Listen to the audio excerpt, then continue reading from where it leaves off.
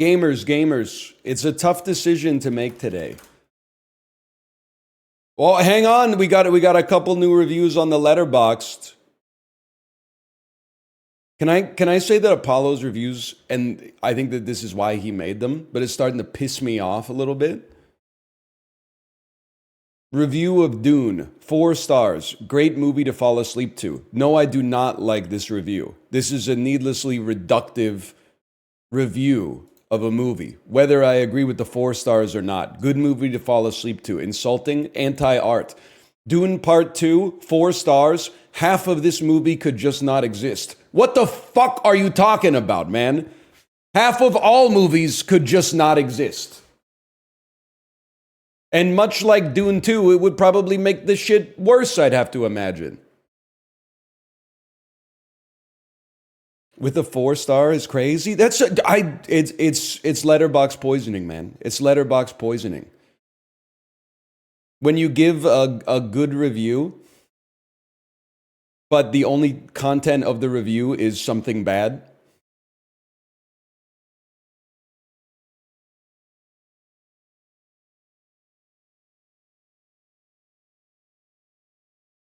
Now, Jay, on the other hand, 4.5 stars for Paddington. Third time around, gets better every time.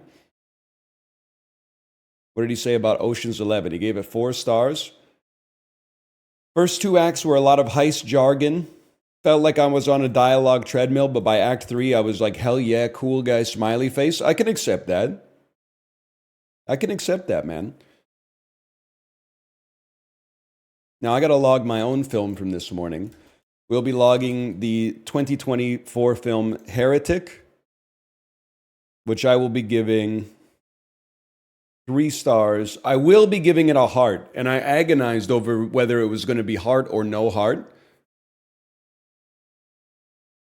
But I'm gonna give it a heart. And I'll tell you why I'm giving it a heart. I think the first 2/3 were very good, and it falls apart in the final third. But I always try to consider an experience like a movie is the area under the curve, not simply how you felt about the very last thing in the movie you saw. So I think that overall, I had a 3-star heart experience. Even if it was a 4.5 for the first hour, and then it was like a 2 for the last 45 minutes. That's my thoughts on the subject.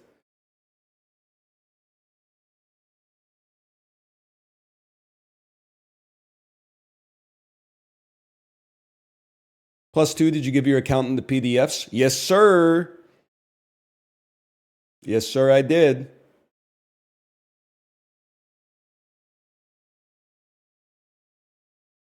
Now, if I locked in, I probably could have given the PDFs in like 90 minutes, but I was locked out, so it took 3 hours. But honestly, sometimes it's just nice to lock out and like it gets done when it gets done.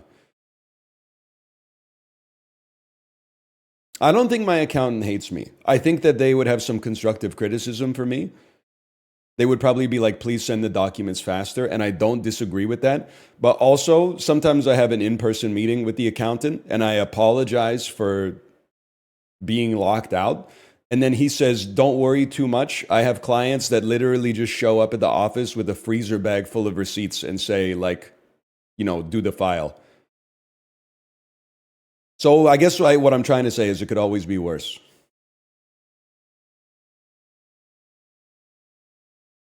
I build my own spreadsheet with like income and expenses and stuff like that, and I include screenshots and the PDFs, the paper trail that like backs up all the stuff that I at least have a paper trail for. I will say, every time I like my accountant asks me for documentation and I take like a screenshot of an invoice, I'm like, it would be so easy to just do fraud. No wonder people are doing tax fraud, man. Because literally, like, this is a real invoice, but you can literally just like make it up. No wonder people are doing it. I'm not going to say en masse, but like from time to time. I'm doing it on the up and up. I'm like, here's a PDF that my client sent me. It says paid. Here's the amount right here. But like, you could definitely just open up like fucking QuickBooks or something and be like, hey, here's a invoice from Missing though. Oh, Legolac.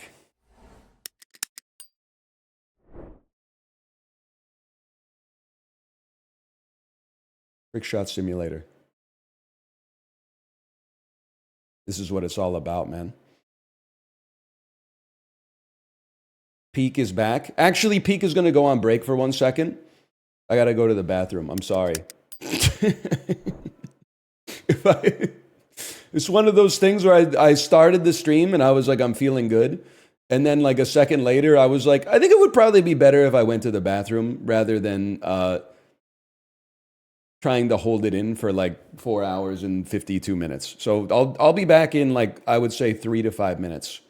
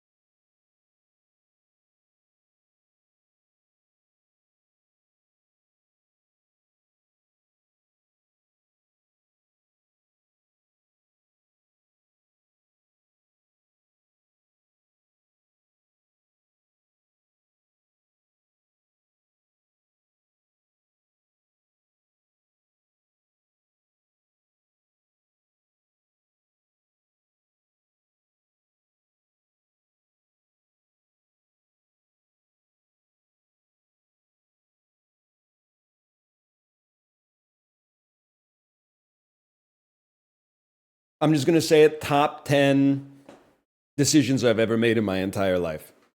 Top 10 decisions I've ever made in my entire life. Going to the bathroom instead of holding it. That was the right decision. Also, the Golden Globes are a fucking joke, man. How was Hugh Grant nominated for Best Acting Performance by a Male Actor in a Musical or Comedy for Heretic? That's not a musical or a comedy, man.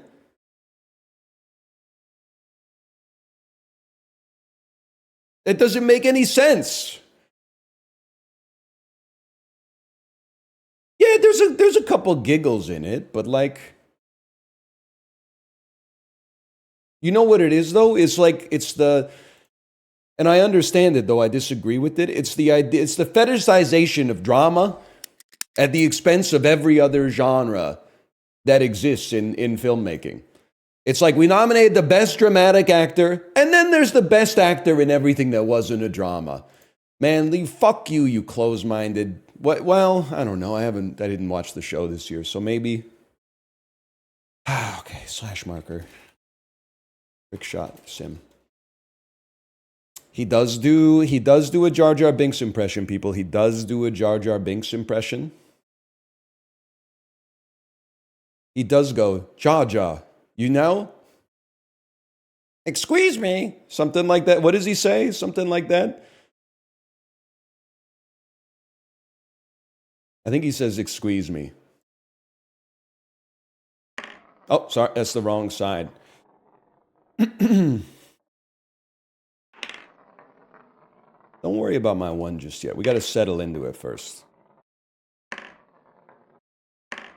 How many Diet Cokes are too many in a 24-hour period? That's a great question. I think the answer is not a volume.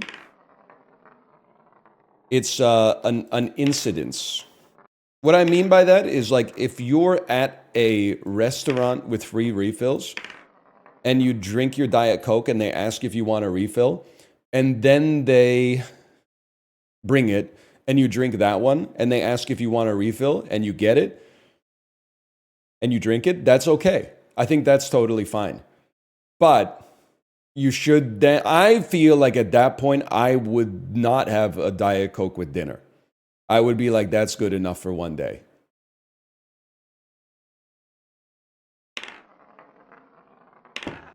Okay, now we know.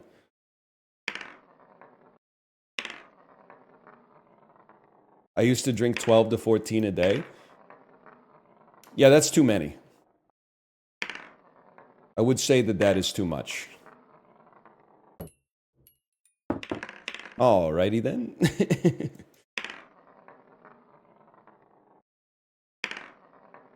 Fate used to be believable. No, I totally believe. There are people I know in my life who at times have been like, my New Year's resolution is to quit drinking soda. And I'm like, oh, how many sodas do you drink? And they were like, I drink like 3 liters of Mountain Dew a day. We've all got our vices, but that's a lot. I would encourage you to cut back.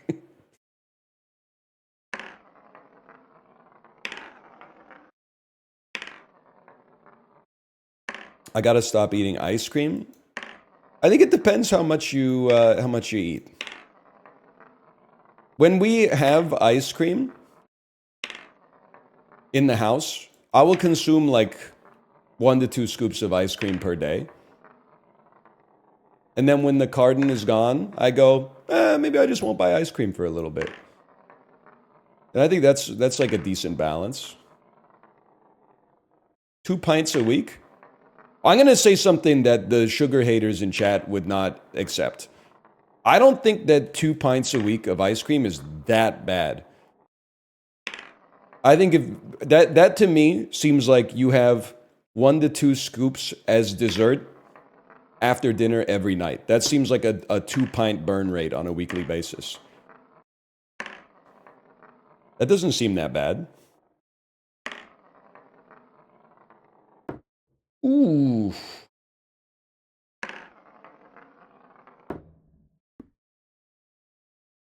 Chib was eating a pint a day. Chib should not have. that was briefly while he was in Texas. That was not like a long-term consumption rate for him.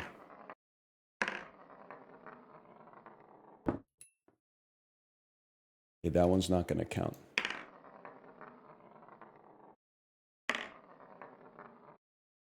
That's all right. That's like 300 calories a day. Yeah, but you know my thoughts on this, right? I'm just one person, and I don't want to get too serious about it, but I'm so annoyed talking about nutrition. Just clip your feet into the pedals, okay? Clip your feet into the pedals. I think that we as a society we've overcorrected towards diet, which is actually good because people now know more about nutrition than they've ever known before. But the error happens at the conception. Instead of trying, in my personal opinion, instead of trying to adapt a diet around your needlessly sedentary lifestyle, you should try to adapt an active lifestyle that reflects the realities of the modern diet. I'm not saying everybody's going to have 90 to 120 minutes a day to do cardio. I'm just saying I get annoyed whenever anybody has like a little treat and they're like, well, I wouldn't eat that. You don't have abs, man. Why are you giving nutrition advice? You look like the guy right next to you who ate the ice cream. And you're trying to tell me you don't eat ice cream? Maybe you should eat ice cream, man. Maybe you should allow yourself the space in your diet to have a little treat from time to time. Instead of being like, oh, Brussels sprouts. Yeah, they're pretty good if you don't mind the carb content. Anyway, you're worried about my too? Okay, buddy. Worry about yourself. Oh. Okay, that was a little heavy.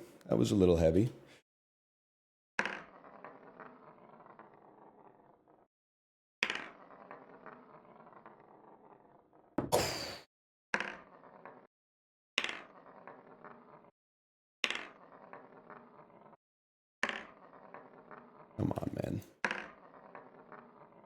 You're getting this in the first hour today? I hope not. Hang on, there's a Google chat message. Let's see what people are talking about here. It's my middle-aged college friend group chat. Everybody's talking about mortality. You don't want to hear it. That's for me to see later. Probably snow? No. Most of these guys live out east, so they're used to the snow.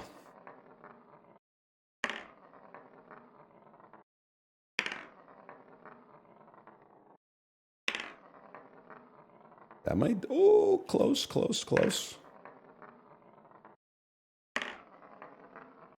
How long till we bring back Don Cherry? No, the video yesterday got content ID matched, which is fine. I did use someone else's intellectual property. I was more just stunned when I got the email that someone 30 years after the release of the song was taking credit for the song. I thought that they would have wanted that to stay like buried, but instead, like the automated system was like, this is actually owned by like, DJ Murky or whatever. Oh, that was good too. That one wasn't, but that was good. Did you watch more Severance? No, the second episode is not free on Amazon Prime, unfortunately. So I finished episode 1, and now I'm waiting for maybe like in a year, season 1 might come to Amazon Prime Video, or maybe not. What'd you think of episode 1? I thought it was good. I thought it was intriguing.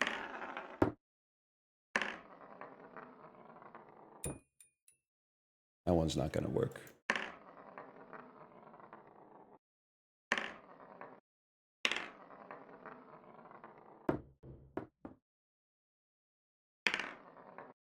Like, as far as I'm concerned, I've held up most of my end of the bargain so far, but I do have to find a way to get episode 2.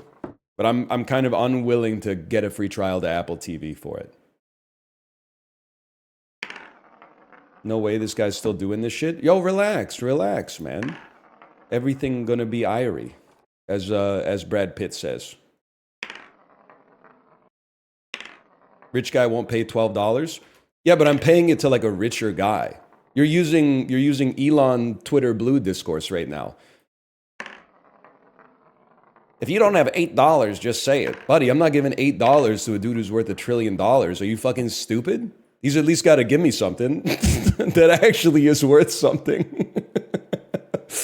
You can't just, I'm not just going to give it up for free. He's got to offer like some kind of service or something like that.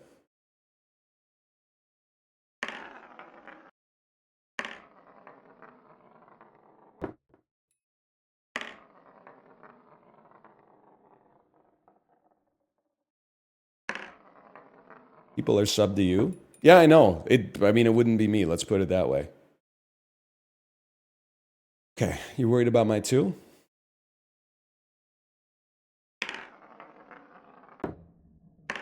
Oh, you should be. You should be.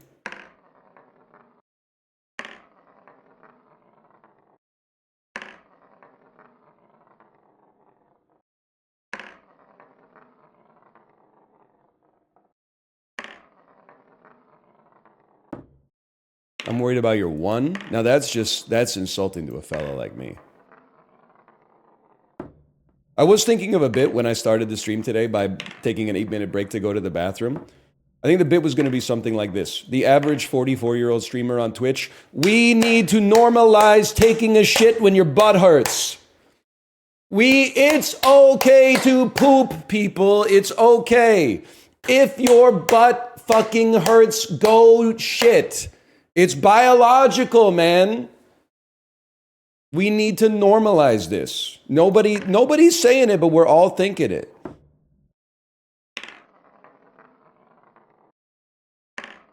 Well, it was fucking one of yous. Thank you. This is my morning inspiration. So true.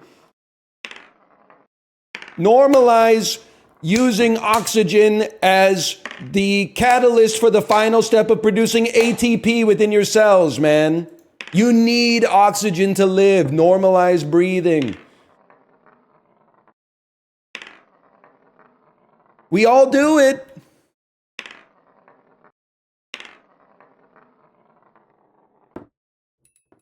I do have to say, and I wasn't riled up. I apologize if this offends you. Someone in my Discord did ask me this morning, how do you feel about people who put their cell phone in a Ziploc bag and then take it into the shower with them? It kickstarted a lot of what I would describe as fruitful discussion. Hang on, I'm worried about my 2. Don't add GameBot, they're trying to sleep. That's a little hard. That was actually better, even though I was going for number 3. That was me 40 minutes ago. With all due respect, what does it feel like to have been born as an autonomous individual, but then willfully give your brain up to these companies?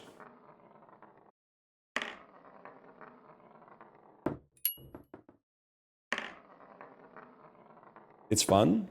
Okay, all right. That's all I needed to hear. It's like, if it's worth it for you, it's worth it for me, man. It's worth it for you, it's worth it for me.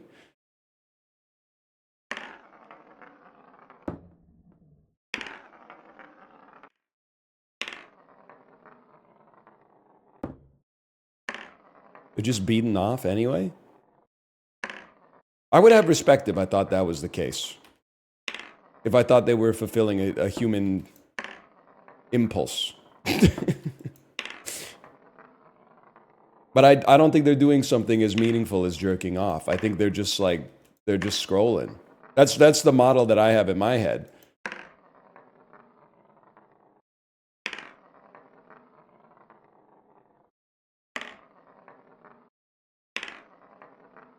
Boredom's the most human impulse of all. That's what I'm saying, man. That's why you gotta experience it. That's why you gotta let yourself be bored. It's important. Also, the shower is not boring. It's like it's a miraculous invention.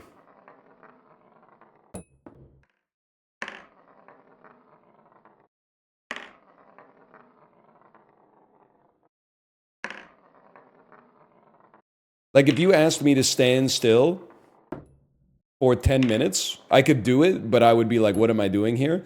But all of a sudden, if you got hot water hitting me on the back of the neck, I think I could stay there like indefinitely.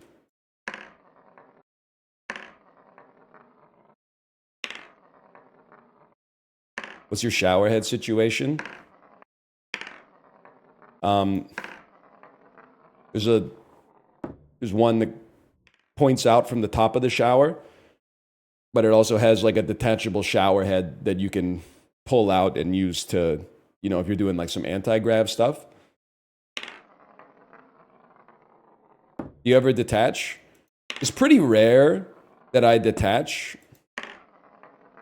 but it is nice to have when I'm cleaning the shower, especially. You detach the shower head so you can use it to clean the walls and the tile easily.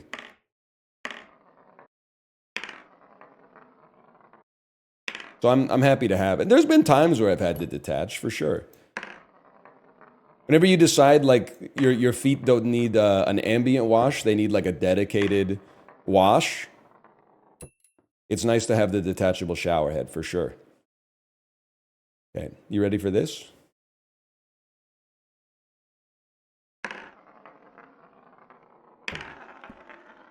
Okay, we're locking in a little bit.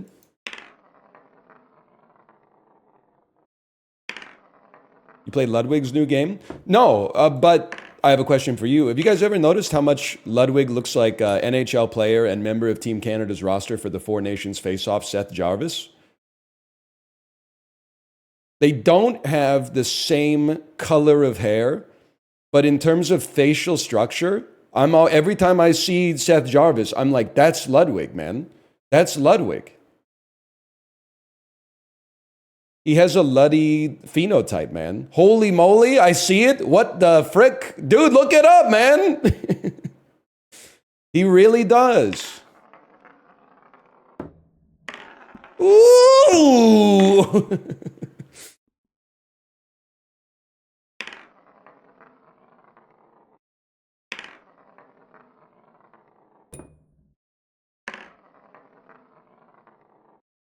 Thank you for +2ing me on this one. I appreciate that. Anne Hathaway kind of looks like Najee Harris. Hang on a second. Najee Harris.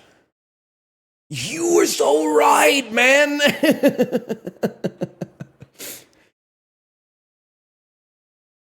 Dude, that's crazy. I never even noticed that. You know what I'm realizing looking at this picture of Najee Harris? I never realized that Pokemon Twitch streamer Aurix also looks like Najee Harris. It also looks like Anne Hathaway. It's this, how many levels of this shit are there, man? There's like it's Anne Hathaway all the way down, man. That's crazy. That's why I had no idea.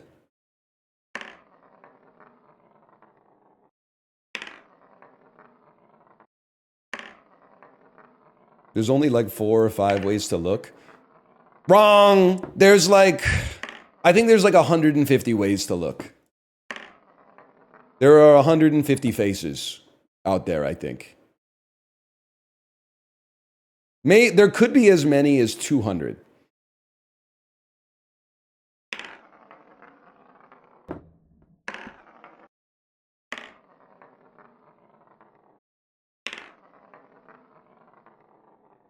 Oh! Okay. Okay, we're getting there. Are you saying there's more Pokemon than people? No. Because, like, out of the 150 Pokemon, there's actually only like 20 Pokemon. Like, there's 8 billion people, but there's only 150 faces split between them. You know, you're getting category and individual confused here, I think. You're getting genre and film obstructed. Bug, bug, bug, dog, bug.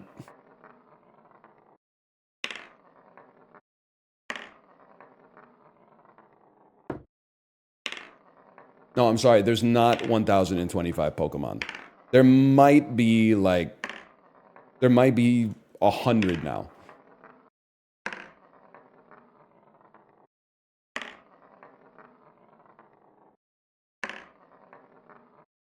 Now I know that there's 125 like entries in the Pokédex, but not all of those are distinct Pokemon. I mean, half of them, broadly, are just bigger versions of the one that preceded them. So we'll cut those out immediately. And I'm sorry, because you're going to be like, what about one's a garbage bag, one's a keyring? Those are both, that's the same Pokemon. Inanimate object turned into a living nightmare. That was a little hard, I gotta say.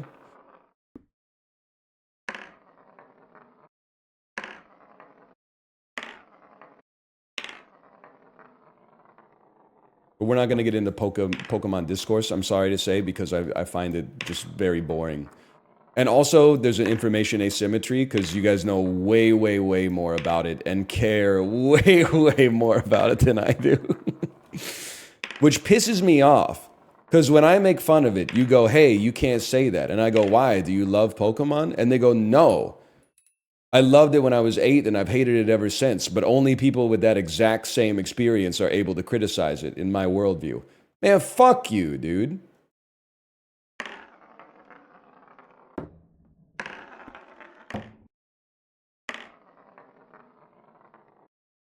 What's the input for tossing chips?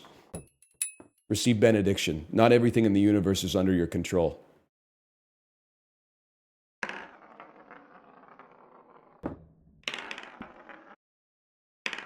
There are forces acting beyond your comprehension. They were here before you arrived, and they'll be here long after we all leave.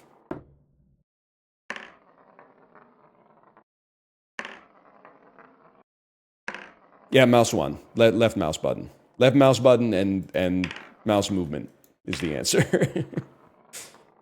Huge. That one felt good. It didn't have quite enough English on it, though. That one was not even close. We hold. That one was an embarrassment. Okay, we need to take a little time to recalibrate the 2s and the 3s, just to get an idea again of how they work.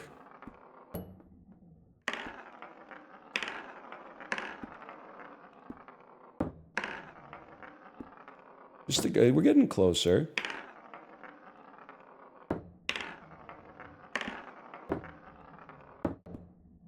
Two is a bastard. You're a bastard, second bottle cap. You're a rascal. I need a larger bottle cap. I'm headed into Trickshot Simulator.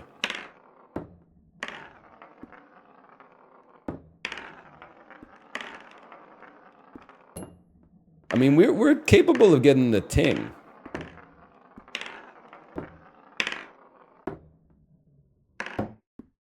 Just very unreliable to get it to land in the cup.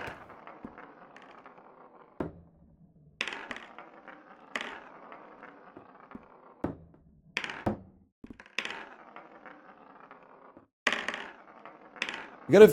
It's like Reg told me at the bowling alley, man. We gotta find our spin, and then we gotta find the board, and then you just throw with your spin at your board.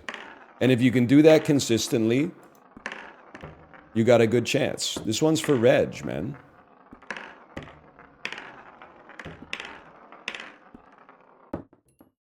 That would have counted. Okay. So we want to throw. It's very difficult for me to illustrate this for you. Just to the left of bottle cap number 1, there's an open patch where there's not many grooves in the wood. I'm trying to throw it, I'm going to say, 1.5 foot into the gulch.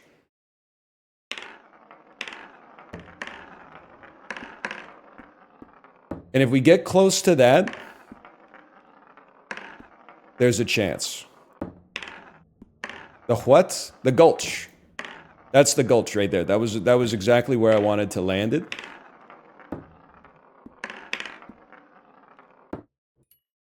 Now for number 3.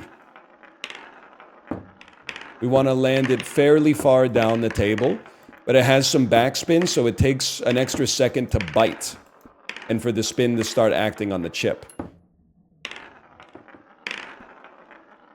So I think we're aiming just to the left of the bright spot in the center of the table.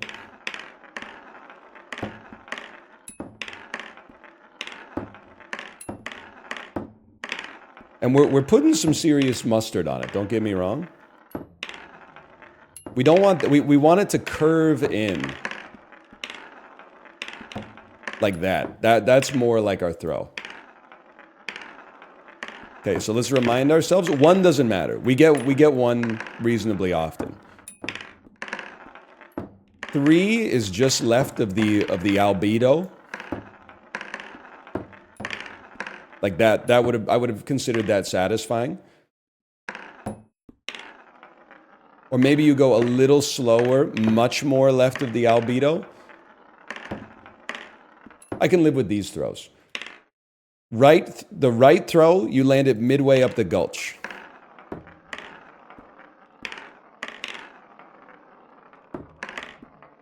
Listen, it's not easy.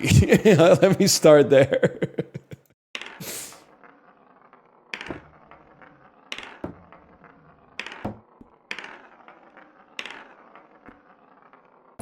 Okay.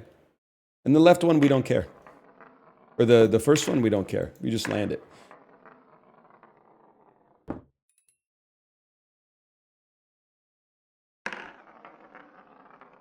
Oh!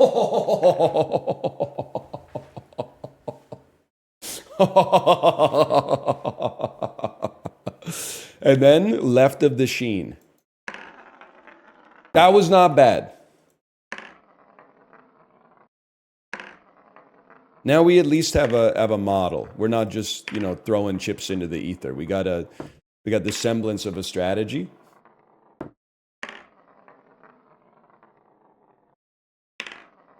It might take us 12 hours. I'm okay with that. Not enough mustard. Wrong spin somehow. Pickman's model be like, so true. I trick shot what I see. They're not paintings. What does he say? Barnes, what's his name? They're not paintings. I paint my life. Can I say so? So I'm like 3 days on or 4 days on from having seen The Substance now. Upon giving it more thought, at the risk of having my ass beaten bright red, because it is nominated for Best Picture, am I crazy to think that it might have worked better as a 75-minute long episode of an anthology horror series? Like a Guillermo del Toro's Cabinets of Curiosity or even a Black Mirror or something like that, instead of a 2-hour and 20-minute long feature-length production?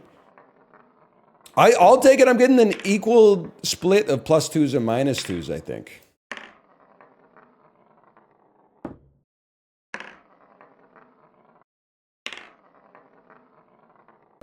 Redditor take? No. This is not a Reddit. You can't just... Everything you disagree with is not a Redditor take. A Redditor take would be like, wow, this movie is so epic. This might be the most epic movie I've ever seen. But honestly, could somebody please explain it to me? Like, I don't get it. Demi Moore is so beautiful as is. I think if they really wanted to drive home the fact that Elizabeth Sparkle was ugly, they should have hired an uglier actress like Sarah Jessica Parker. That's a Reddit take, okay? This might be like a different kind of brain dead, but don't excuse it. Don't confuse it, I should say, with a Reddit take. I find that insulting to me and insulting to the Redditors.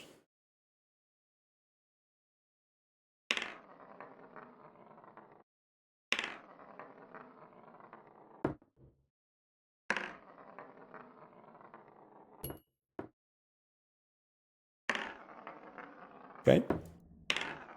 Not enough mustard. Is power the only thing you control, or do you control the direction as well?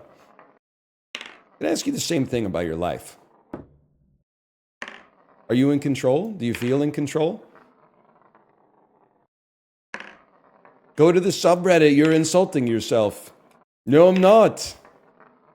The room stinks. No, it doesn't. Not enough mustard. Beautiful. Absolutely beautiful.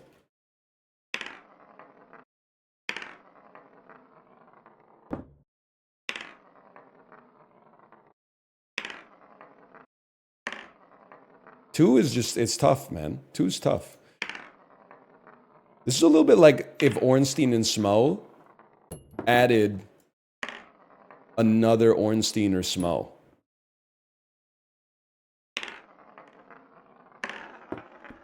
I can live with that.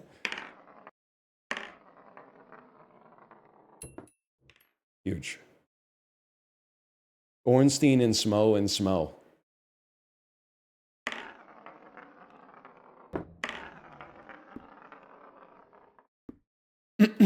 Yeah, man, we know who that is for sure. Most people in chat know who that is. That might be a skill difference for you and you uniquely. What was that, man? That's not the way you spin it.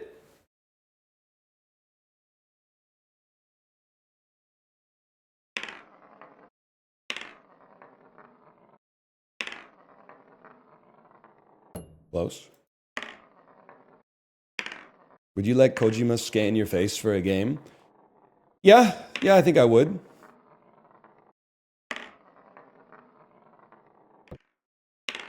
Yeah, I don't see why I wouldn't. How about your feet? I probably would, honestly. I feel like I trust him as an artist. I'm not really private about my feet.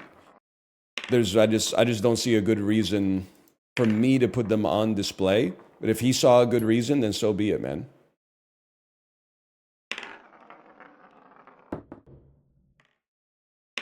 I can live with that.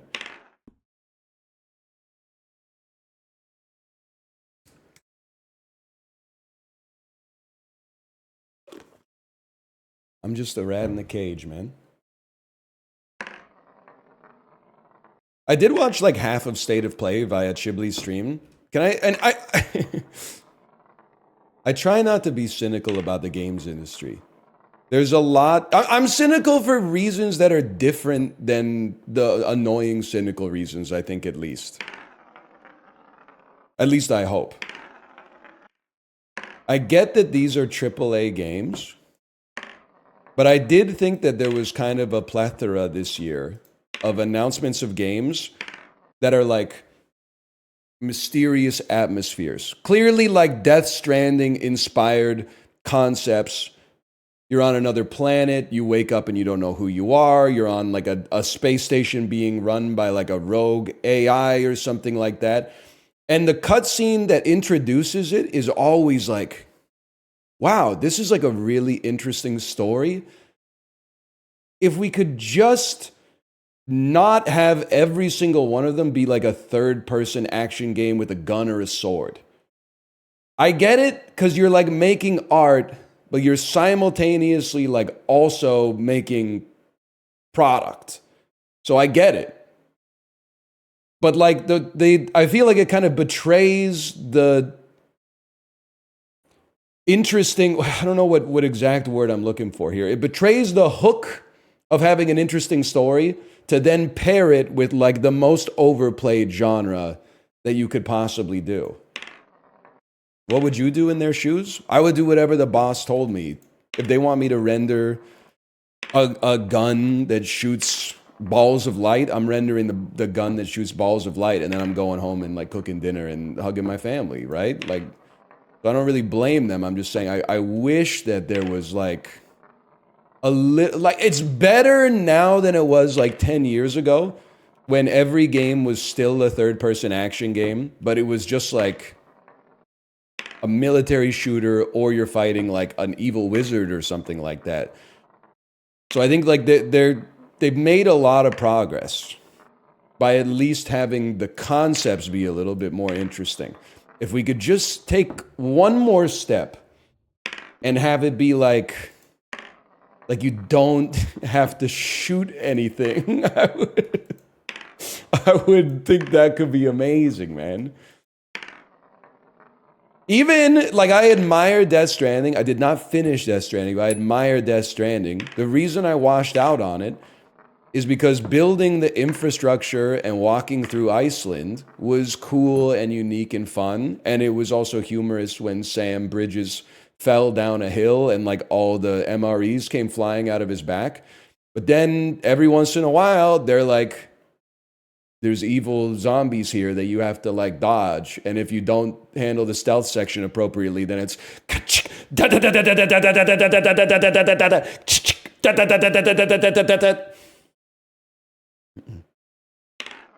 anyway.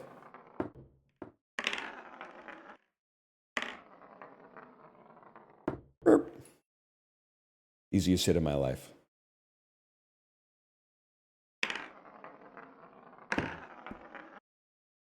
But then there's too many dependencies as well, which I fully understand.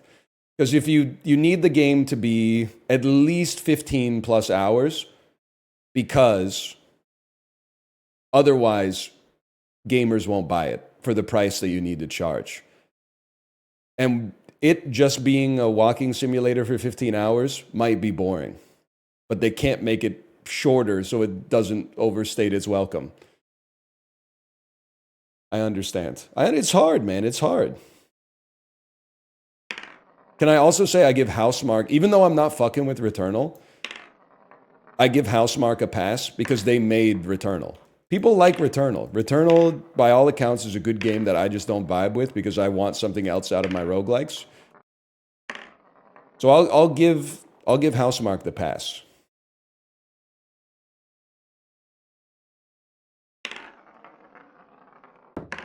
Rolling a coin for 40 hours, not boring though? Well, you had to resort to exaggerating. Probably only been playing it for like 10. Secondly, no. Unironically, no. Not boring. Because I think in many ways, Trickshot Simulator is one of a very small percentage of honest games. That is like all you're doing is what you're seeing. Whereas a game that I've completed, Dragon Age Inquisition, is like, check it out. There's so much different stuff you can do. But at the end of the day, what are you really doing? You're mostly just pressing the A button. I haven't had a hit of dopamine in a minute. Burp, there it is. Burp, there it is. Burp, I just killed a goblin for the 35,000th time. Oh, if I kill 10,000 more, I level up. I get 1 extra point in strength. I can kill goblins 6% faster.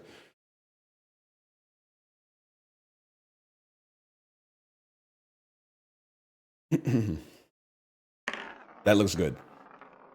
Okay, I'll settle for the ting. There's hope. There's hope yet again. There's hope, man. That was pretty good. You're really becoming a Redditor? That's bait, man. Most popular subreddit is like r/PC gaming. Perhaps it is you that has been the Redditor the whole time.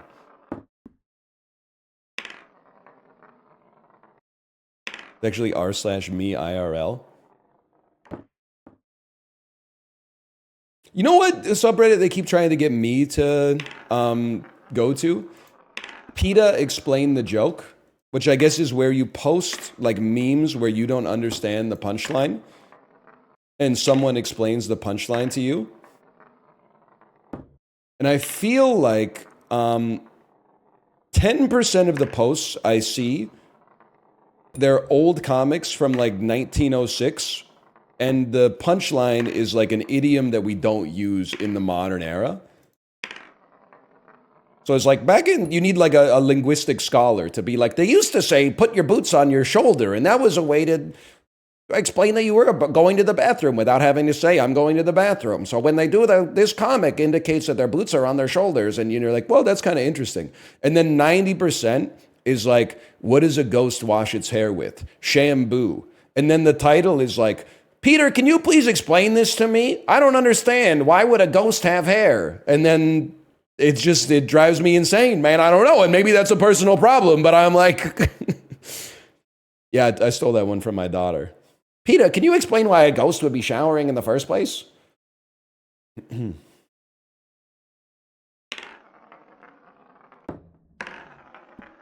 But I can't tell Reddit to show me less of that subreddit because I'm not logged in on my phone or on my computer for that matter. So I click the three dots to go show me less of this, and then it goes like an error has occurred. And I go, oh, okay. I guess I'll just scroll past it forever.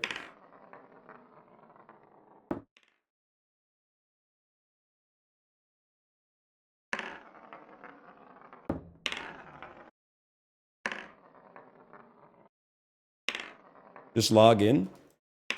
You still haven't gotten it, have you?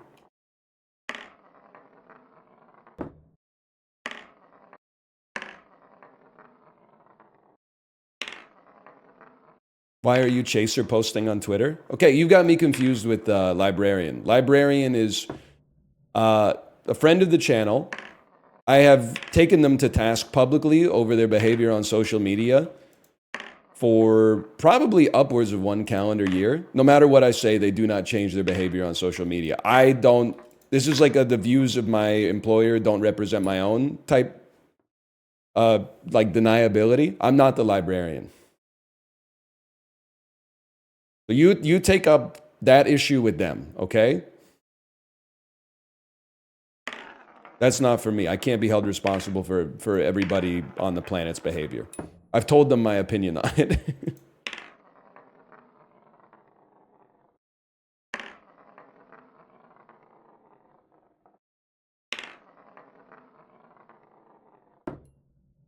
Close.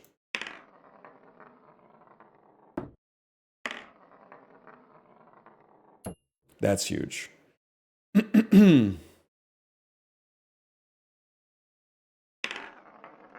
little light on the curve there. That one wasn't even close. That one was an embarrassment.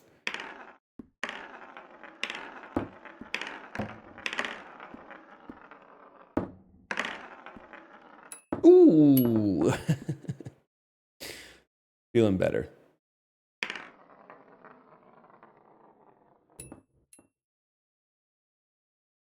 Your 2 is hopeless? No. My 2 is like when it's been half an hour since you ordered your food. So you call the server over and go, hey, I'm just making sure our food is still coming. And they go, oh, sure, let me check with the kitchen. And you know, like, the majority of the time, they're going back to the kitchen and they're going, oh, fuck, we forgot to put that ticket in. Get it going. And then they come out like 5 minutes later and go, it should be out any minute. And then it just comes out when it's done. Like, it's not like there's a way to put a rush on it. It's thermodynamics. Like, that's my 2. We'll get it. It might not be here as fast as you like or as fast as you should get there, but we're going to get it. It's just a matter of time before you get to shine.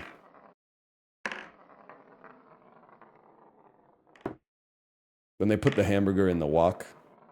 Yeah.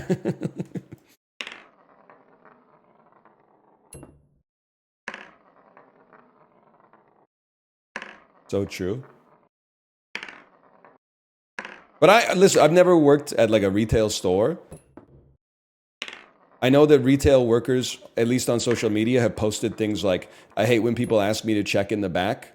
Like, I don't know what they think. Like, we're in the mall. I don't know what kind of warehouse they think we got back there, but there's not much. But like, I've had a lot of situations where I've asked them to check in the back and then they've come out with the thing that I asked for, man. I don't know if I've just been lucky or something like that, but like they got some storage back there. There's some. I'm not saying they have everything back there, but they oftentimes have what I need back there. That was really good. That was a really good one. That was not.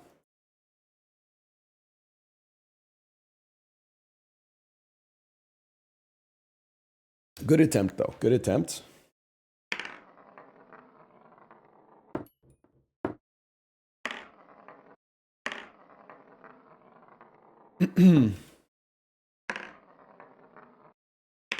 Any Swedish hockey fans in the chat? I'm just playing.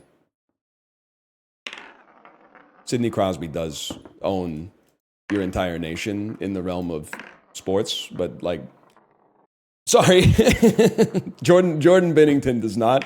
Also, because they shouldn't have brought. I know it's only game one. They shouldn't have brought Dude Dowdy. Okay.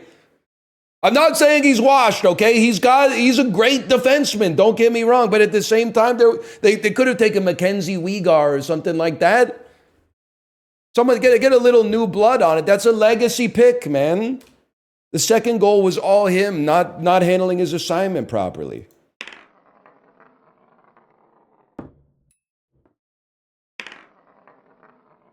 That Crosby to McKinnon goal was amazing, though. I have my tuition on the USA tonight. USA got a good-looking team.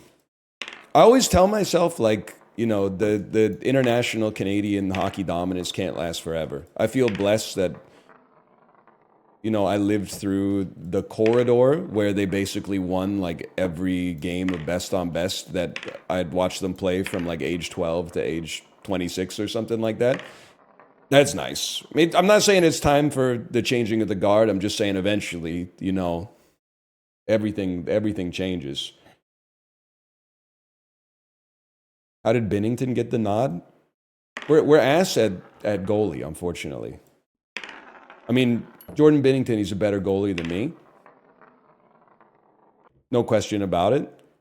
But like Canada is, we're not a goalie factory anymore. I remember, I think it was maybe it was the 02 Olympics. It was 98 or 02. The Canadian goalkeepers, Patrick Waugh, goalie number 1. Pretty good starter. Backup goalie, Martin Brodeur. Not too bad. Not too bad, man. Goalie number 3, Curtis Joseph. Still pretty good. That's kind of a nasty lineup.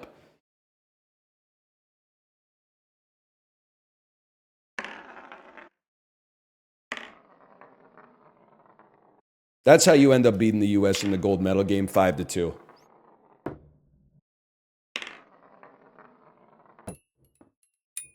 Come on. Now, 2010, I don't remember. I believe Luongo was the starter, which probably means Carey Price was the number 2. I don't know who number 3 would have been. Maybe like a Marty Turco or something. Price, Luongo, Fleury. Price, Luongo, Fleury. That's pretty good. That's a pretty good lineup. Imagine beating America in their 4th most popular sport. Don't be shy, guys. You also lost the World Baseball Classic last summer. You did win the Olympics, but you almost got washed by Serbia, which was a team full of electricians. So, I mean, I'm just saying I wouldn't get like a big head. What's number 3 again? Golf?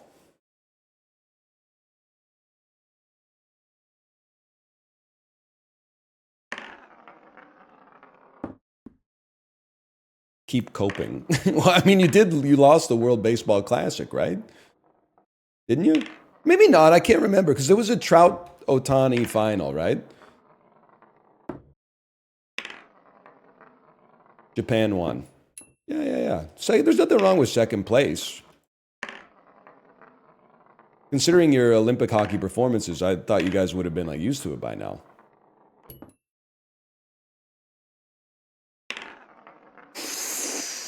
Oh. And there's nothing wrong with gambling. Okay, pump the brakes.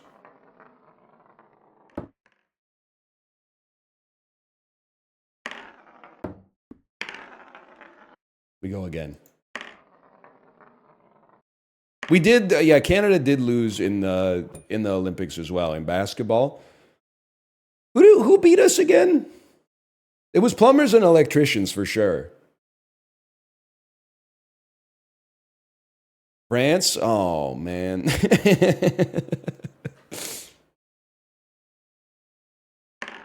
You gotta admit, Wemby would be a fucking sick electrician, man.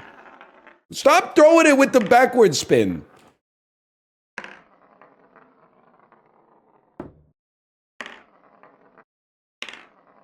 I mean, Dylan Brooks put the team on his back, but there's only so much he can do.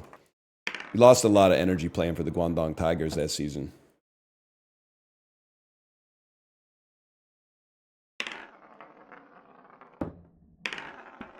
How's it already been an hour? Well, it's only been like 50 minutes because I had diarrhea at the start of the stream. But like, I take your point.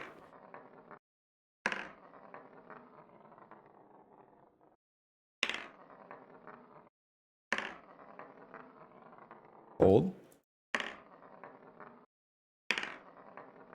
Time does fly when you're having fucking fun, man. Your 2 is concerning. No, I ate too much linguine last night.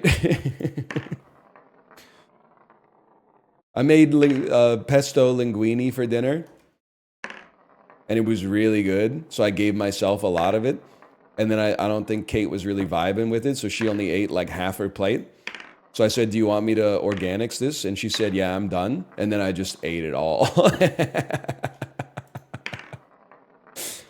Like over the organics, and then scraped like 2 noodles into the compost.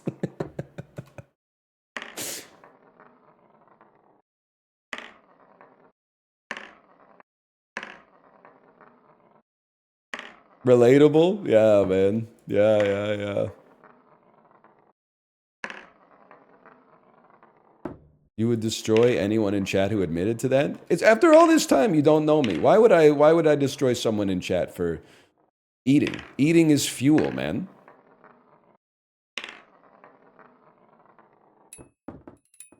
Just put the calories in the metabolism, dude.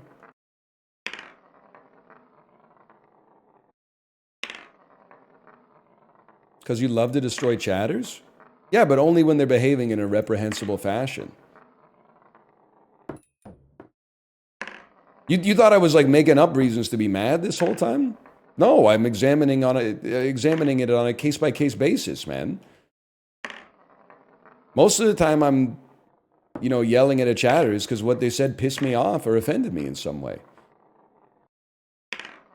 If they said something that I agreed with or obviously disagreed with, I would just reply, yes, sir. I know that's right. You already know the vibe. I'd say something like that.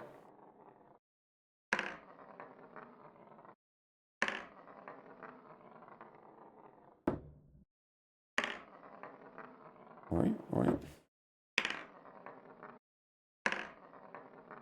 Like your $50,000 watch? Yes, sir. you know how we do. Would you go to a barber for your balls? If a testicular barber popped up and it started to become like a thing and they did a good job and it didn't hurt, I would go to a testicular barber for sure. Absolutely. Because doing it at home is annoying. But if they demonstrated that the service works and is relatively painless and not uncomfortable, then yeah, I would probably consider it. Oh!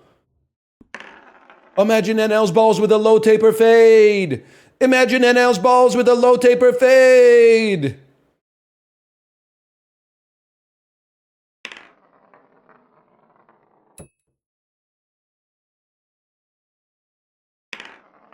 Male or female barber? That's a trick question. Are there female barbers? I thought that was one of those things that was like, it's like a gender locked profession.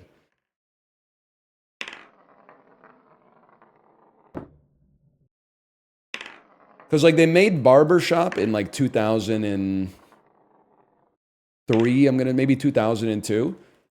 Barbershop, all dudes. What'd they do in 2004? Beauty shop, all ladies.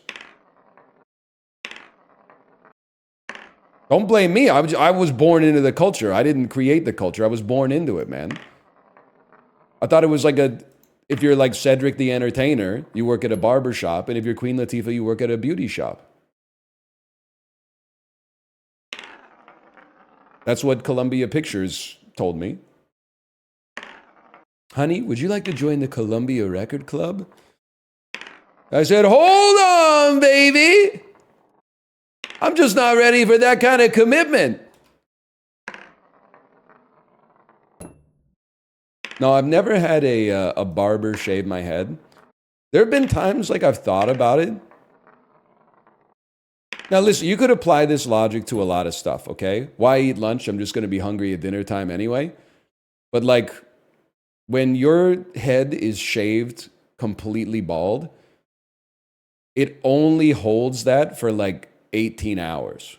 And then like the next day, you're not back to where you were before it was shaved, but you're definitely not shaved anymore. So I feel like paying 20, 30 bucks to get like a full head shave is just not, I don't know, it doesn't seem like a high priority for me. Let's put it that way.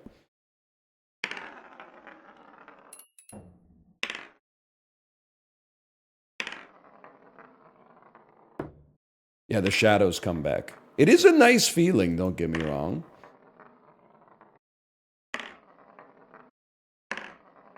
But I will also say Kate does not like it when my head is like shaved with a razor.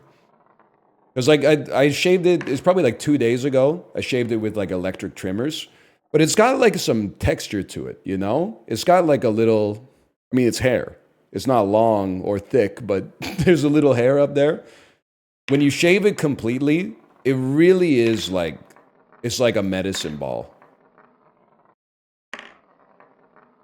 It feels good when you're the medicine ball, but not everybody wants to rub it.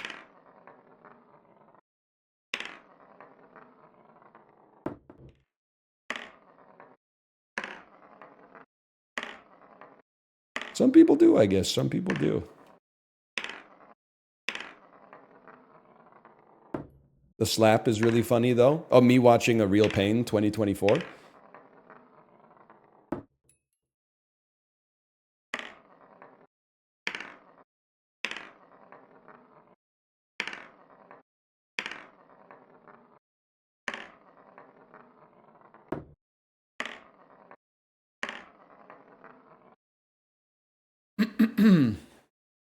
He loves these games that are not games. These are games. What do you mean games that are not games? These are games.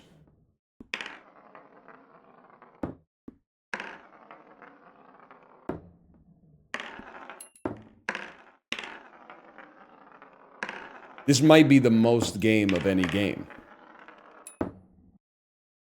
That being said, I'd rather, based on the trailer, I'd rather be playing Stellar Blade. I don't really know what that game's about, but the trailer got me a little bit intrigued. I can't deny that. But since the DLC for Stellar Blade's not out yet, we're stuck with Trick Shot Simulator.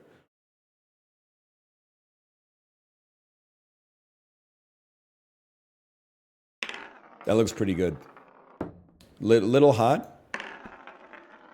That might be the it was anticlimactic because we didn't hit 2, but that might be the closest we've come.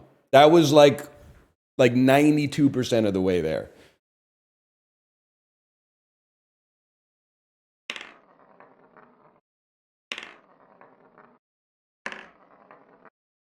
The closest we've what? Dude, I know I told you, but I would kill for Steve Harvey's eyes to pop out of his head when he heard an answer like that on the Family Feud, man. But I don't think his heart's in it anymore. Every episode of Family Feud I watched in the past week or so, they're just like, the butt, Steve. And he goes, show me the butt. Like he doesn't even go, ah! He doesn't go, he's just going through these cashing a check. You're absolutely right, man. That's my perception. Now, that being said, I don't know what he's got going on in his life. So, everybody has off periods at work and in their personal life, but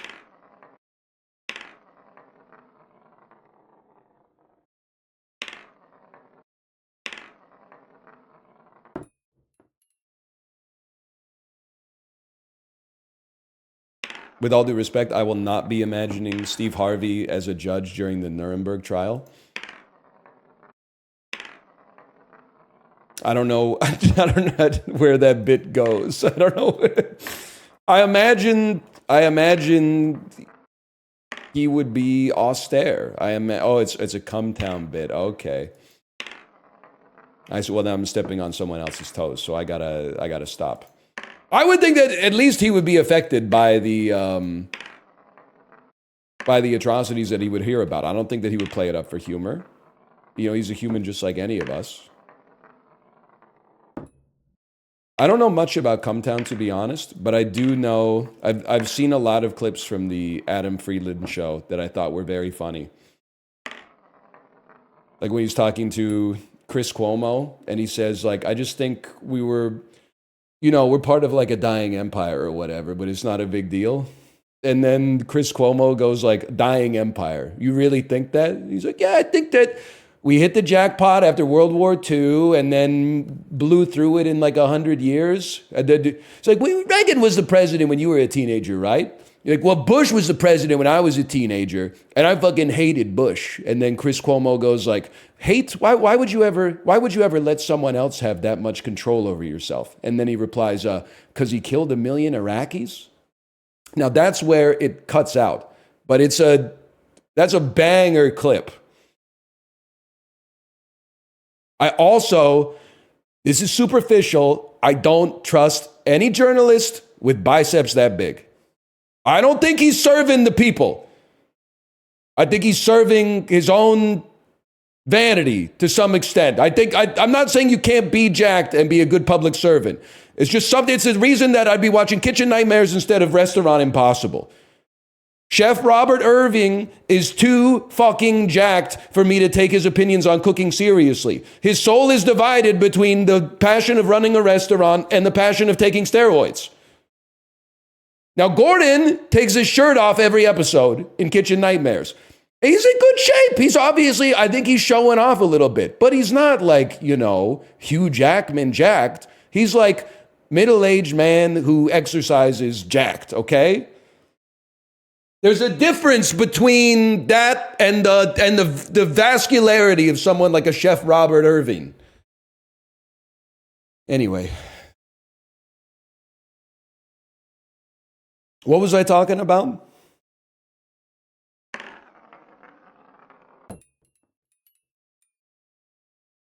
I don't know if that counts. I genuinely think it doesn't, but I'm going to act as if it does. Oh, that was a bad one.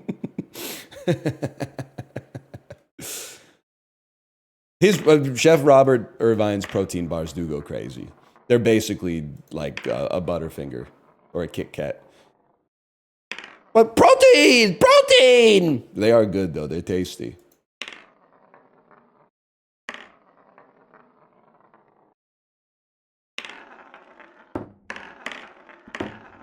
That's the kind of shot I'm looking to hit.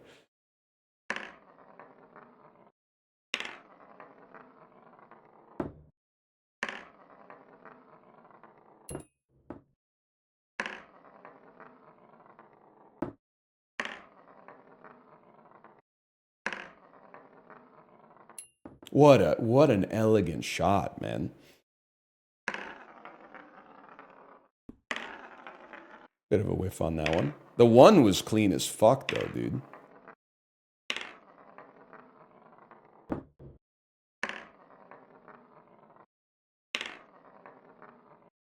I don't understand how you're not getting mad. You get mad when you feel like you've been treated unfairly, when you feel like there's injustice. You feel like I deserve to have completed this, but I haven't completed it yet. How could I be laboring under that delusion? If I deserved to have gotten the chips in the caps, they would be in the caps already. How has the game treated me anything but fairly? There's nothing to be frustrated about. I haven't put the chips in the caps yet.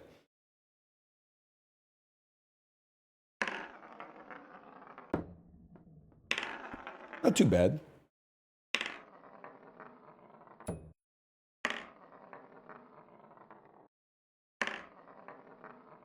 Should I go bald? That depends on a few things. A, are you balding? B, how badly? C, what's your financial situation? I think you cannot remove yourself from the time in which you live.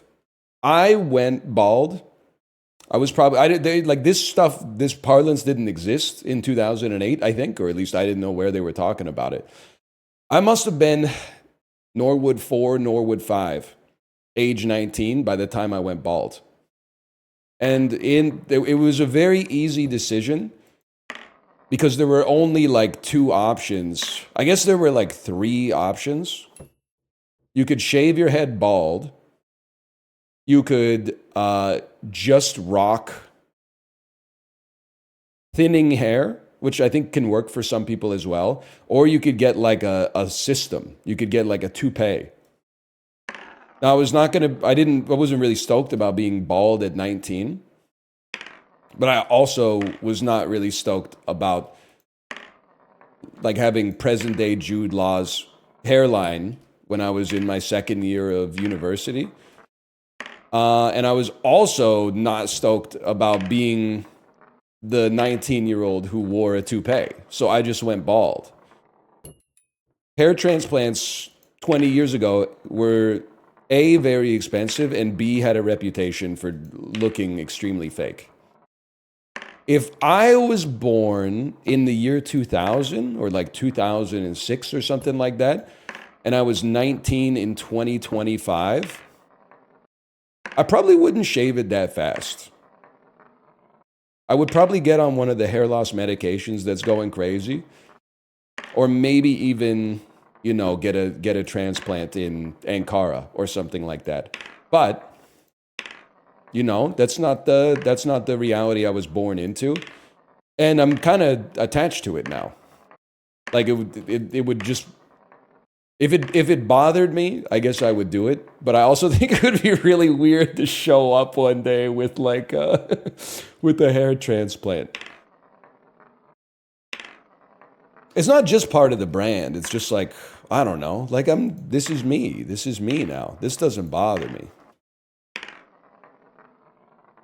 But if I was my 19-year-old self, but 17 years in the future, yeah, I would probably explore some of the, if not restoration, at least some of the preservation methods.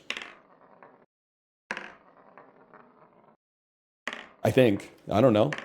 Maybe if I was in college, I would be like, what the hell? This minoxidil is going to cost me like 75 bottles of Maclay's a month? No shot, bro. I can shave it for free. I can't say because I'm not that man, but huge. Beer me. Yes, sir. I know that's right.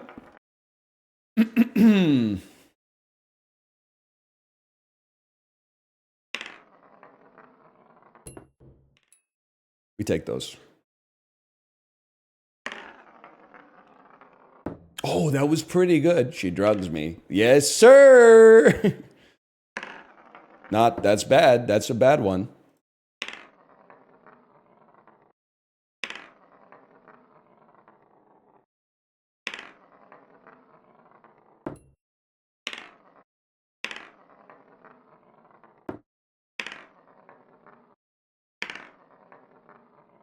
Came from YouTube because I need to be here the day you finish this. You know what's crazy? First off, I appreciate that. But secondly, there's like 8 more challenges, I think, after this one.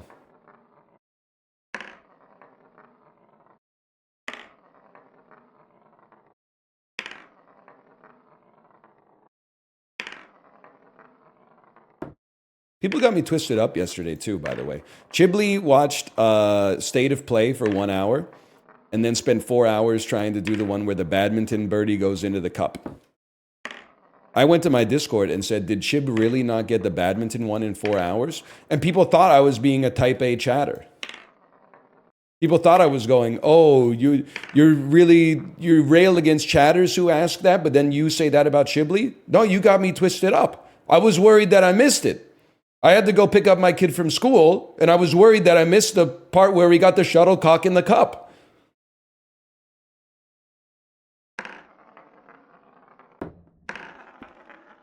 Okay, we got to work on our spin for number 3 a little bit. See, that's exactly what I want to do.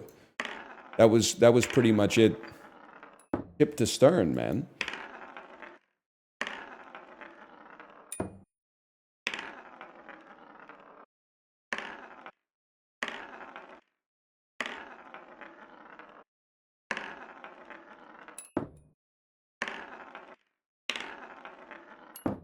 It's pretty good.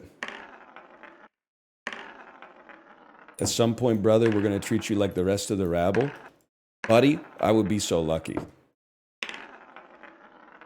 What a shot. What a fucking... Receive benediction. Receive benediction. Those kind of sound like Minecraft XP. Like, it kind of seems like I just broke into my first vein of coal. That's a really good shot.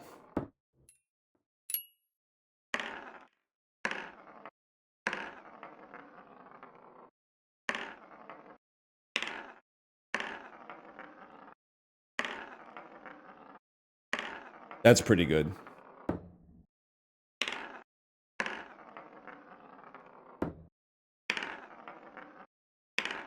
Do two and then do one after. You ever see The Substance? You think when Demi Moore opened the package, she thought about grabbing the stabilizer fluid out of her spinal cord before she injected herself with the activator? That's not what 1, 2, and 3 mean when they're in an order like this. You hit 1, then you hit 2, and then you hit 3. Hell no, she was not thinking. That is, well, I think she was thinking that she had a solution to her problem of being old. Sorry, we could talk about The Substance for hours. It's a very deep movie. Lots of meat to pick at for sure.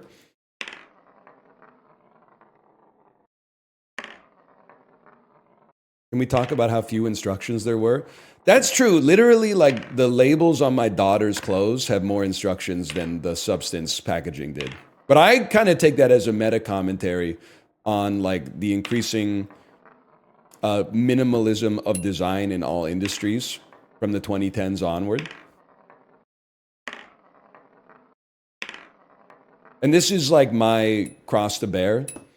A lot of you may not remember the world we used to live in, so you might not share the nostalgia that I have for the world that no longer exists. The pill bottles used to have the instructions on the bottle. You couldn't miss it. It was easy. You grab the medicine, you look at the back, it says take 15 milliliters of it every 4 hours, maximum 4 a day. Nowadays, they print a fucking manual on the back of it and then super glue it to the thing, and you got to peel the label and go, and there's like a user's manual for like how many times you got it. It's crazy, man. Oh. What was wrong with the bottle, man? The bottle instructions were goated. It doesn't stop them from having 17 registered trademark symbols. Tylenol, extra strength. Analgesic, Tylenol, extra strength is a certified trademark, registered trademark of Bayer International Corporation. Trademark. How do I take the pill, man? I'm trying not to cook my liver.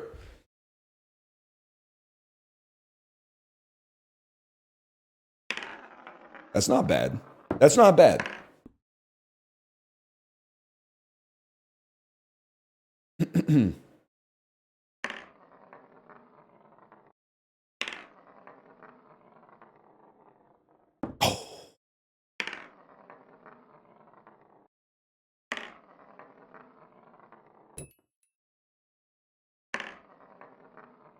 They're baiting.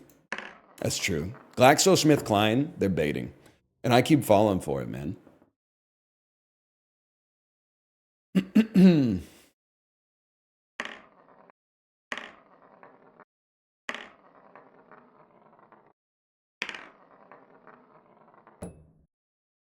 Do you eat the Fun Dip stick?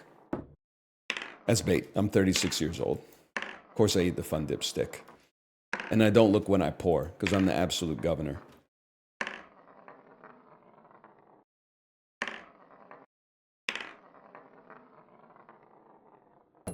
Ooh.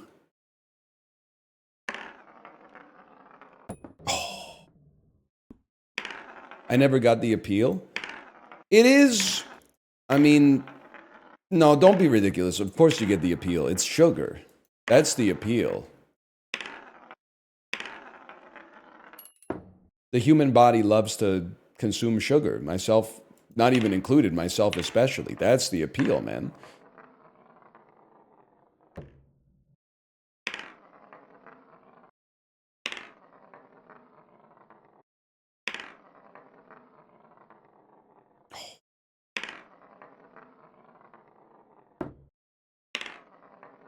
You know what's weird? This is my own hang up. I'm not trying to say this is a universal solution.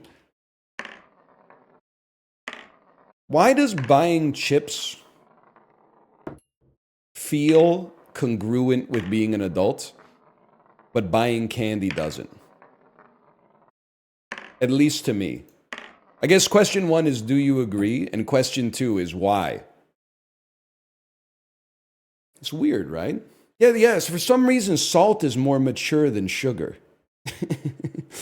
I guess it's true. The chips that I buy now have like pictures of like mountains and people playing pond hockey and shit on them. And then all the candy is like a cherry that's bright red that goes like, wow! So that's got to be a part of it, I guess. The marketing and the branding's got to be a part of it. That's bad. That wasn't that bad, honestly. Those were both serviceable.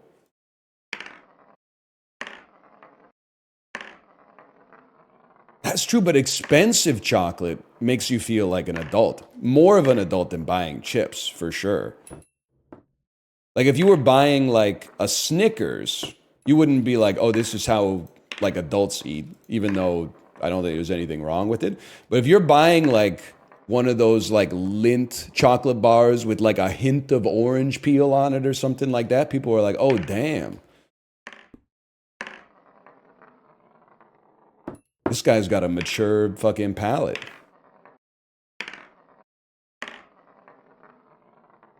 It's very interesting. It's full of cadmium. I think you've got it confused with the other corporation, man. That's not too bad. A little hot on the oil pattern.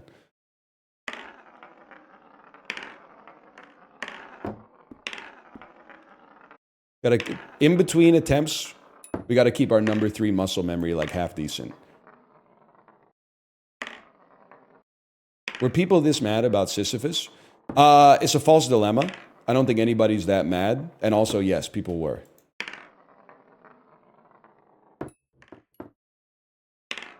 I think you're right for the wrong reasons.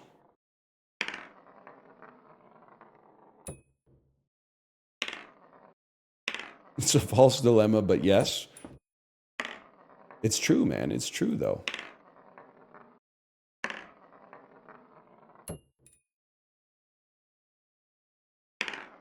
Too soft. Very nice, though. That was a very nice third attempt.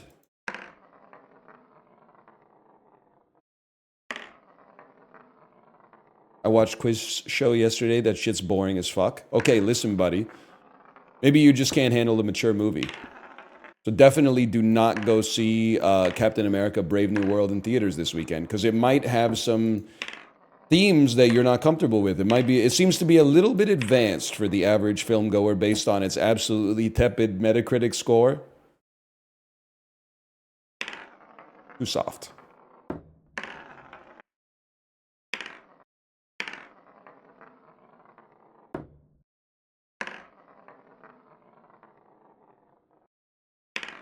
Quiz Show's a good movie, man.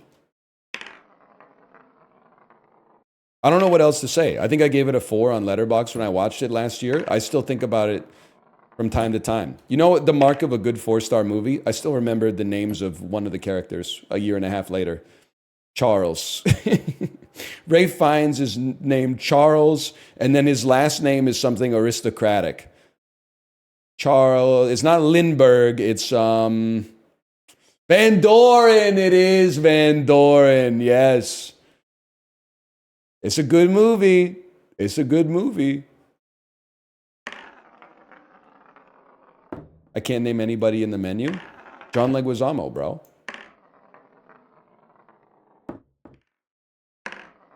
Easy.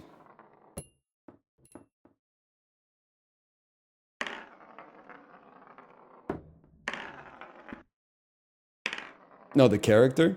Who's the guy with the bullshit? Blank's bullshit?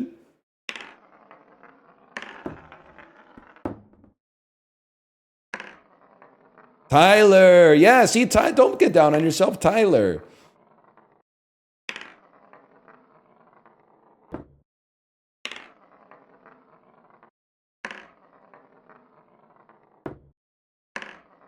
Thanks, guys.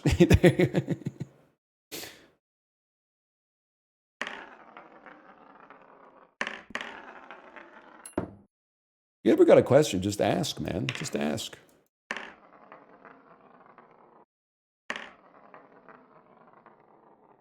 Could you do them quick? I guess. I guess I could do that. And then I could do this.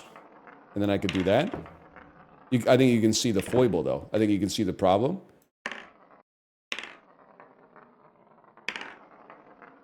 You treat all questions as hostile, though? No, just the bait, really. And like, honestly, like 90% of the questions are bait. Like, sometimes you're like, how do you get baited, NL? Sometimes I'm just picking the least bait of all the things that I've seen in chat in like the last 60 seconds. Because like 92% of the messages are like, what's it like being bald? It's actually crazy that like this is still what we as human beings are concerning ourselves with. We could be talking about stuff that's way more important than that. So that's 92% of the messages right there. So out of 10,000 messages, now you got 800 that are not about baldness. So sometimes you're just picking the best of the worst, man. It's a little bit like politics.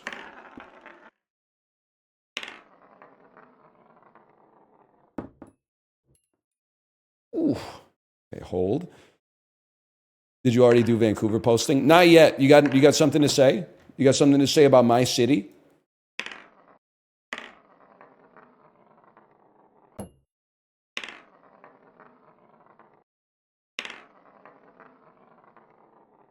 Doesn't look like it. No surprise there. Okay, we take those. Thank you, Ghost. That's not bad. It's fucking backwards spin, man. Why isn't UBC connected by train? It's getting there, but you already know the answer to that. It's expensive, but also like the level of NIMBYism, especially on Vancouver West Side.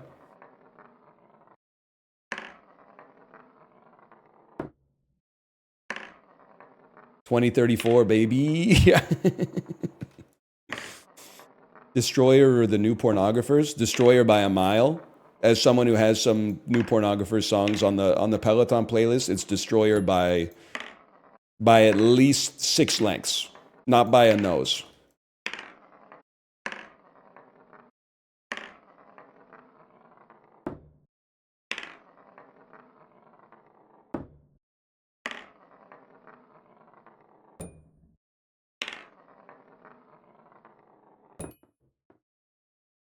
Okay. Hold. Not bad.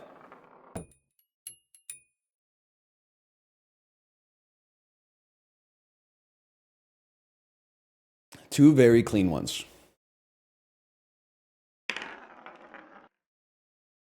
I lost confidence. I lost confidence on that one. I'll admit. I went into that with the mask of confidence, but no real confidence.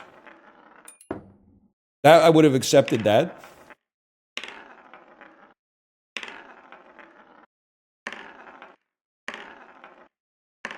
I would have accepted this.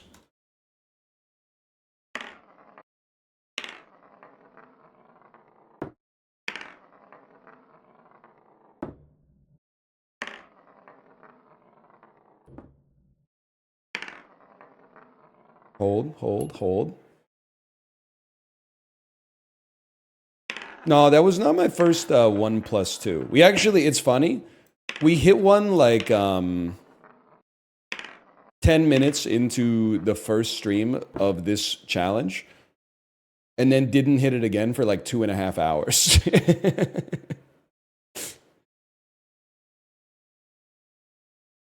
Back before we knew it was hard. Before we were burdened by information, man. See, that it's what we got to practice is 2 into 3. Because after you throw 2, camera died. Oh yeah, Tomo went behind the monitor.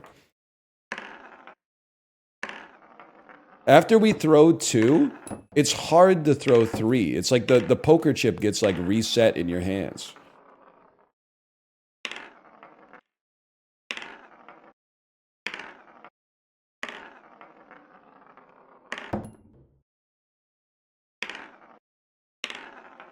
That was a great 3, man. Even if it doesn't hold, that's a great 3.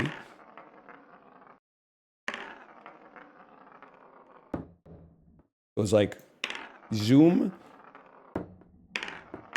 See, it's like there's competing kinematics on display.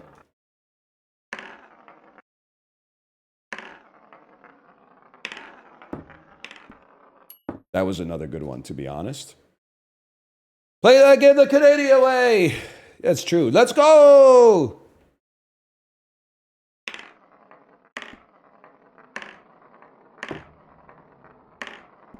And we got to get our 1 back.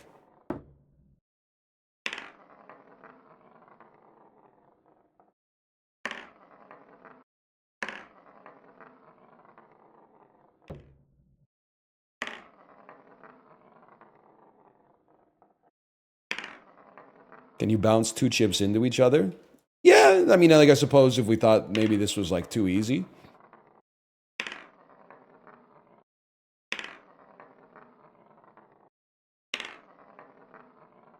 We could add a little extra, maybe for like New Game Plus or whatever. Not too bad. Little soft. I can live with that. 2 was a little soft, 3 was a little hard.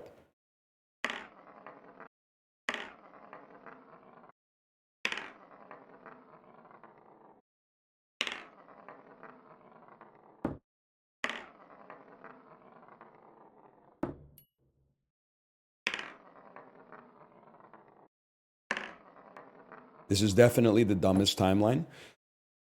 I say this as a fellow human being. How is this dumb? And what would be smarter, I guess, is the question that I have. Like, how is playing Civilization 7 smarter than playing Trick Shot Simulator?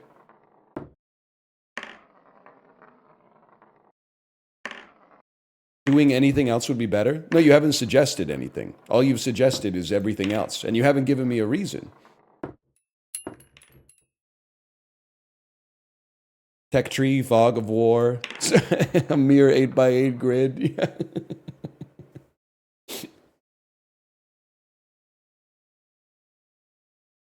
Oh, okay, we're chill.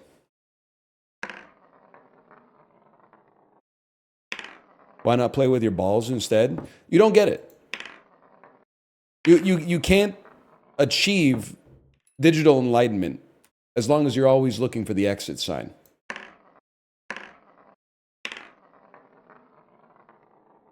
It's only you that's trapped yourself here. You can free yourself at any time. You zipped up the straitjacket, and now you're asking for a different looking cell. Free your sleeves, brother. Free your sleeves. Or grab a shovel and let's see how deep the hole goes. Because I'm not sure we've even made it through the loam yet, to be honest with you.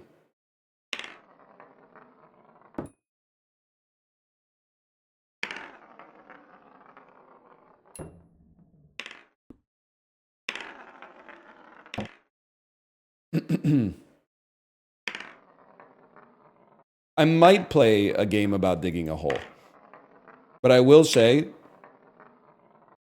I'm on my Pompous arc right now. And when I watched the trailer and they were digging the hole, I was like, I can see why you would think that I would like this. And then I saw them escape the hole, go to a computer, spend their resources to make their ability to dig more efficiently grow, and also to get like a jetpack and a better pickaxe and stuff like that, which allows you to then go down into the hole and mine faster and then get more resources to upgrade your pickaxe? And I said, what do you think I am?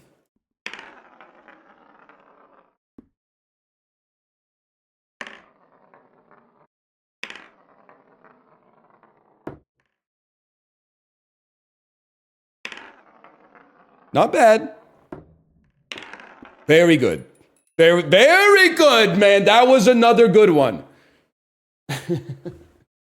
That was another solid one. Conclave worth watching? That depends. Do you like good movies?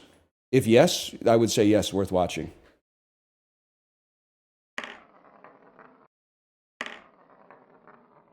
This is more like gambling and Lethal Company. I could see how to your mind it might resemble that, but no, it's not. Because when you gamble, the casino chooses whether you win or lose. In this, it's pure skill. It's pure skill.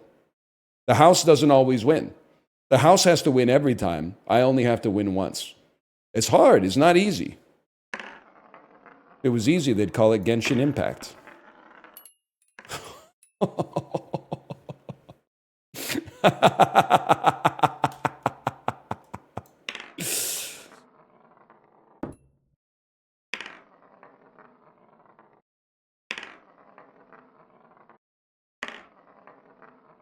But they got to win every time. Mate, just put the shuttlecock in the cup. The racket's got to win every time. You only got to win once. Get in there, lad. That was a bad three. That was a bad three.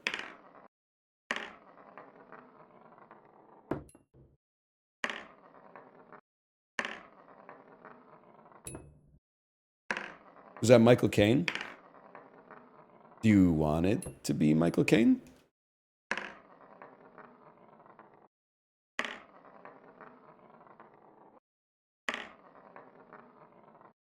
Yes, then yeah, it was then. On purpose. We take those. Way too slow. Way too fast. Bane is the scariest guy I've ever seen.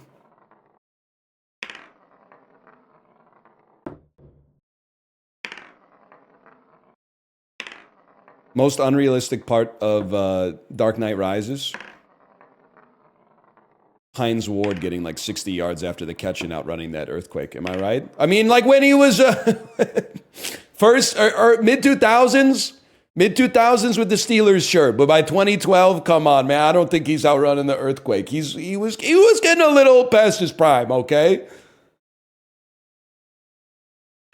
Now, if we're talking Anquan Bolden, if we're talking Larry Fitzgerald or something like that, sure. Marvin Harrison, Reggie Wayne. Sure, I could see that. Steve Smith at his peak.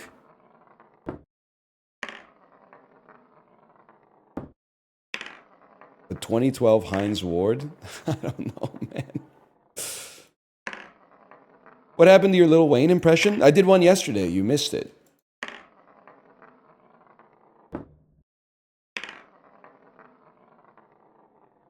Oh.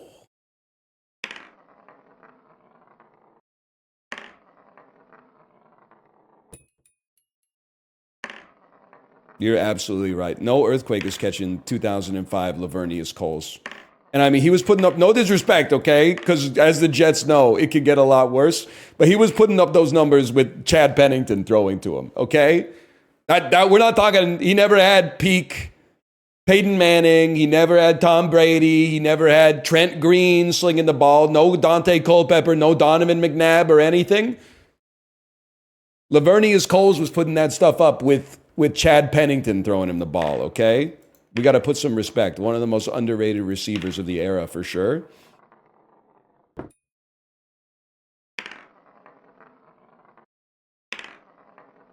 Put some respect on Pennington. Well, I mean, listen, he's no Trent Dilfer, Super Bowl champion, but like, he was probably in the top half of QBs back then, right? What you know about Trent Dilfer? I know that he won the Super Bowl with the Ravens, and that offseason they elected to pursue other options. Like, how bad do you have to be a quarterback to win the Super Bowl? And they're like, actually, we're gonna we're gonna explore other opportunities. That's got a sting, man.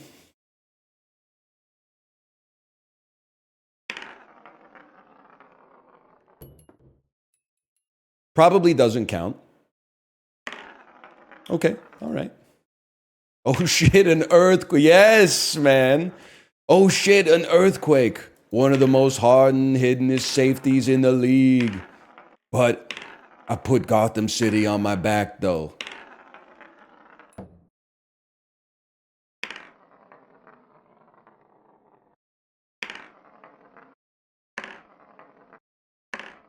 Great video, man. Great video. Is it legal to listen to Raindrop versus Mike Glambin on stream? They say some words that I dare not say, but they are also 13 years old.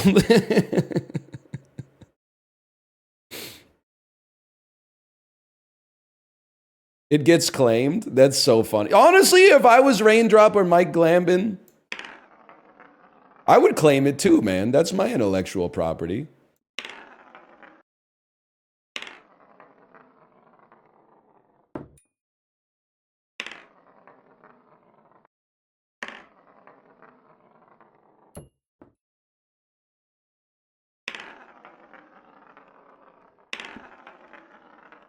I can live with that. It was removed from YouTube? No shot, dude. It's been re-uploaded 100 times, right?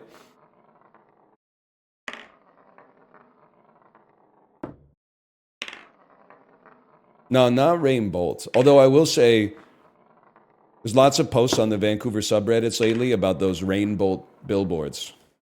A lot of posts that are like, I saw this sinister billboard. Can somebody please make sense of it? And it's like Rain Bolt looking like this. And the text just says like, this is Vancouver. Nice. People are like, I saw this chilling billboard on my walk home tonight. Can anybody explain this to me?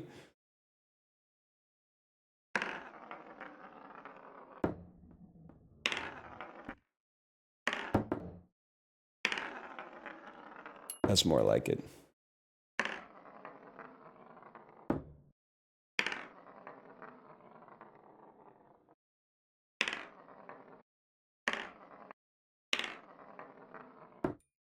That's a good one. I don't know what to say. I don't know what to say.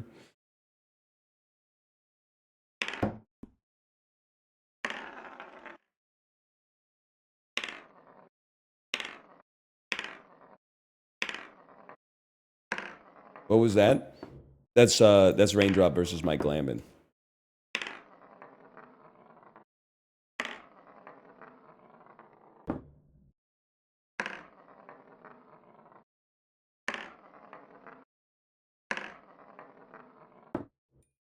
Bingo.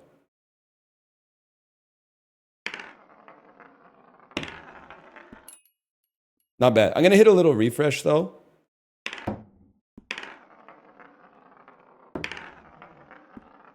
We got to get some muscle memory for Tua again. For Tua, we want to land it in the gulch, in the wrinkleless gulch, and then curve it back the other way. Little hot, little soft. Curse from the beginning. That's more like it. Too soft. That's pretty good. Too soft. Way too soft.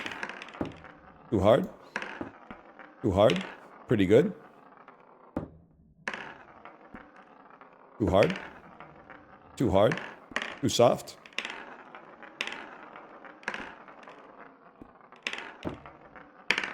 Very good. Then this one, we landed just left of the albedo.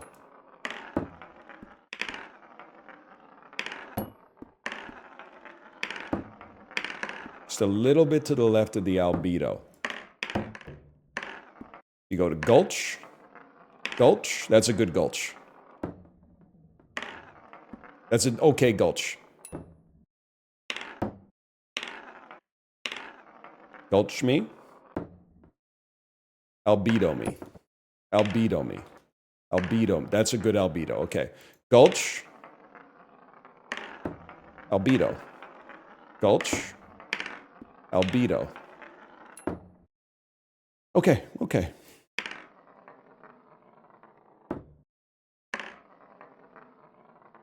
Coagulation or lockout?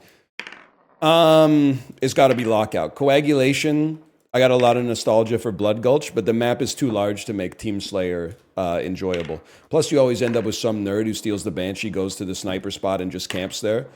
And then unless you're on VC, like, it's just going to become like a sniper duel. It's going to become like a 2-fort. Lockout's more frenetic. I definitely prefer lockout. What about Zanzibar? I like that the map has like 2 phases, and that cool spinning wheel is like neat.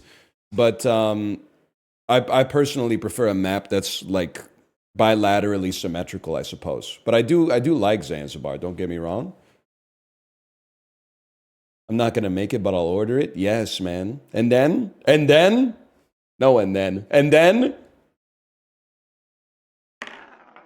big midship guy. I was. You know what goated Halo Creek, or well, I spoil it for you. What goated Halo map I don't enjoy? Battle Creek. Is that what it's called?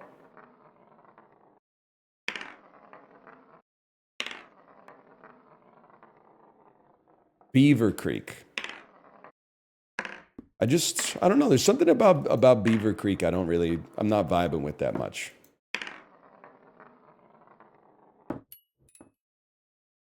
That's not bad. Okay, the mental model is going to help. I do remember, I mean, this is the state of online gaming at like the mid 2000s. They released Halo 2 maps that were DLC, so you had to like pay for the map, which is fine. I got my money's worth out of Halo 2 for sure. On one of these maps, there was a teleporter section. So you could go through a teleporter, and then there was like a little balcony that you would be on. We, like myself, Josh, some other friends of ours, we would go on the map, just get a sword, and then have our whole team stand behind the guy with the sword, right behind the teleporter. And then for like the entirety of the 10, 20-minute long match, every 45 seconds, an enemy player would just come through the teleporter. You would just hit him in the back of the head with the sword, and then and they would die because there was no defense to it. And then every once in a while, after like 5 minutes of this, you would see like plasma grenades start to like fly up in the air, like they're trying to get you, but they don't get you.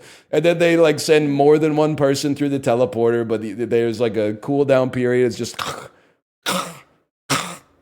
over and over. And then when you get in the lobby, the post-game lobby, oh, you would hear some shit that, well, I don't know if you could handle it these days. Let's put it that way.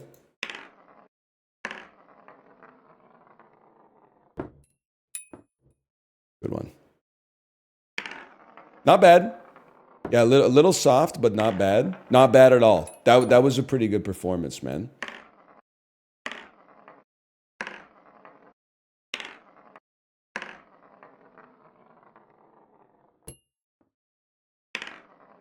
Oh, fuck, a sex scene in the post-game lobby? Yes, man. A meaningless sex scene in the post-game lobby. 4.5 stars on Letterboxd. Good movie. I was a little uncomfortable with the meaningless sex scene in the post-game lobby.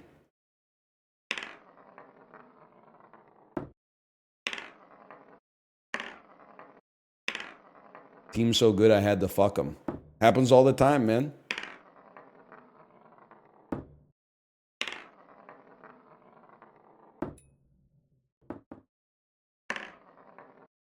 Would you watch it with your parents? Yep. Yeah, if they came home from Jumbo Video with it on DVD and it's like a Saturday afternoon in the 11th grade, yeah, I'll watch it with them, no problem.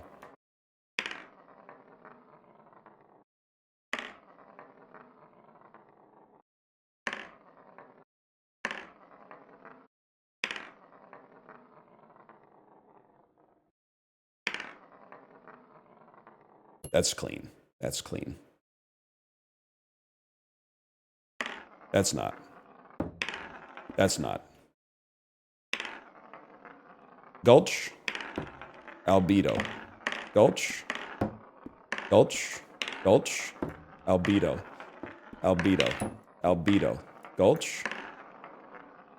Albedo. Okay.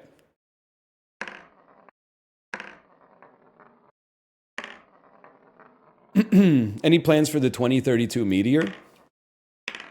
The Redditors told me it's very unlikely to hit the Earth anyway, due to the way that they calculate it.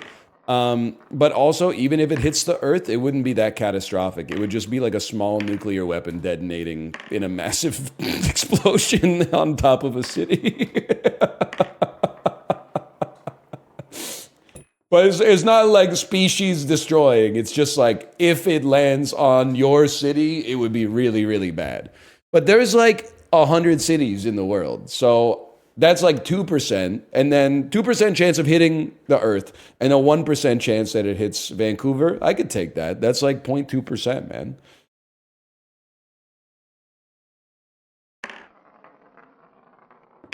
There's parts of the world that are not cities. I guess that's true. I don't really want it to hit the ocean, though. There's like shit in there. Whales and stuff.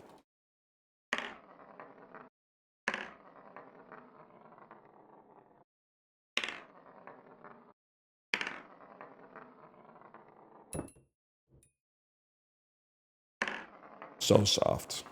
So, and then number 2, you got to nuke them? What's this poster? Nuke the whales. Gotta nuke something.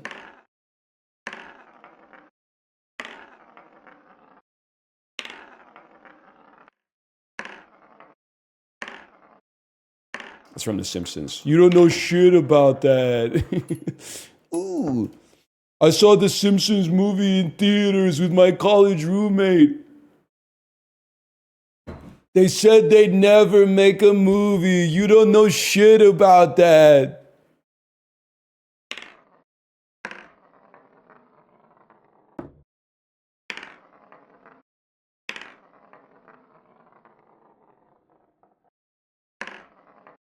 It was mid.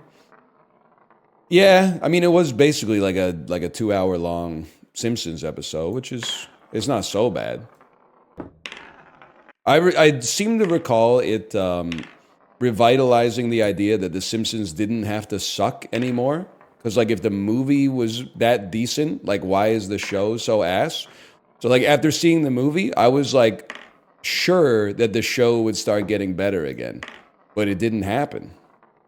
It is also kind of crazy to think that like the movie came out at this point, probably like it's the midpoint of The Simpsons' existence. Because it was like in '07 when it came out, it was already played out. And it's been 18 more years since then.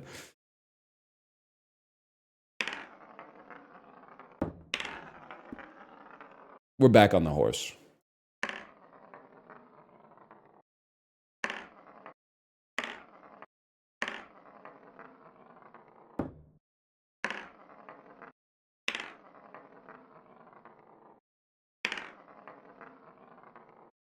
Friend of mine said The Simpsons was their favorite TV show recently, and I told him it was weird. I don't think it's weird if they're 34 to 45. Well, I mean, it's a little. If they, I like The Simpsons. I grew up with The Simpsons, and the show, even having seen it as an adult, is the good episodes are really good. There is a part of me that's like, by age 45, it should probably be The Sopranos or something. But that's just maybe that's my own outer adult killing my inner child. That being said, if you're like 27 and your favorite show is The Simpsons, I'm a little surprised because like you weren't like alive when it was good. But I respect you for going back to the old texts and appreciating them the way so few people do, I suppose.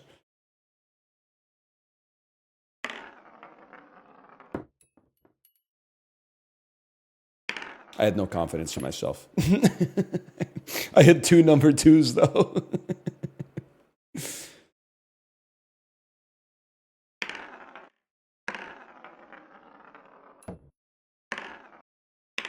It's very simple. You look where you want to throw the chip.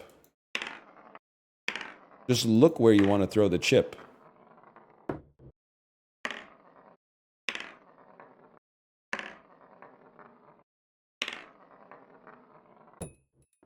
I would like to throw the chip.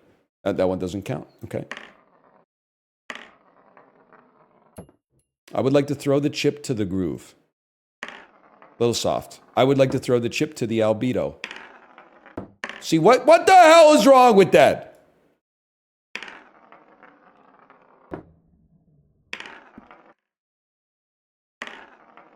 Like that's fine. You need more of it's more of a flick. That's more like it. That's more like it.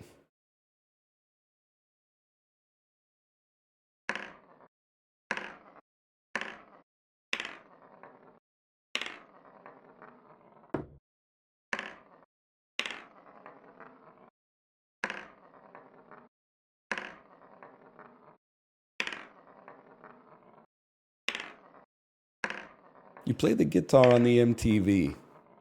That's damn true, man. He's begging on the bongos like a chimpanzee. Oh, that ain't working. That's the way you... How does he do that? He goes from the laugh to the note so seamlessly. Oh, that ain't working. That's the way you do it. Get your money for nothing. Get your chicks for free. That's got to be one of the all-time great... I know this song. I'll put it on at karaoke. And then you realize that it's actually 9 minutes long and they have a slur in the second verse. And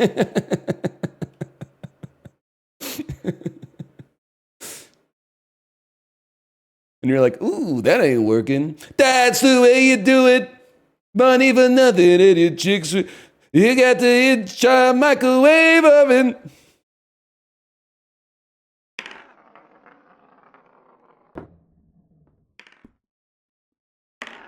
See? Great song, though. When did they start censoring it for the radio? Probably like 1986, but then I think around like 01, they started playing the uncensored version again, and then around maybe like 2012, they censored it again. My dad's favorite song? Dude, it's a good song. It's like, it's not a good song, it's a great song.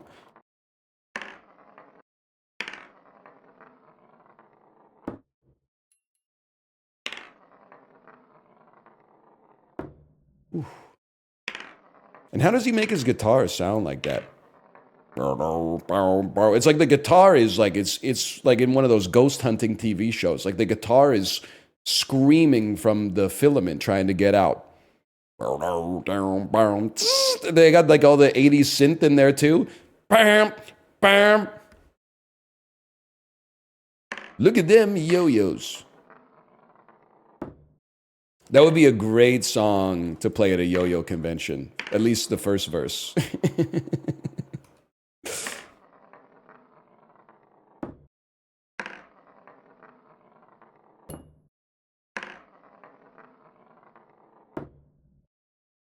Maybe not the second one. Well, we gotta at least maybe have like a meeting beforehand or something.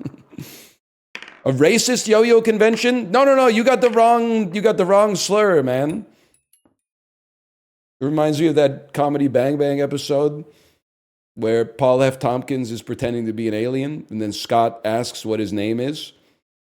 And he says, "Oh, you couldn't possibly say it with your human mouth." And then Scott says, "Is it because it's the N word?" And then Paul F. Tompkins goes, and then he goes, "Remember, yes, and then Paul F. Tompkins goes, yes, and it's not the one you're thinking of. That one is like, I think about that bit like once every 2 weeks, probably. It's so good.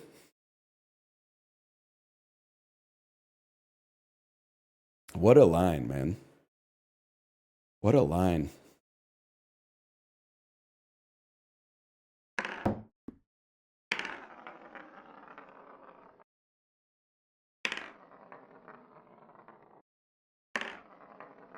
Would you ever do a line? No, I don't think so. I don't think I would. I don't really see the point.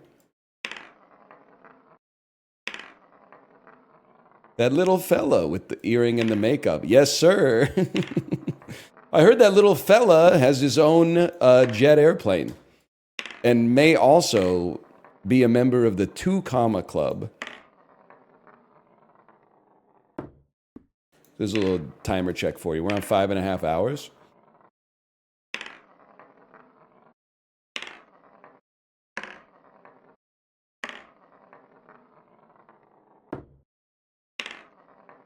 Good pace.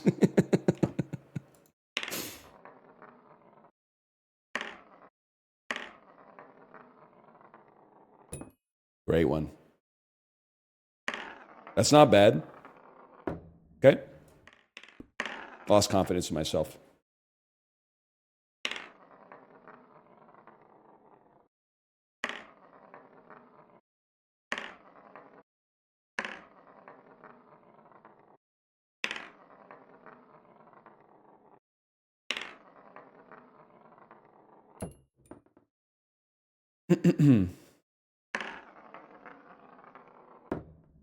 I got Addison Rae on in the background. Yes, that's that me espresso. Yep.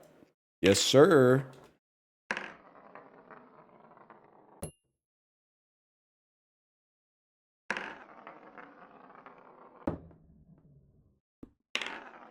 Lost confidence in myself. I forgot I could be listening to music. That's very real, Prezzo. That happens to me a lot. Like sometimes I'll be doing something on the computer and I'll be like, oh, fuck, I could be listening to music while I do this shit.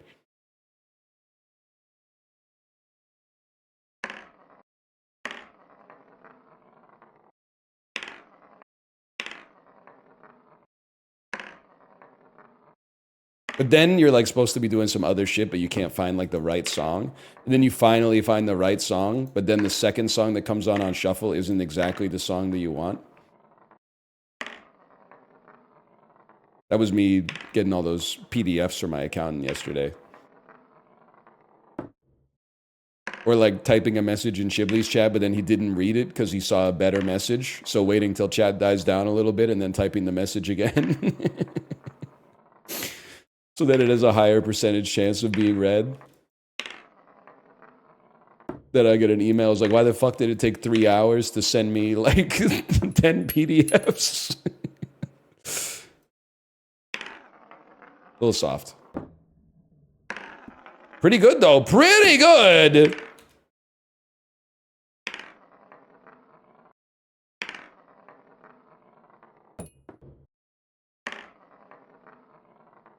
That's right, I could have been listening to songs in the key of life, man. You're absolutely right.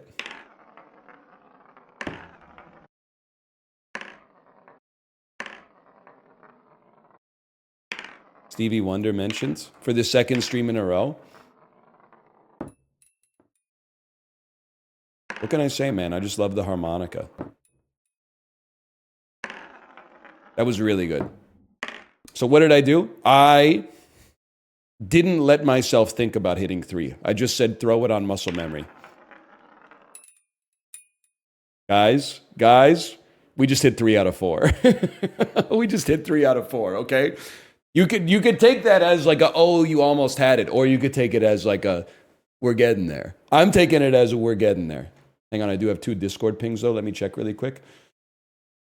Let's see here.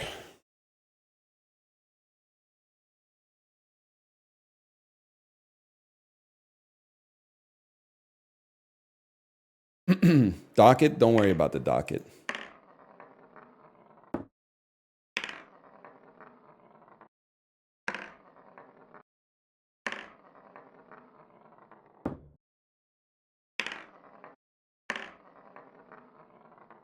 We land one.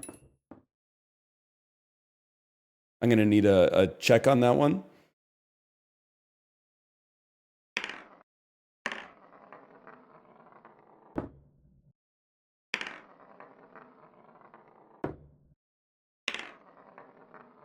Ref, judge.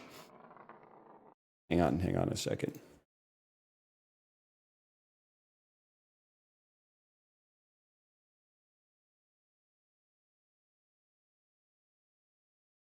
Did you dream about this last night? To be honest with you, I didn't dream about. Well, I guess nerds are always like, you always dream. You just might not remember it. So yeah, maybe I dreamt, but I don't remember what I dreamt about.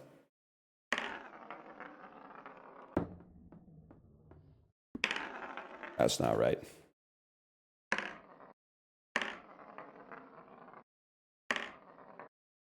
I think when I have dreams, you ever? I guess I wouldn't say I have a hypothesis because I can't test this. I feel like the vast majority of dreams that I have are dreams where I am in bed. Because whenever I wake up in the middle of the night, I'm like, oh, I just dreamt that I was sleeping. You know what I mean? Like this is, I've said it before, but I kind of think that like, I mean, while you're asleep, I still think that you're conscious. Obviously, you're not unconscious. But like, I think that you have perception of what is happening around you, but your brain only holds on to it for like a minute at a time. So like if a noise wakes you up, the noise has to happen before it wakes you up. But you know what the noise is that woke you up. There's no way to know what the noise would have been before you awoke. So you must have like a little memory buffer of what's happening while you're sleeping.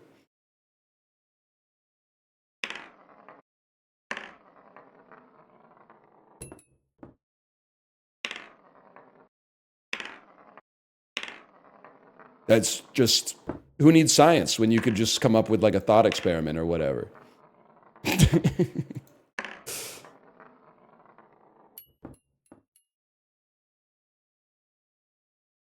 So true. But that's just a theory. Just put the chip in the cap, mate.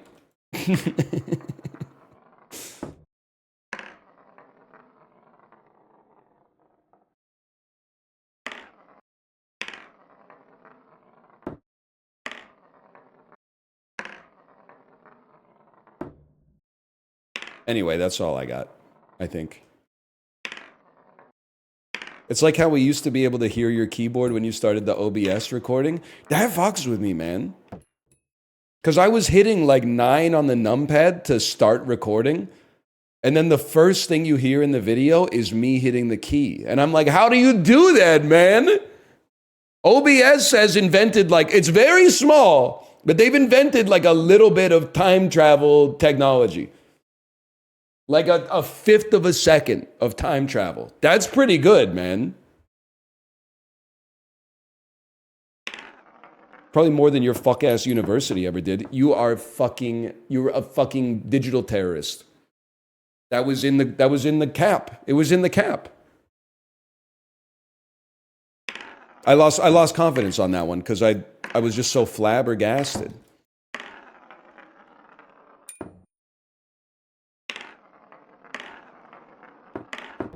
I get it. It's a push to the albedo.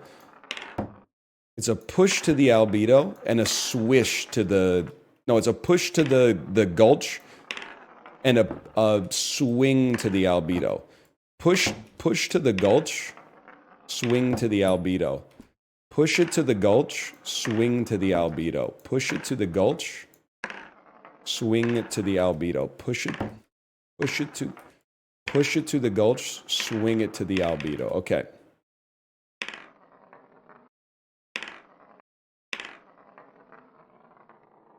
Step to the right. 1 hop this time. 2 claps. Bring it back now. Okay, sheeple. Me at the wedding. I can't dance to this song. I'm a free thinker. To the albedo.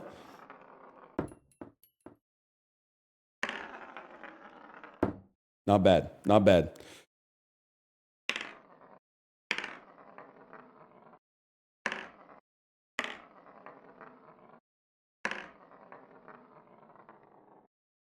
That might have been going in. Not my tempo.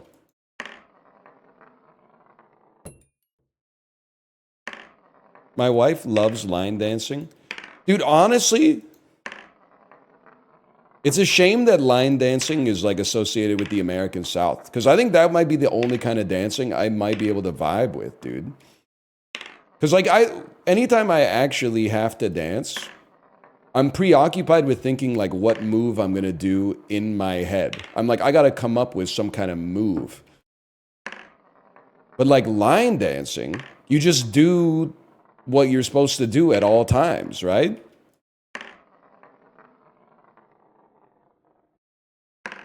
Like, isn't it just like a 1, 2, 3, 4? You kick your boot up or something like that, slap it with your hand, put it down, hands on the hips, 4 beats, like spin around, put your thumbs in your jeans, pull your pants up to your belly button. Like, I think I could do that, man. We already got 1. I don't know why I was going for 1 again. That might be fun. But like, I don't want to have to change my political views to just to enjoy dancing for once. So it's a tough one for me. I don't know how they became conflated. You don't? There's plenty of Republicans who line dance. Okay, I guess I'm in then. All right, okay, you got me, man. Oh, thank you for that.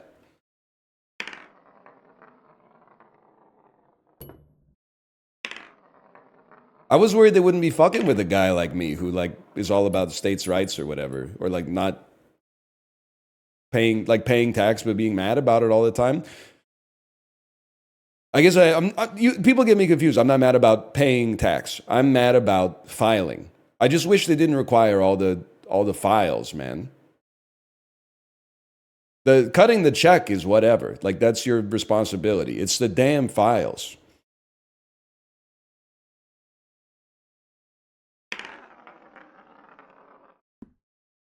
They should know. That's the thing, man. Is like they do know, right? They know, man. They just want to see if I know that they know. I think.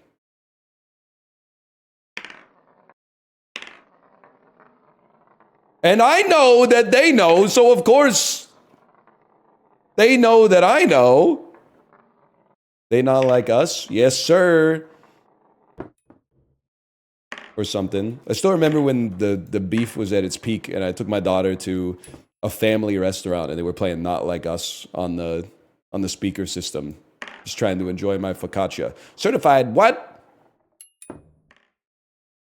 And then like they knocked it off like halfway through the song. I'm sure the manager came over and was like, "What the hell are you playing? This is like, it wasn't the old spaghetti factory, but it was basically the old spaghetti factory." And they're like, "There's like a 3-year-old in the store."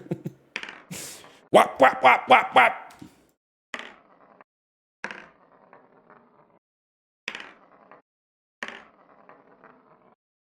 That's true. You push the 2, you swing the 3.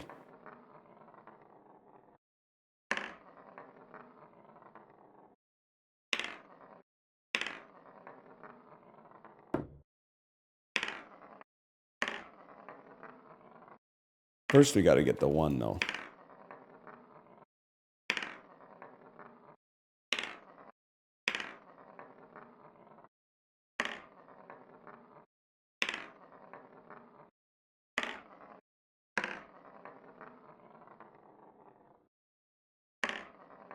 How'd you get the beans above the Frank? I'm hoping that they answer that in There's Still Something About Mary. Because there's a lot of questions from the original that, like, I appreciate that kind of storytelling, that kind of like show, don't tell kind of storytelling. The hell is that? But I personally need to know how they got the beans above the Frank. What the fuck is that, man?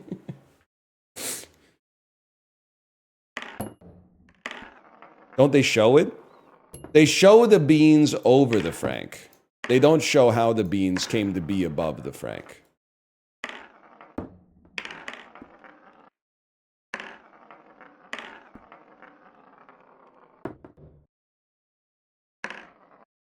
The zipper grabbed and pulled? Well, that's like a fan theory for sure, but I would like to... Like, I know it didn't actually happen, but I would like the writers to, and the filmmakers to tell us how it did.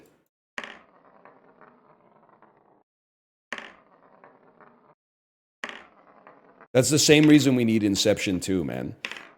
I need to know whether at the end Cobb was... I'm sorry, I can't give the movie a review yet because I don't know everything about it. Was Cobb in a dream or wasn't he? We need Chris Nolan to weigh in on this. Like, Inception 2 starts, and it starts on the fucking top. And it's an inversion of the way that the first movie ended. It's still spinning, but instead of zooming in, they zoom out. And you're like, oh my God, Christopher Nolan is making a statement that the totem doesn't matter. It doesn't matter whether he's in a dream or not. There's no way for us to know.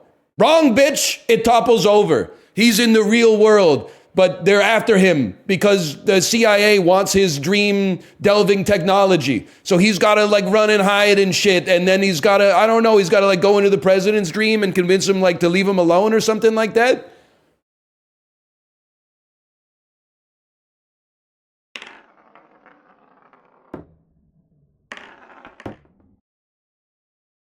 Yeah, man. Yeah. That is an A25 film right there. I am going Adam Brody mode, I would say.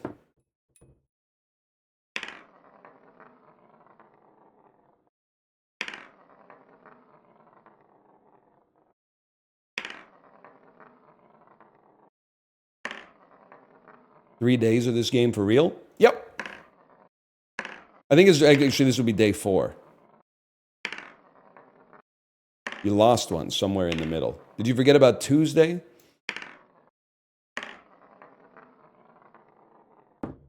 Sometimes I forget about Tuesday.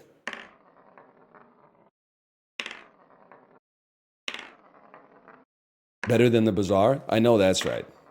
I like the Bazaar, but I can't handle any more. Day 1 to 6, square pig. Day 7 till you die, fixer upper pig. No matter, I feel bad for them, man, but no matter what they do, they make like one change, and all of a sudden, an item that hasn't been changed at all in like 2 months is the most overpowered item of all time. And everyone's like, how could they leave this in the game? It's way too powerful. So they like take that shit out, but then something else that has been in the game forever is gonna be broken again. It's tough, man.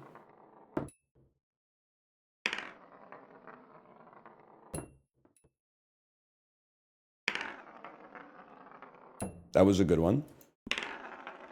That was a really good one. It was a little hot, but that was really good. I was laughing. Now, I don't mean this as a knock on my good friend Corey.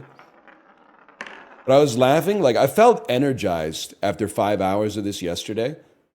Like, I felt like I looked fresher at the end of the stream than I did at the start of the stream.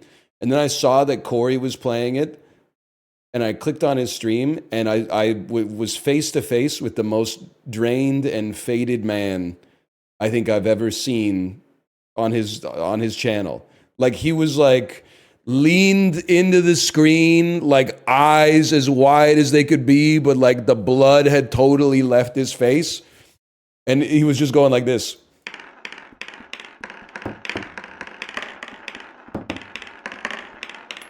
And then he would like take like a long blink. He would go like,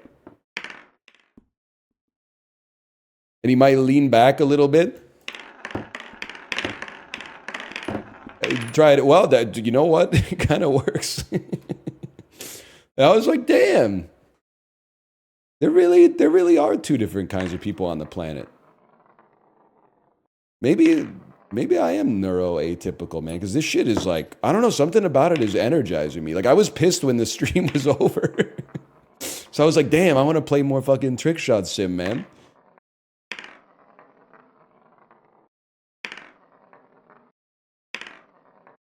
There's 150 kinds of people on the planet. Yeah, no, I know, that's true. That is true.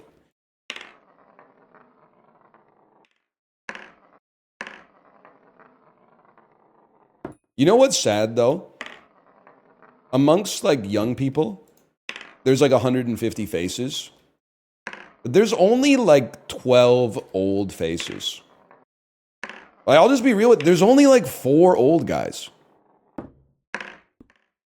You know, there's, like...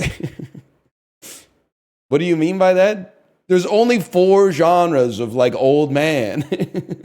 Like, if you met them as younger men... you would be like, oh, these guys are like all different. But then like around age 70, you get filtered into a lane. You're either like Mickey Rooney, old guy, Ted Danson, old guy, we should all be so lucky. Old guy that kind of looks like a turtle, which will almost certainly be me. Like there's not that many options, man. Yeah, like Mitch McConnell, the old dude from The Substance, those are turtle guys. I'm pretty sure that I'm going to be a turtle guy. I got all the signs are pointing me to turtle.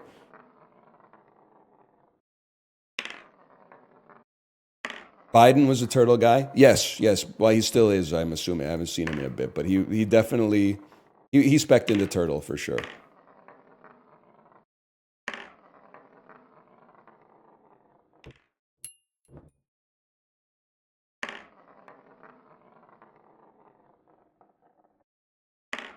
What are the signs?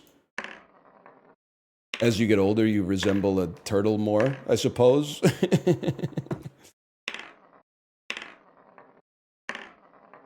That's probably the biggest giveaway. Come on, man.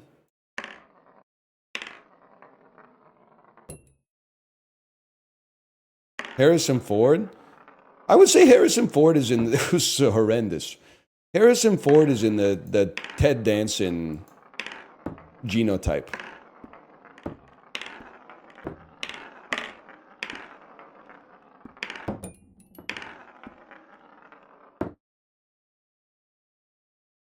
Phenotype? Well, you don't know that. They could be, like, related.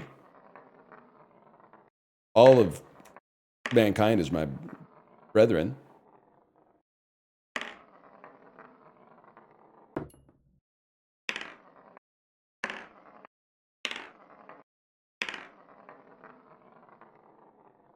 Are you my keeper? Yeah, safe bet. Yeah, I'm thinking that.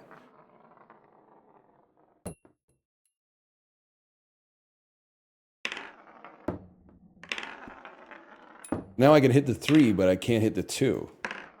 Yes, my gatekeeper. That's, oh, well, hang on, because you gotta push the 2 into the gulch.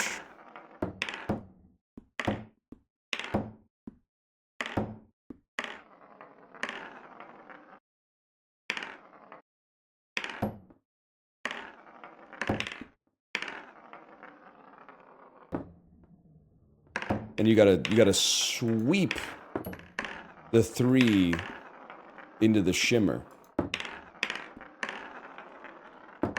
All Alex Garland lack.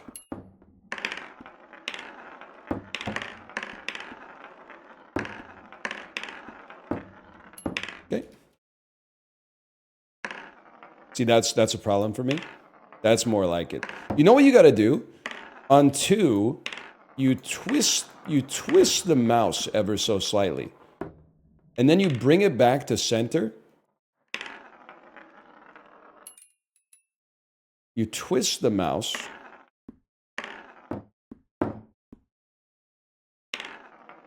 Then you bring it back to center.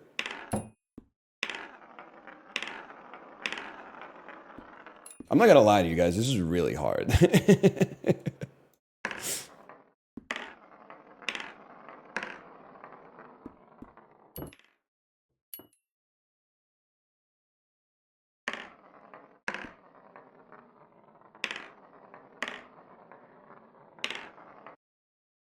Don't try this at home. This video was performed by trained trick-shotting professionals in an environment where medical professionals were present.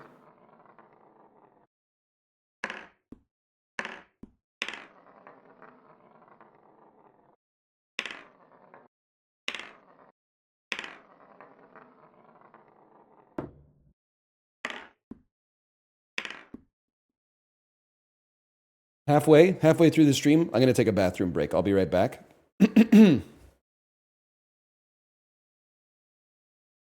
Let's reset ourselves a little bit. I'll be right back.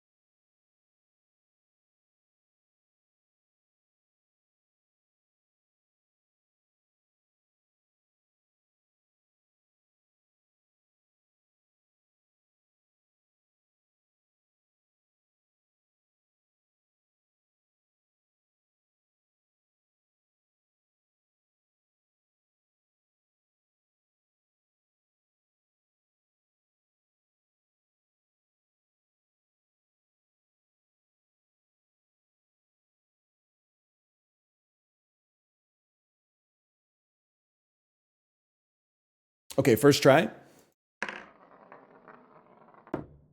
Whatever. Good news, guys. It's Apple Dividend Day. I don't want to brag. I know money's a sensitive subject sometimes. That $1.91 USD hitting the account though. Oh, baby. Yes, sir. Thank you, Mr. Tim Cook. Thank you for the attendees, Mr. Tim Cook.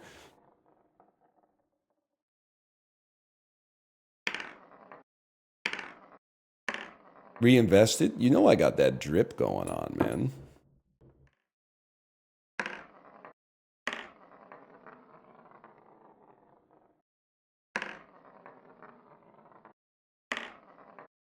$0.66 for me. Don't be shy, little pup. Just keep stacking them.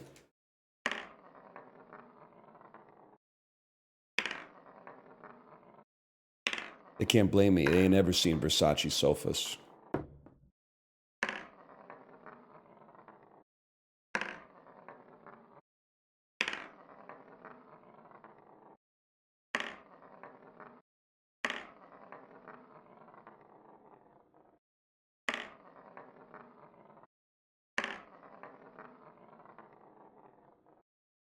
What should I do? Take my recycling out or make my bed?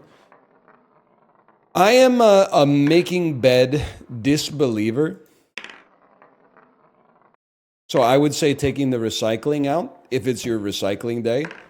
But I do understand and respect that for a lot of people, they find value in making their bed. So if you're one of those people, well, I guess you should make your bed first because they usually put it like first, right? Oh, Legolac. You were right to be worried about my twos.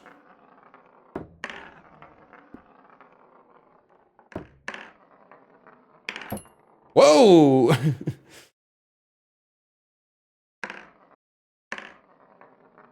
It's wasted energy. I mean, I personally don't see the appeal of making the bed. I think if you get something out of it, it's not wasted. Horrendous.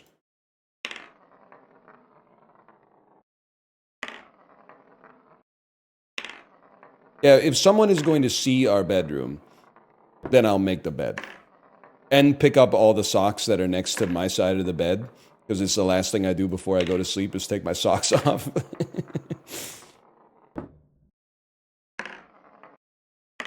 So true.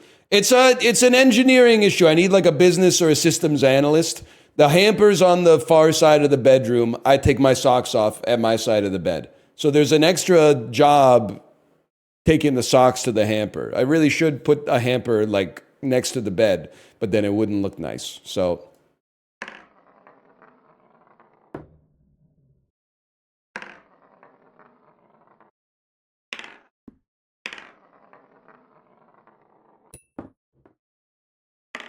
you could basketball shoot him? Nah, the hamper's got a lid, I'm afraid.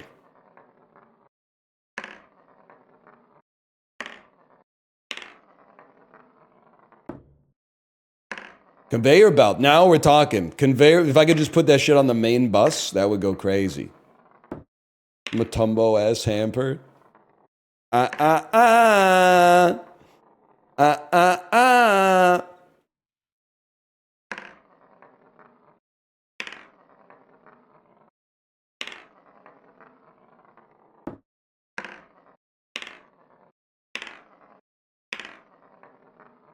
But it's not really like a real problem. It's not a problem for me at all.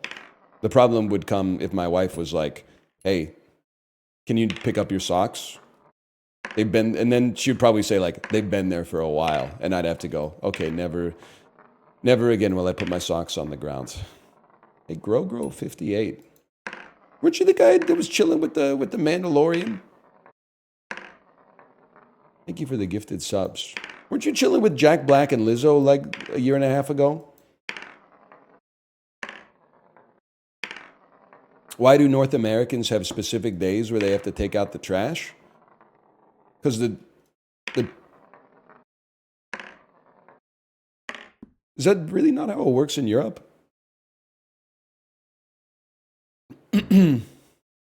There's two big trucks that come to pick up your garbage and your recycling. So you only put your cans and your boxes out on the day that the trucks are coming. Otherwise, it would like gum up the alleys for everybody else that lives in the area.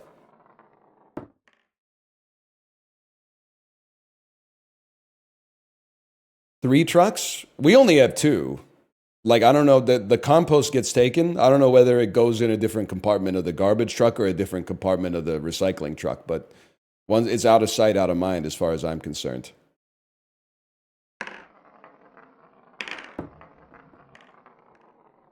The wobbler.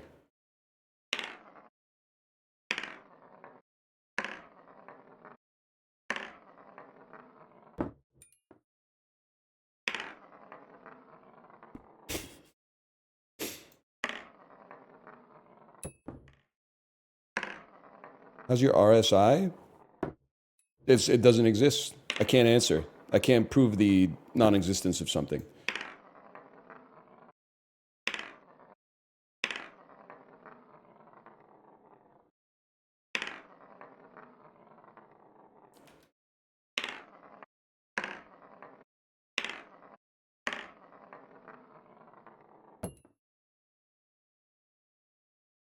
Also, I hate to say it, but you can't just leave your cans out.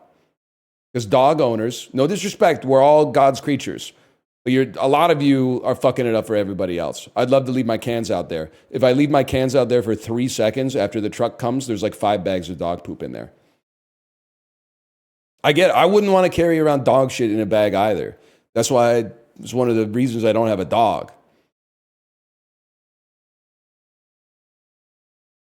Who cares? It's not that big of a deal, except when it's like really hot, or like the worst is when like if it was on top of other garbage bags, it would be zero problem, and I would even put up a sign that said "Throw your dog poop here."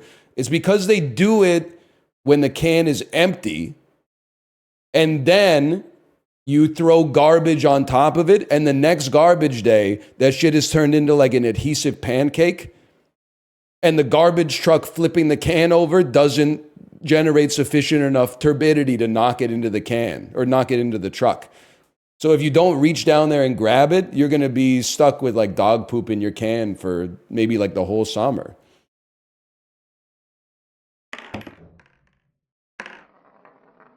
We forgot how to do this.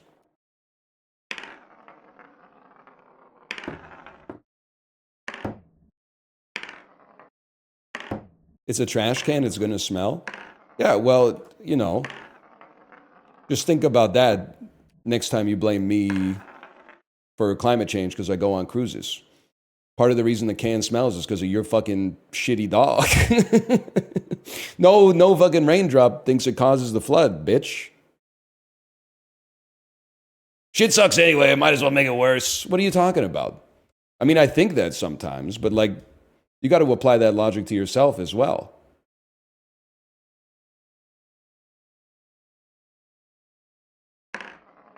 Go ahead and say it. Compare your dog's carbon footprint to my child's.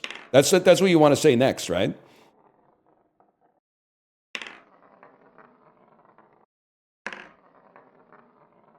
I was thinking it. Yeah, I know. I've already shadowboxed 12 rounds in this arena.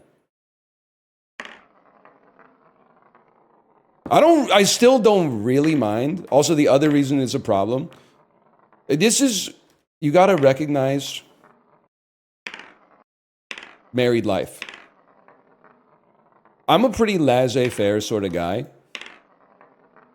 But if your selfish behavior causes my wife to have a problem, my wife is going to cause me to have a problem. Ergo, I have a problem with you. So I don't really care too much. Like if I was living by myself and someone threw dog shit in my trash can, I would be like, it's all going to the same place, no big deal. I can see why they wouldn't want to hold it. But then my wife is like, some asshole threw dog shit in our trash can again. And I'm like, we should put up a security camera and find them.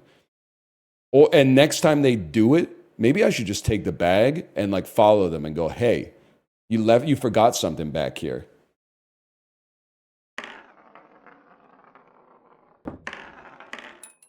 There was hope on that one. So you'll see me because of your mother-ucking fee, is what I'm trying to say.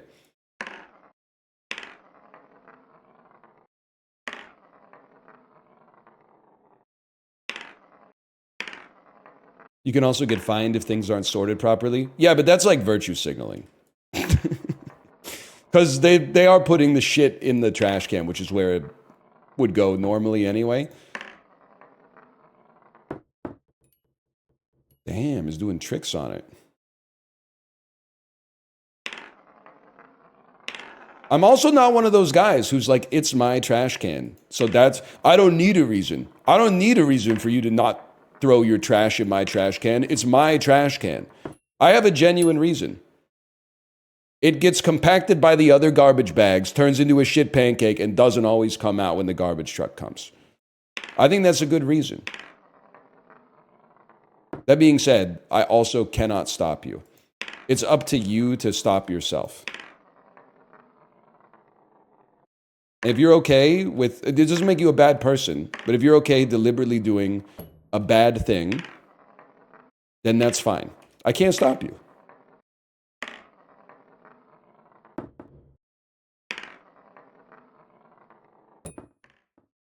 That doesn't make them a bad person. They might donate a bunch of money to the food bank or something. You can buy like a karma offset. It's not that big of a deal.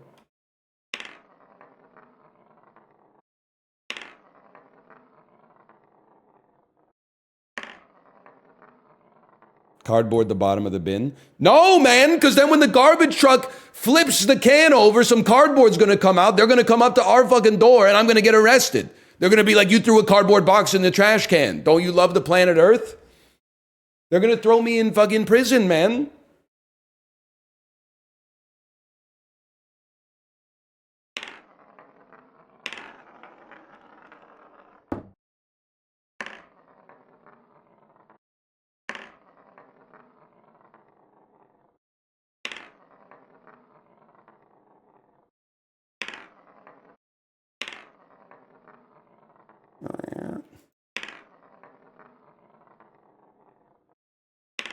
You know what we should do? You're so right. Okay, you know what would be a great fucking bit? What if we, instead of locking the trash can, we put like a sensor on it, and when you open the lid, it fucking screams. Because, like, we would know when we opened the lid that the scream was coming, so we wouldn't get scared. But at fucking 5:02 a.m., when all these dog walkers were coming around throwing their shit in the can, that would be the footage from the security camera would be fucking great, man. That would be fucking sick. It would be bad for the garbage workers when they pick up the can. Or just like a voice recording. You're throwing your shit in my can. You're throwing, hey, I see you. This person's throwing their shit in my can.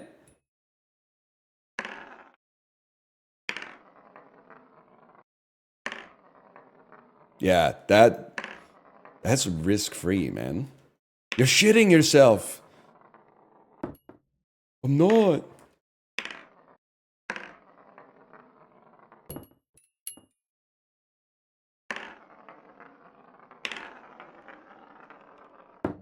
Not too bad.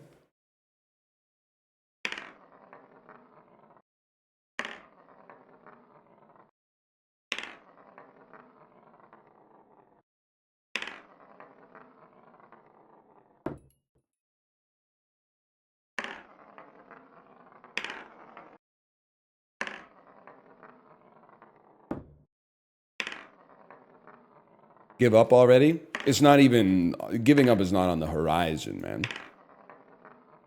It's not even, like, there's no moral struggle.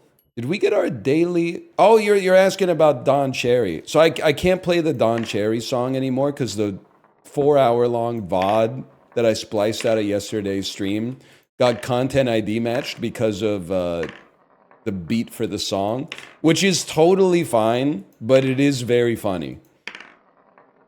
I was surprised when I got the email that said, like, video cannot be monetized. And I was also like, damn, you should really, like, monetize it but take the proceeds, which is another option on YouTube, because you might be making, like, a decent chunk of change. Probably more money than this song has made in a while. Just from the VOD. So, like, I'm not going to tell you how to run your business, but, like, that should have been one of the ones where you, like, allowed the ads to go through, but you just took all the money. Because that, I mean, it could have maybe covered dinner or something at the very least.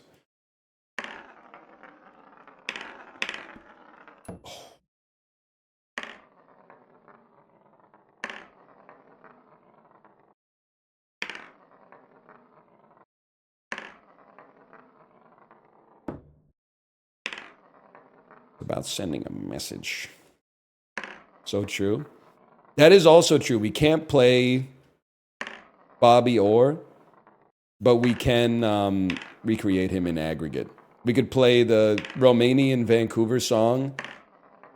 We could play Eli versus Envy at the AV Club rap battle.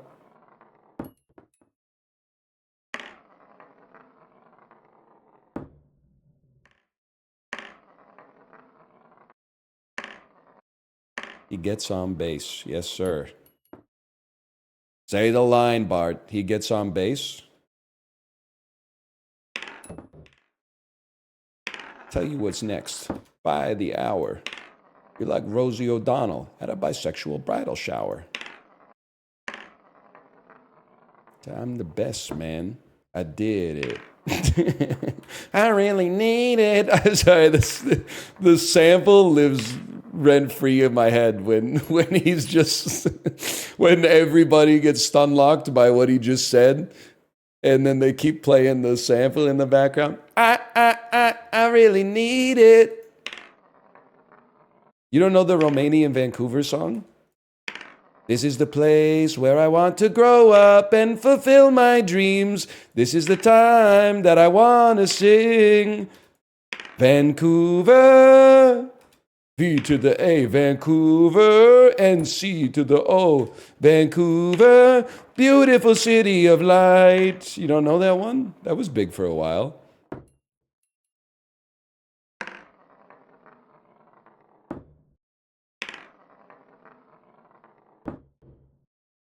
That's a meme from like 10 years ago. Yeah, I still live here, man.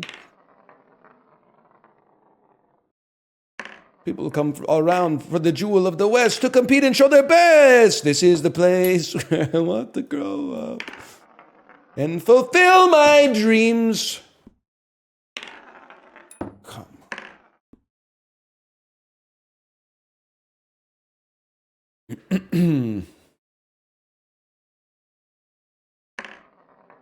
Saw a country cover of In the Aeroplane Over the Sea and it fucked me up. Is it Morgan Wallen?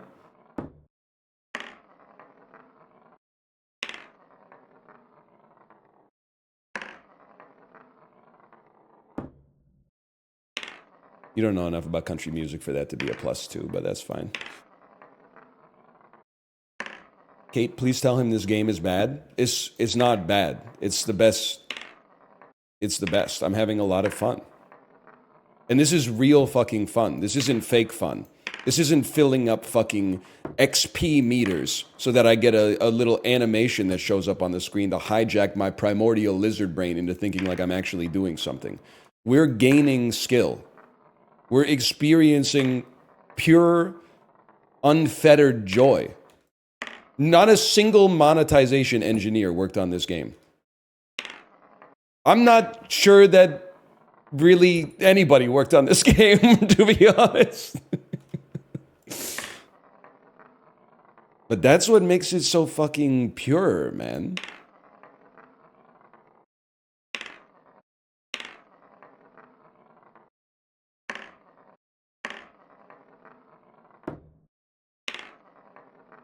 This is streamer bait? No, it's not.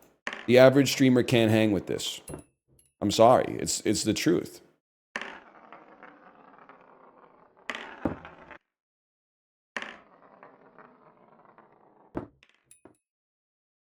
You know what streamer bait is? Civ 7. I'm sorry.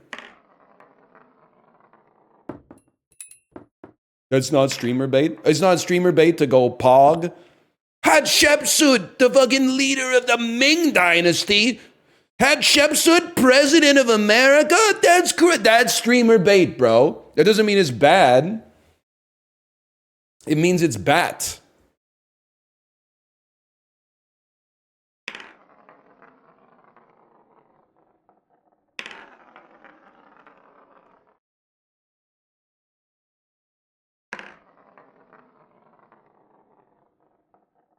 What do you have against civilization? When I was 7, nothing. At 36, I'm not sure I believe in the concept anymore. That would have been a sick one to hit.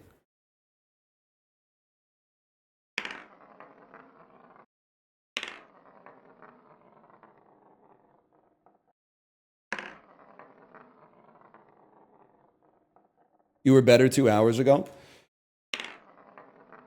Yeah, it's called getting older. Also, it's like it retracts before impact, and just like fashion, it's a passion, the meaning of it, because then what the hell happened? So don't delay, act now, supplies are running out.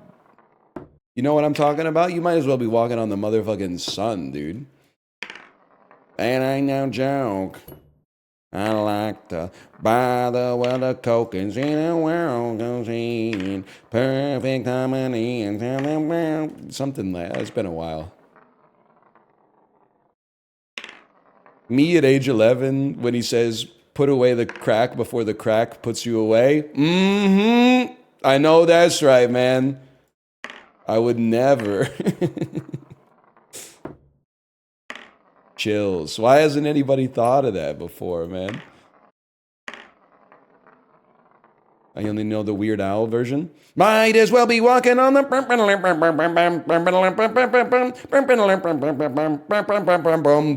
There's lots of pretty, pretty ones that want to get you high. But all the pretty, pretty ones will leave you low and blow your mind. We're all stars now. I know what you're talking about, man. Don't worry about my two. Worry about your fucking two. Oh, that was really bad.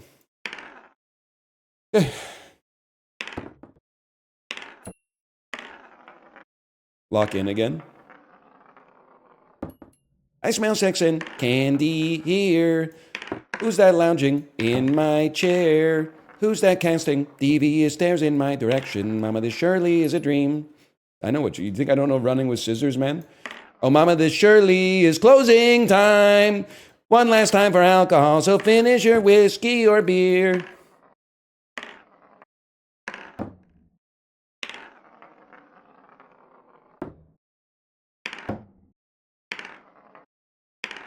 Three's not bad. Two's still the sticky wicket here.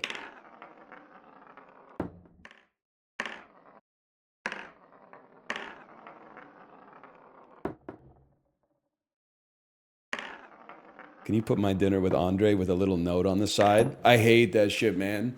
Anyone here work at a pizzeria? I hate when someone orders my dinner with Andre and they're like, can you draw a T-Rex on the box? It's like, bitch, I'm busy, man. I got shit to do.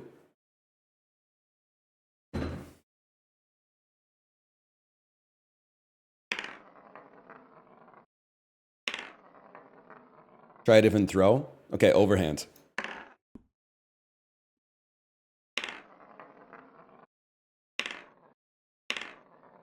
I've never worked in a pizzeria. How long does it take to cook a pizza? Because if there's places that can deliver that shit in 20 minutes or less to a place that's like at least a 10-minute drive away, those pizzas must take like 2 minutes to cook, man. That's crazy.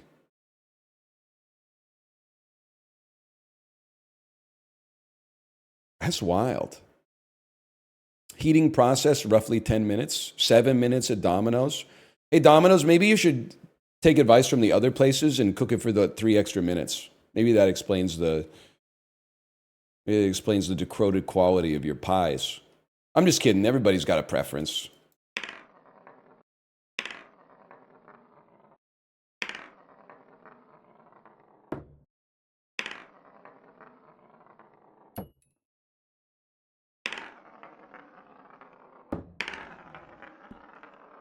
Not bad.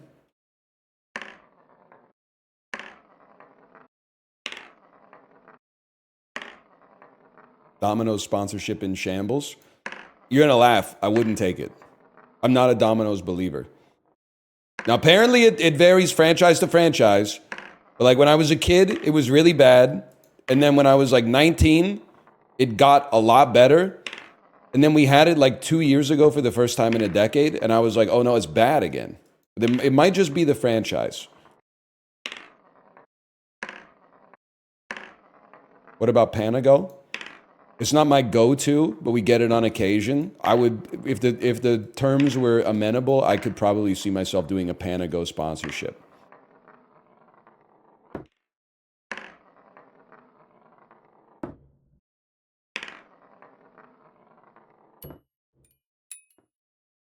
Doesn't count, okay.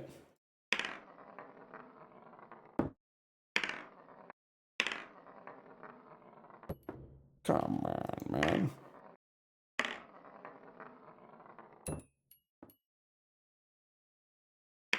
That's not bad. Oh! Okay, okay.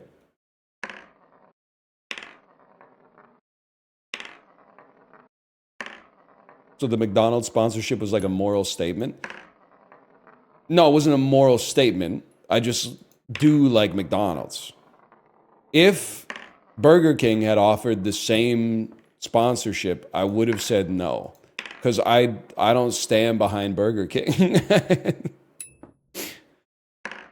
For better and for worse, I stand behind the food at McDonald's. You're entitled to disagree. I'm just saying that was my. I'm not a paragon of virtue or something like that. But I do say no to a lot of sponsorships that are pretty good because I'm like, oh, I know that product. I hate it. It happens at least 3-4 times a year.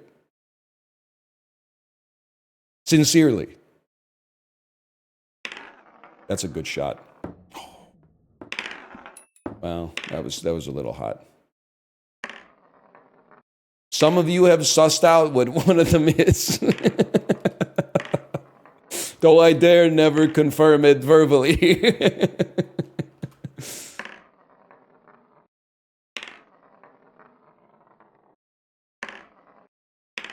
And they just keep offering, and I just keep telling David, I can't. People will never take my opinion seriously again. After all the shit I've talked.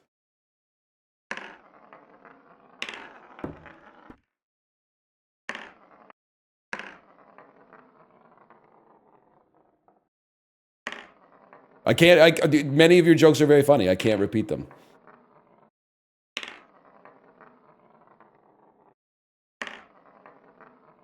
I can't repeat them. I'd be saying too much.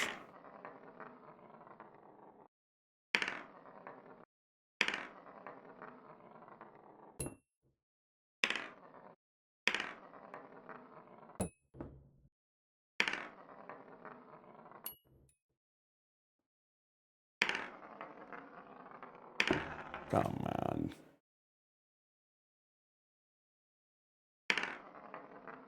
Costco sponsorship about to go dummy. They don't need to sponsor. When your service is good, you save on marketing.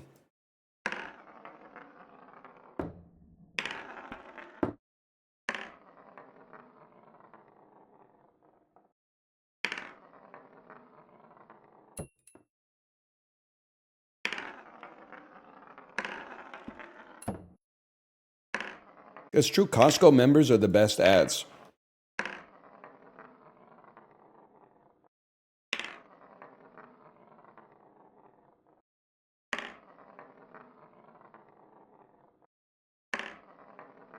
Sure. Next valid attempt we miss on, we go blind after for a little bit. Okay. 3 blind shots. I have to look and see if we get it.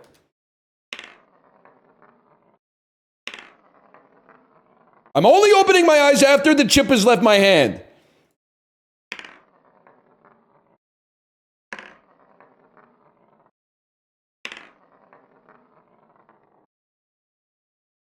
You know what we do? Land the 1 and then go blind on the 2 and the 3. Just once. Just once.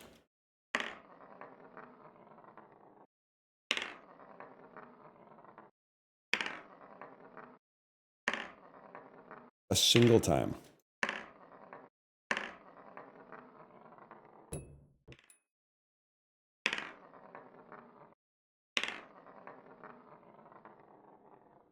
We're only 6.5 hours in. Okay.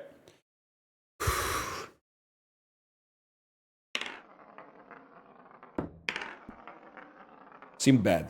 Didn't seem good.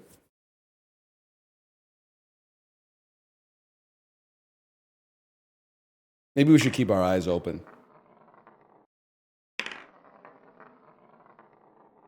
Is there a reason not just to spam it? Yeah, because it's fucking easier to fit a camel through the eye of a needle or whatever. For your information.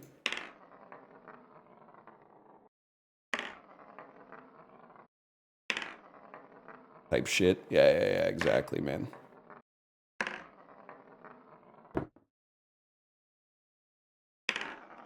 Fuck you.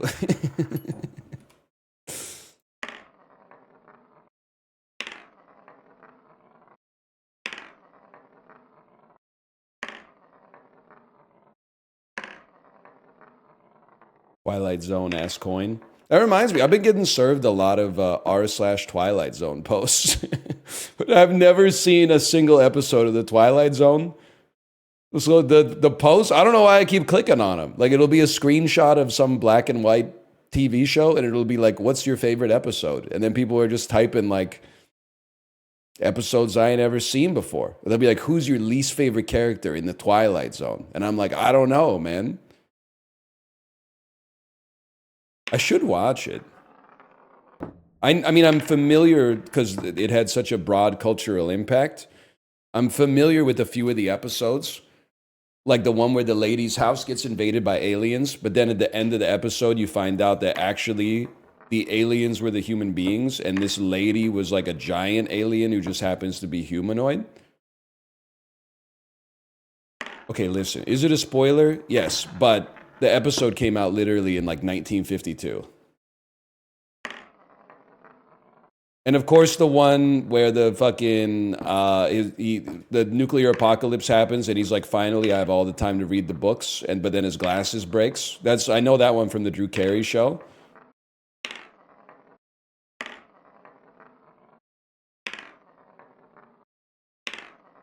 There was time. There was time. It's a certified Alanis moment for sure.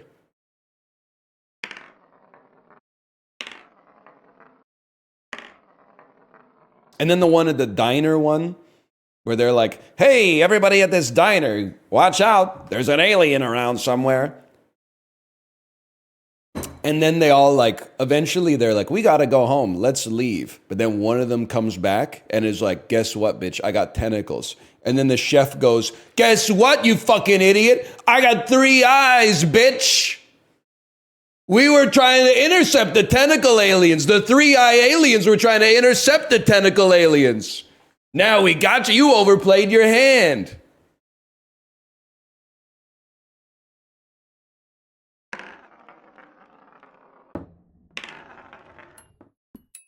That we needed that. After like an hour of whiffs, we needed a 2 out of 3.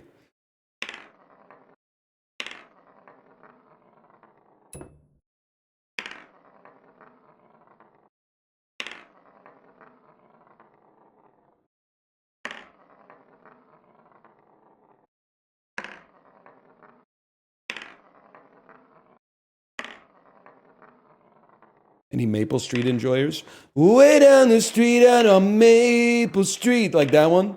I didn't know that you'd be so happy. You're lying. You're crying now. That's a fucking... That's Baker Street? Well, you can see pretty easily how you could change that.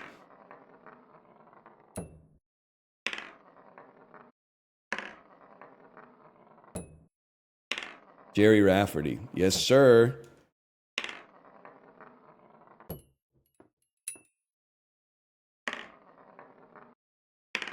Should put that on the Peloton playlist, to be honest with you.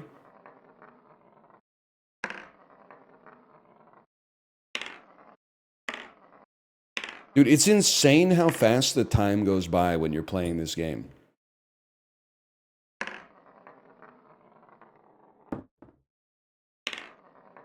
You've been playing this for 3 hours? It feels like 20 minutes, man.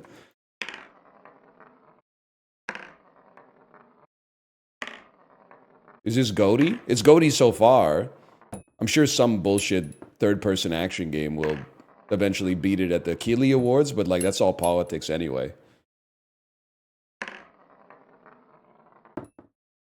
Huge. A little soft.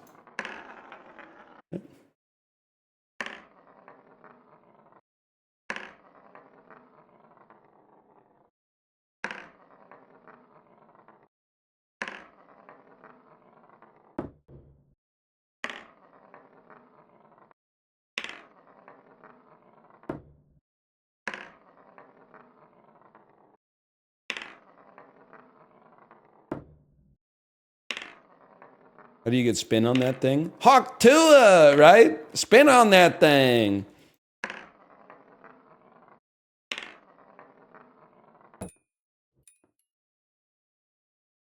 That one does not count. I'm ready to forgive her. What do you mean infinity out of 3? It's in the cap.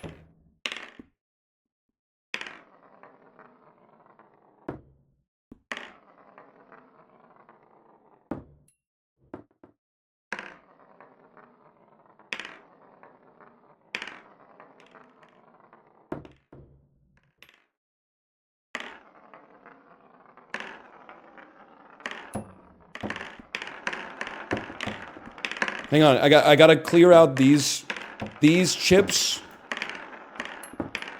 They need to move so that I have enough space to shoot at 2 and 3. He's really mad. I'm having the time of my life, Chiblee. Chiblee, now I got a third win now that you're here.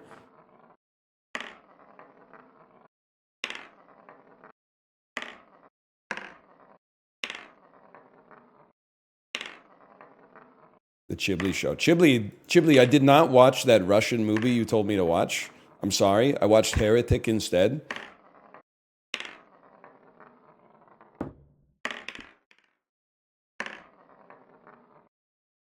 Ass movie? Wasn't ass.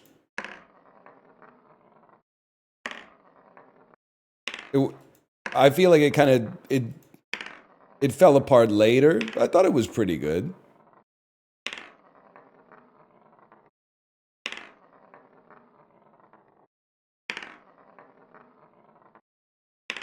What was the Russian movie? Sucker Punch? Load Up Baby Girl? I thought about it.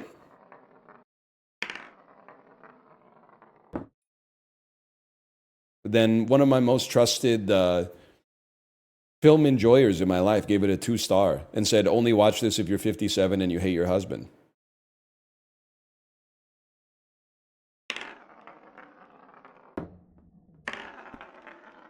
And I went John Fogerty mode. I said, that ain't me.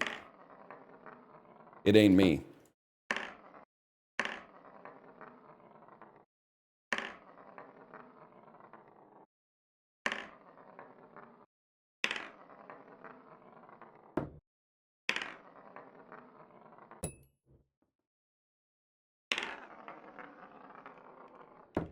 Before you watched it, did you know that birth control could exist in the arm? You know what? That's a great question. I didn't. I thought that if you had a contraceptive implant, it was like elsewhere. I didn't know you could get one like in your forearm. That was news to me. And they say movies can't teach you anything.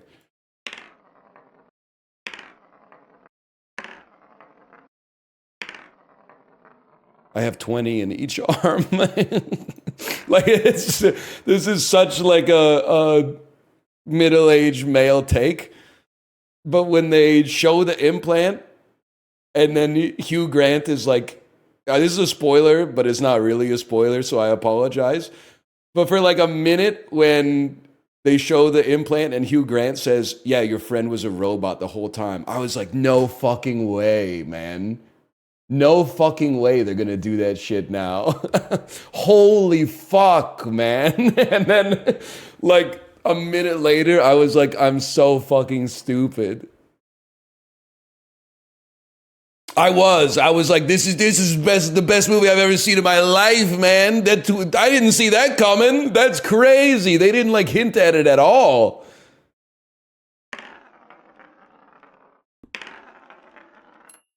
We needed that. We needed that.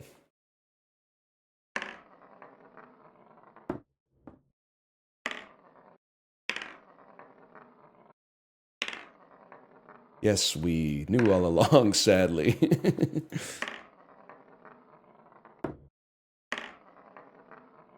I also loved reading the Wikipedia article for it. And the controversy section for Heretic is like, many members of the Church of Latter-day Saints said they appreciated the movie for its nuanced portrayal of Mormons who are on a mission.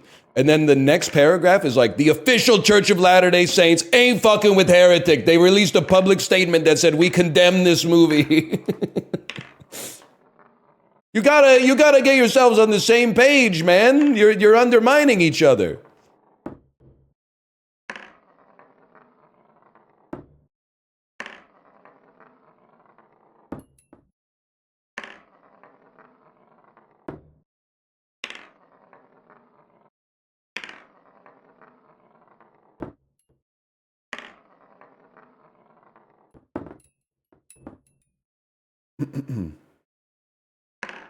I think there's a rat or a squirrel in my walls. Yeah, that happens. That happens from time to time. That happened at one of my college houses. I'm not even fucking with you. In the wintertime especially, you would like hear something like rustling in the wall. And usually it would only last for like 5 minutes or something like that, but sometimes it would go on for like half an hour, and it was literally the same experience as having like a noisy roommate. Like I would smash on the wall and be like, "Hey!" And much like noisy neighbors, the squirrel didn't really respect that. Sometimes it just made him get even more riled up, to be honest. I don't know what I was trying to do with these ones. That's crazy.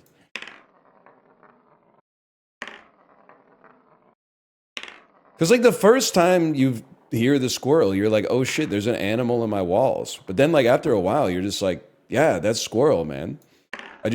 He's pretty cool. I just wish he would like keep it the fuck down. No, okay, I lost confidence. That was a good one though.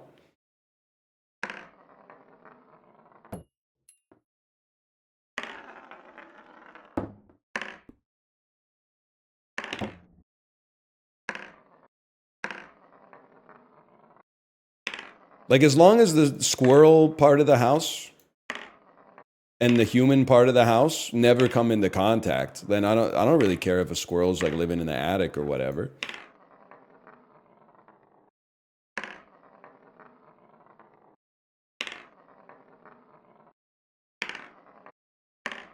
Yeah, just don't make a mess. Like clean up when you're done or whatever. Also, it wasn't even my house. As far as I'm concerned, that's my landlord's problem.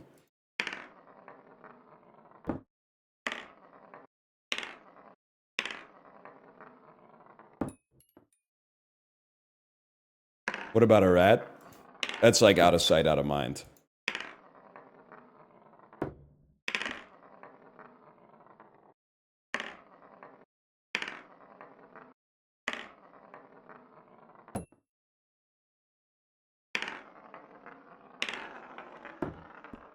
Next time. Me pouring 10 liters of oil down the drain.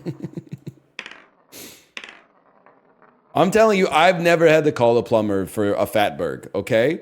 And I'll be pouring the oil, not a 10 liters of it, but I'll be pouring the oil from the pan down the drain at least with some hot water running at the same time. I'm not saying it's fake. I'm sure it happens to like people who like skill difference or whatever, but couldn't be me.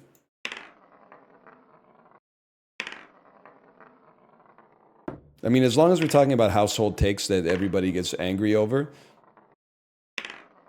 this one really riled some people out. It riled up a couple mods too. Origin, don't get baited by this, okay? I think the fire risk of dryers is like so heavily overstated. Now, it's always good to be mindful of fire safety. But like people treat a dryer like it's the reactor on a nuclear submarine. Like if you accidentally let it go for like 2 minutes too long, it's going to burn your whole house down. And I'm like, I mean, maybe if you threw like some like oily rags or something into your dryer and just said, don't stop till you're numb. But like, yeah, man, I don't know. Like, maybe you've experienced it and you could educate me. I'm a different kind of beast. I just clean the lint trap like every time and like don't soak my shirts in like kerosene before I put them in the dryer or whatever. Origin, I told you don't get baited.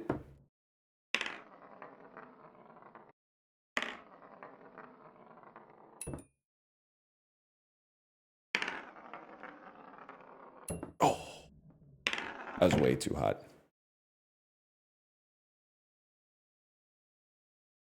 My dryer literally lit on fire. And we put it out and then took my clothes out. They were still damp. That's fucking funny. And that's also the realest shit anyone has ever said. That's real as fuck. You'll like open the dryer and it'll smell like smoke, but your clothes will still be soaking wet. That was before we had our ducts cleaned, to be fair. After the duct cleaning, that doesn't seem to happen, but...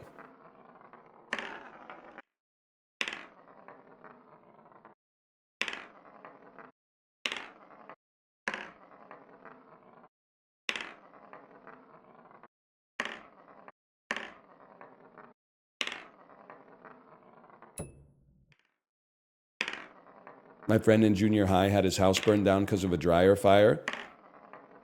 It should not be illegal for me to ask for more information. Do you have the insurance report? Or like the firefighter's investigative findings?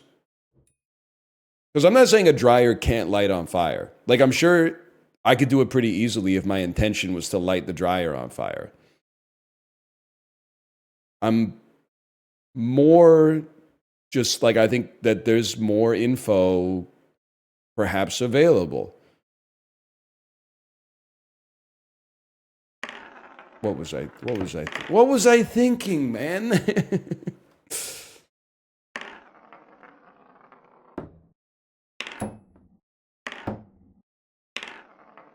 I'm so stoned. It wounds my spirit every time you don't get it.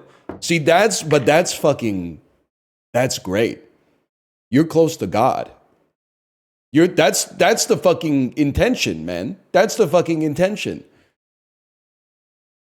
You're feeling it. That's good. And I know right now you're probably like typing like feeling what? That's okay. Just go with it, okay? Your spirit is pure. You don't need to maintain like a coherent mental through line of like exactly the steps that led me to be talking about this. Just sit back and feel it, man.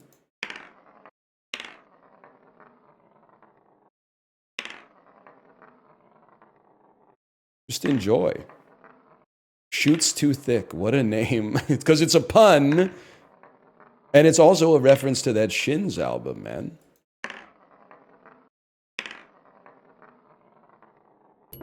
I like that. It is a good album. Can you try a no looker? Sorry, that was a double flusher. Like, you only flushed once.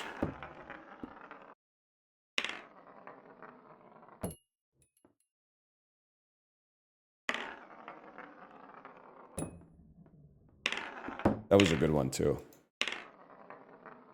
Killer Bean reference? Yep. That's all I know about Killer Bean, to be honest. And oh, I know Dies of Cringe. Yeah. And I know through Jay, I know Dies of Genji, which is Dies of Cringe, but before the bean falls over, they get hit by like a large green sword that looks like a dragon.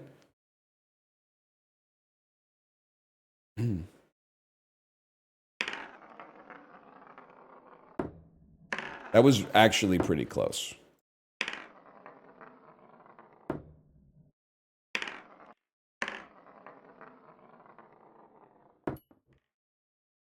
I do know Dies of Grinch. I didn't add it. As you can tell from my background, I'm not really that attached to the Christmas season.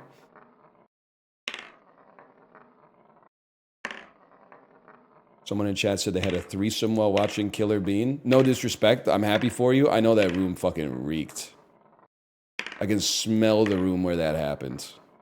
And I don't want to. You inflicted that shit on me. I haven't said I'm happy for you. I'm just saying I also bet the room fucking stank, dude. Why would you say that? But just picture the living situation of three individuals that were like, sure, Killer Bean threesome.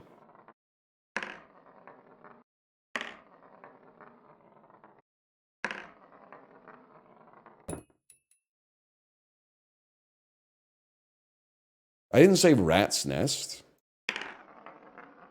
Band Kid. Okay, Band Kid, I think that you're starting to get closer to the core on that one. By the way, I said I was happy for you before all this fucked up character assassination.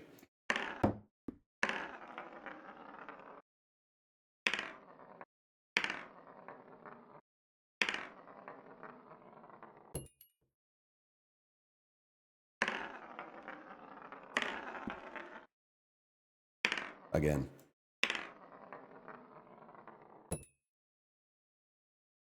That one didn't count. I got a clock check. 6:47.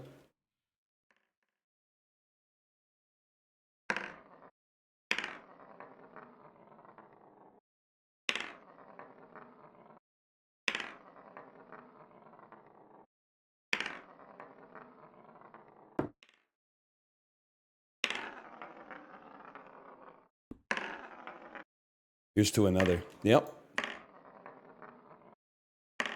You spent almost 7 minutes on this? Yes, man. Yes. I'll give 5 subs if you get this in the next 30 minutes. Can't bribe your way into heaven. You got to get there a quarter mile at a time.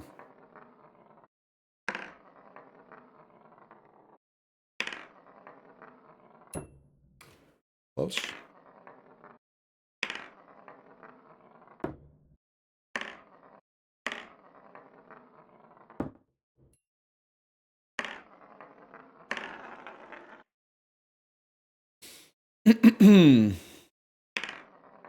That was a clean one. Thank you for that. Thank you. I almost lost sight of it. I almost went, oh, my 2 and 3 were so bad. And then I saw one person in chat that said that was a clean one. You really put it back into perspective for me, and I appreciate that. What kind of treads do you got on these fucking chips, man? They got all-terrain tires. They're landing in the bottle cap and rolling out.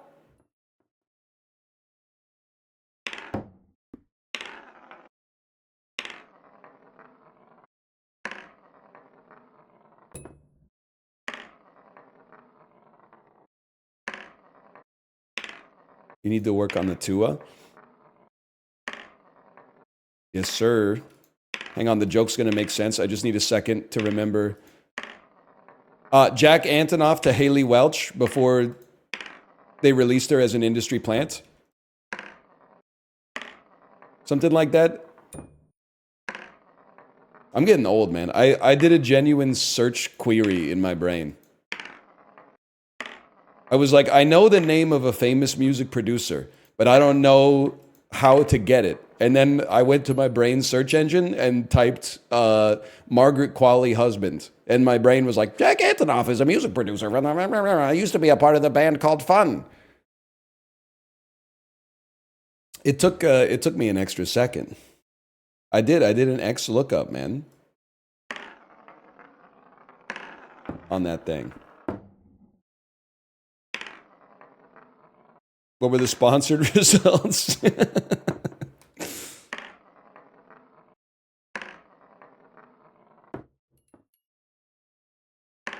That's a good fucking shot. That was a good shot. I can't be mad about that one.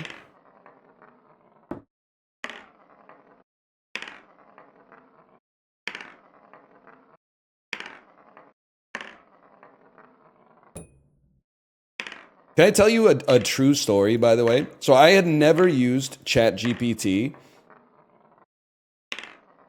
until it was either last night or even early this morning. I swear it to you.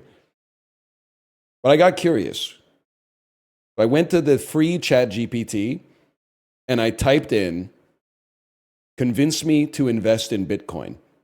And then it rattled off like 8 points. Then I read it all and I went, okay, very impressive. Then I typed in, convince me not to invest in Bitcoin. And it rattled off like 8 points and I read it and I said, very impressive. But then I was like, take a side.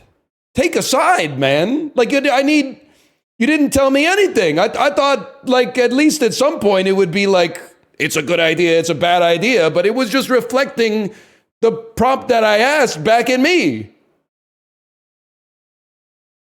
Like it didn't do anything. One, it's got to be lying to me on one side, man. You made the sandwich? Well, I thought maybe I'd be like, convince me to invest in Bitcoin. And then ChatGPT would be like, don't do it, bro. It's a bad idea. But the shit doesn't contain, it was just telling me what I want to hear. I thought it was mining at some kind of deeper truth.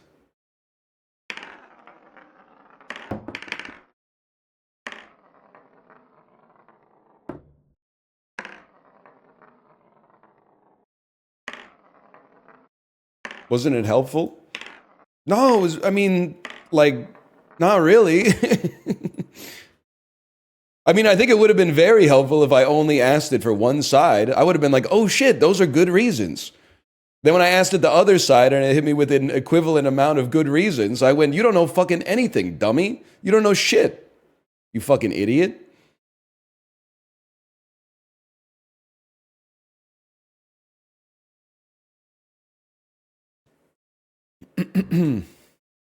Neither do you? I know, that's why I was asking.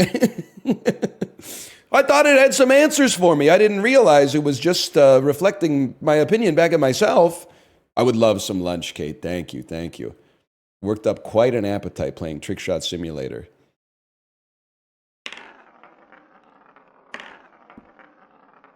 The slow roller.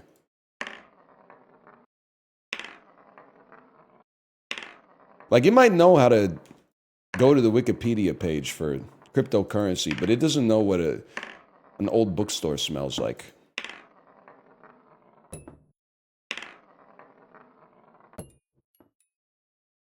Okay, hold.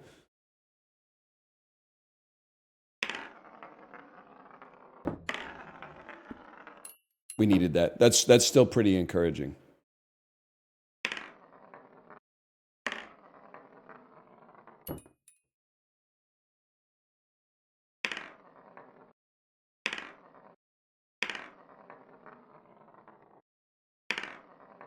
I'm worried about my two as well. I can't lie to you. It's human to worry. But to err is divine.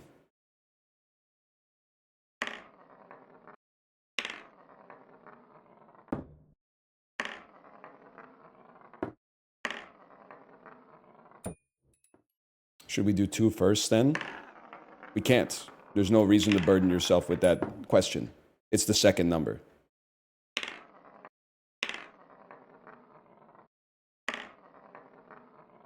You're doing important work. Please never stop trick shotting. Thank you for that. It's honestly, it's the comments like that really that make me stay here day after that, and the fact that this is like the most fun game I've ever played, I think. Going to a bar with my friends tonight. What should I order? Are you is it like one of the first times you're going to a bar?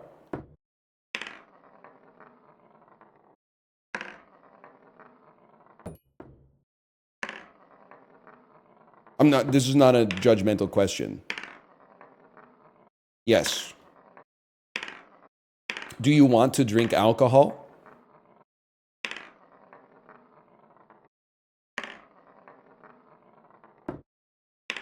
Yes. You don't know what you want, so you probably don't have much experience with alcohol, okay? I might suggest, because I think there's two possible axes to examine the question upon. One would be, socially, what should I order to convey the identity that I'm trying to get across? That's a tough question, because it depends on who you are, where you live, etc., etc. The other one might be, I don't know much about alcohol. What would be like a pleasant beverage for me to consume? I think if you're a noob at alcohol, you can't go wrong with a highball. I.e., wait, maybe I'm using the wrong nomenclature. A simple cocktail, like a rum and coke or something like that. or a 7 and 7, which is whiskey and 7 Up, something like that. Jack and Coke, exactly. Because if you decide that you don't like the taste, it's still like 80% something that's pleasant to drink.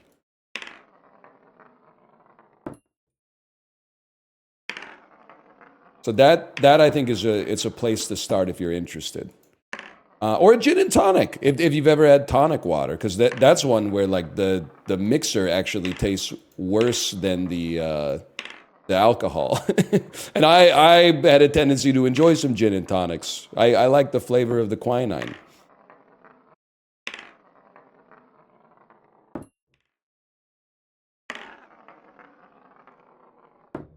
That was a pretty that felt so good when it left my fucking hand.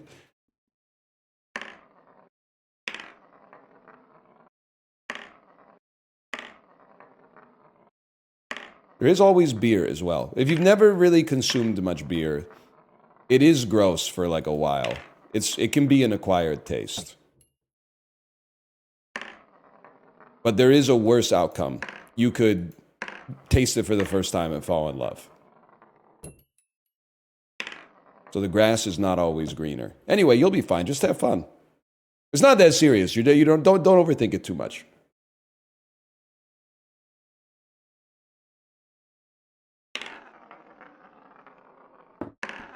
That felt good too. That felt really nice leaving the hand.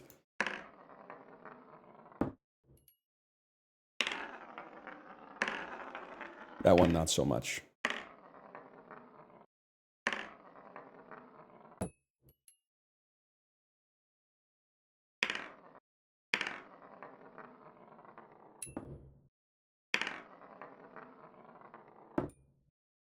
The ones are looking pretty good. You look like the kind of guy that insists cheap wine is indistinguishable from expensive wine.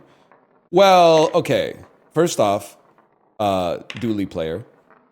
I see you and you are observed. You are perceived. Secondly, it is indistinguishable for me. I would never say it's indistinguishable for all.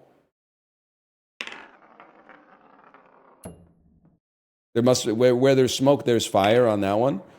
But I'm something much worse. I'm like, and I'm fighting the impulse like every step of the way, but I'm actually like becoming a teetotaler, which is pissing me off.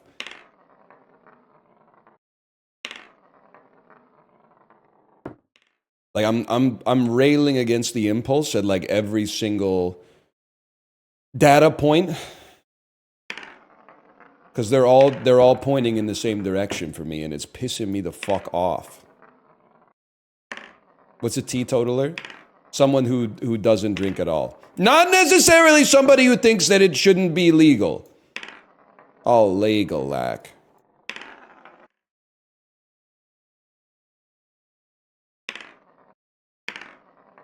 Practice Tua.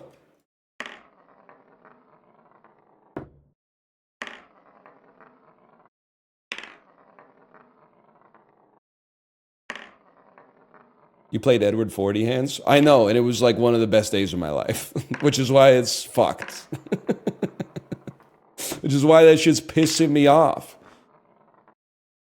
Like 15 to 25% of my best memories happened under the influence of alcohol between 2006 and like 2014.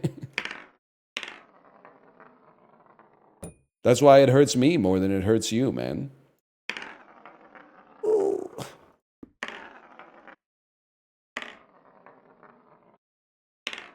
That's pretty sad. No, I've had like a pretty rich life, honestly. There's just lots of great stories in there.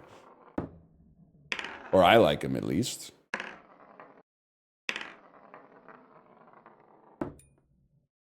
What's the drunkest you've ever gotten?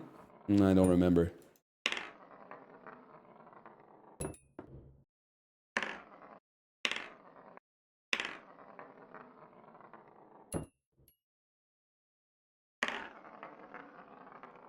Also, don't take this the wrong way.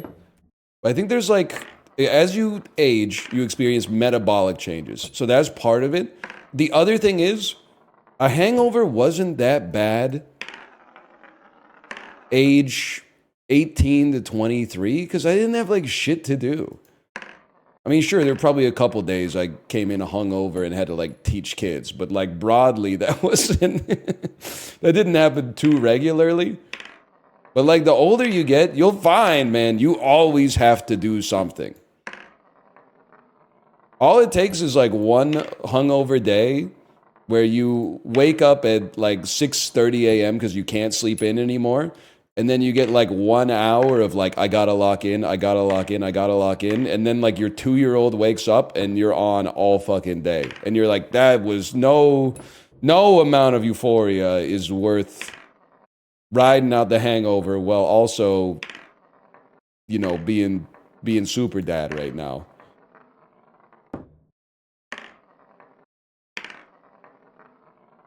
Hold.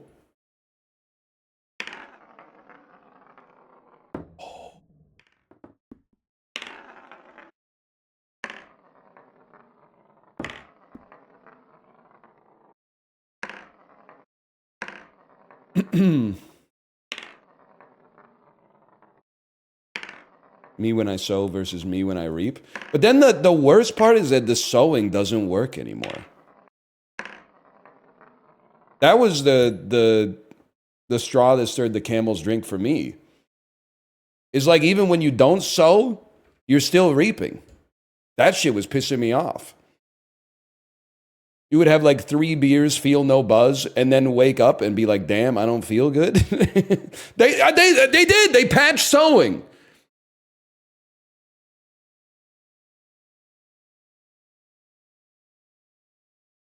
That's so real.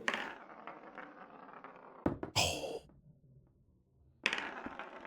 That was encouraging. That was encouraging. So the thing is that I really think you hit a dilemma in like, maybe it's different for everybody. For me, it was like, you know, maybe a year, 2 years ago. I was like, okay, so like, I can have like 2 beers. I could have 3 beers, not really feel a buzz, and probably fuck up my sleep. That's not amenable. That's not acceptable. That's bad on both fronts. I could have 8 beers and get buzzed like crazy and have a hangover. At least you're getting like you're getting the sowing part and the reaping is built in. Or you could have 0 beers and then there's no sowing, no reaping. So I think that's where I've ended up on, is because that's a much better solution, I think.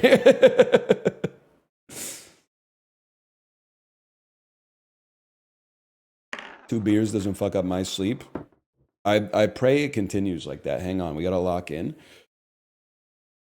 For your sake, I hope it continues like that, but you might want to check your HRV score.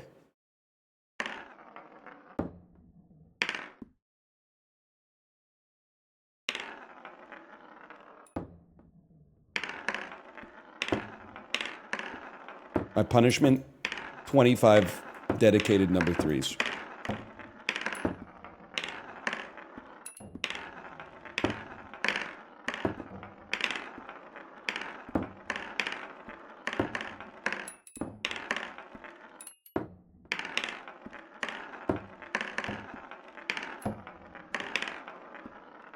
That's the motherfucker right there.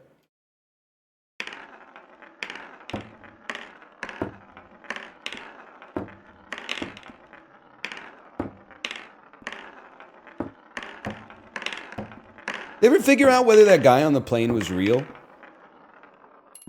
I know she like became famous after that, but like, did she ever did she ever explain what the hell was going on? Or did she just kind of like, you know, face tank it or what? He was real? That was my hypothesis.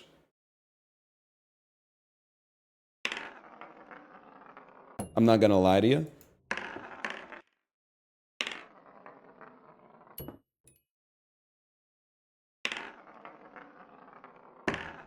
That felt clean. Not quite, but that felt clean. She had a mental breakdown?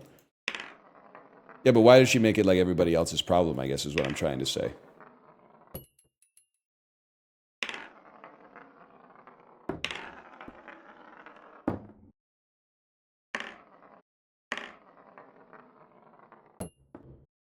Honestly, I don't mean this.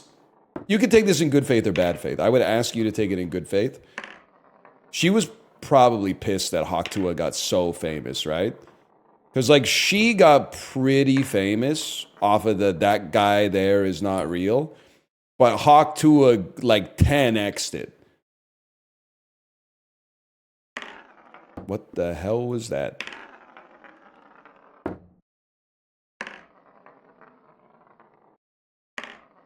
Mogged, I'm afraid. Wait, that was her? No, this is two different individuals. I'm just saying, like, they kind of got famous in the same manner. Like, a video went viral, and then they became part of the Barstool podcast complex.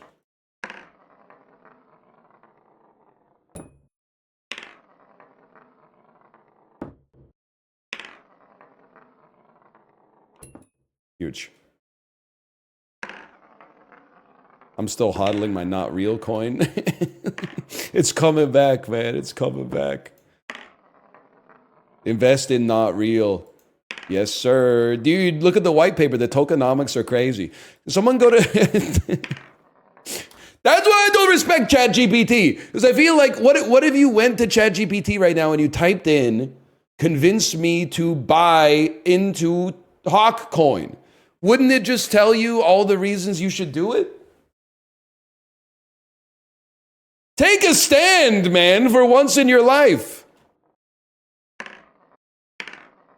That's what you asked it to do? Yeah, literally, you fucking engineer. But in like the subtextual content of my speech is like if one of my friends came to me and said, convince me to light all my money on fire, I would be like, don't do it. That's obviously dumb. ChatGPT would probably be like, well, burning money releases energy in the form of heat, which you could use to maintain your comfort levels.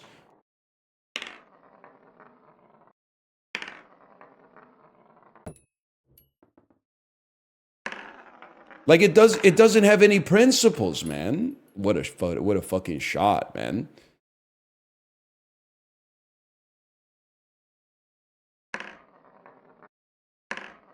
What a fucking shot.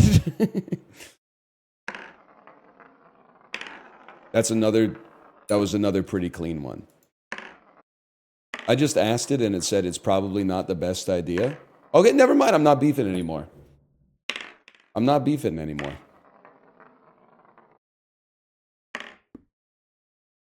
Hang on, we got a VIP message here. Chances of you meeting up with Haley Welch to help her? I can't. If I could help her, I'd be helping myself. So I'd say the chance is 0. But I have been part of the Haley Welch Defense Force. And I mean, I'm paraphrasing myself. She did a bad thing, but she was not smart enough to be the mastermind of the bad thing. She's a patsy. That doesn't mean that she didn't do anything wrong. But she's catching like 99% of the heat for the rug pull. When actually, I'm assuming the pseudonymous writers of the white paper and the developers of the coin should probably take that heat. But I'm sure that they're mostly known by like usernames and like avatars of like cute dogs with sunglasses and stuff like that. So it's possible that they might not receive the hate to begin with.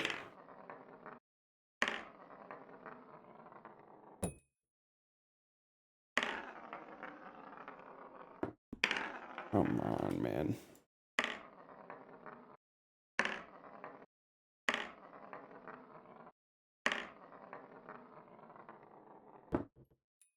So I got very few problems with Haley Welch.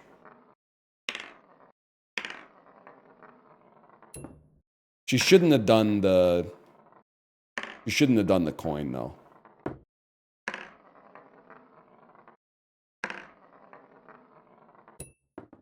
She made $2 million off of it. That's nothing. 2 is one of the smallest numbers. Why is this so mesmerizing? Dan, people think I'm putting on airs. This is actually the best content that I think this website has ever produced. No, it's not brain rot. Everything else is brain rot. Everything else is flashing lights and distractions and experience menus and side quests and microtransactions. And if you just tweak your sensitivity a little bit, your aim will get better. Try aiming with your arm instead of aiming with your wrist. And oh, if I could just rank up, my life would be saved.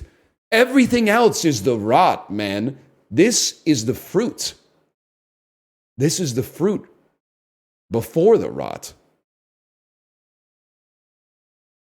I forgot how to shoot number 2, though. No, I didn't. That's not going to count, but it was a good throw.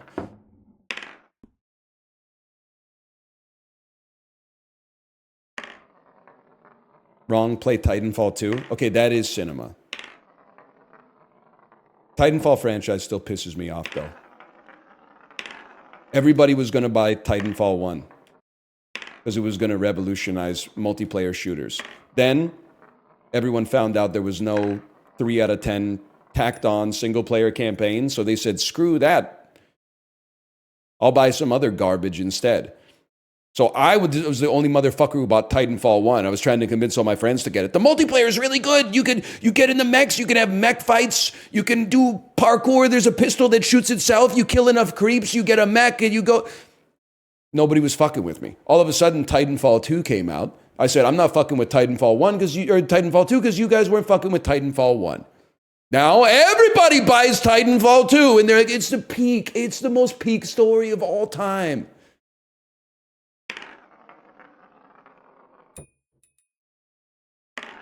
Little soft, but that was a clean 2, man. That was a clean number 2.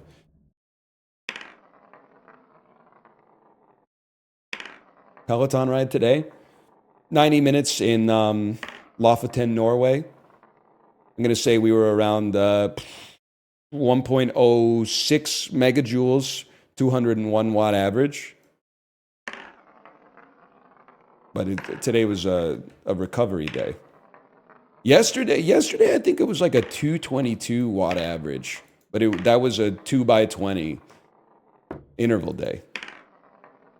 Pretty good. Ever since I mostly got over my respiratory illness, I feel like I've been cooking again.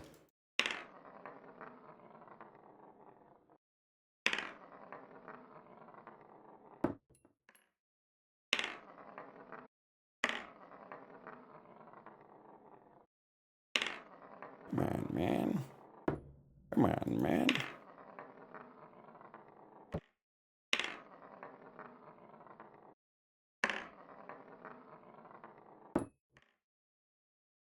That's the shot.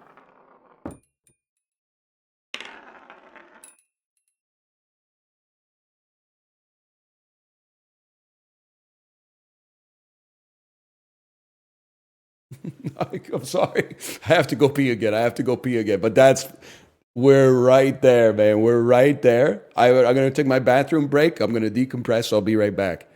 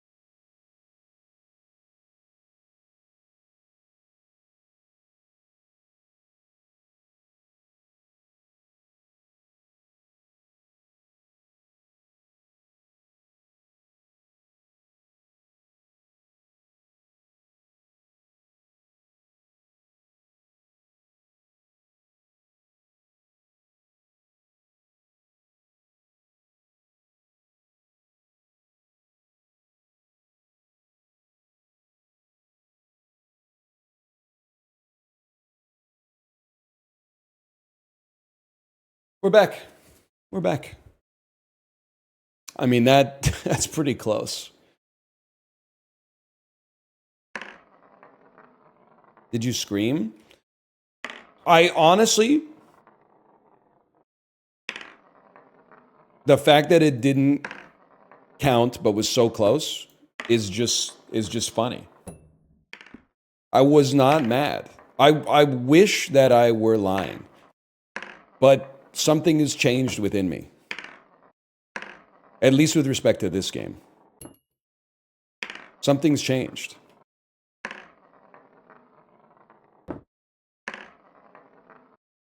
It doesn't matter how long it takes to sink the chips.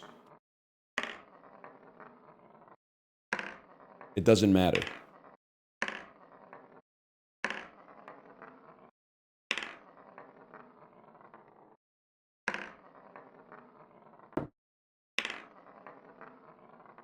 The important thing is your last attempt ever has to be a win. We decided to do it. We knew it would be hard. We decided to do it regardless. I will not betray my younger self by going back on that promise.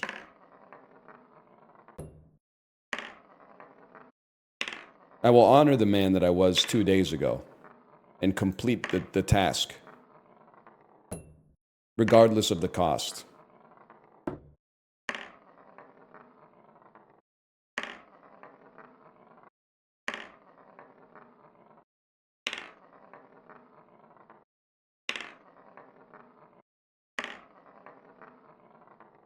I knew it.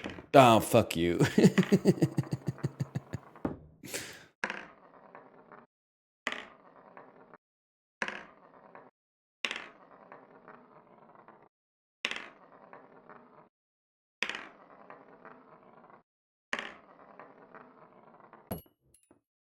We take those.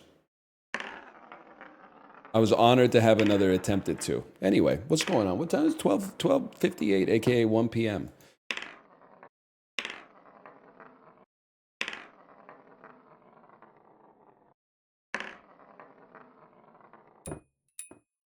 Ever consider writing a book?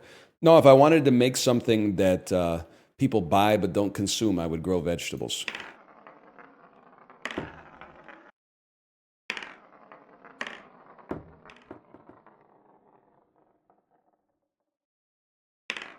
Now, if you'll excuse me, I'm locking in. What? You wouldn't get it, Apollo. That my heart skipped a beat on that one. My heart skipped a beat on that one. I'm not gonna lie. Apollo, I was talking earlier in the stream. I was a little pissed at both of your Dune reviews. Now, I understand that you are kind of just padding out the Letterboxd catalog. That's not what I have a problem with.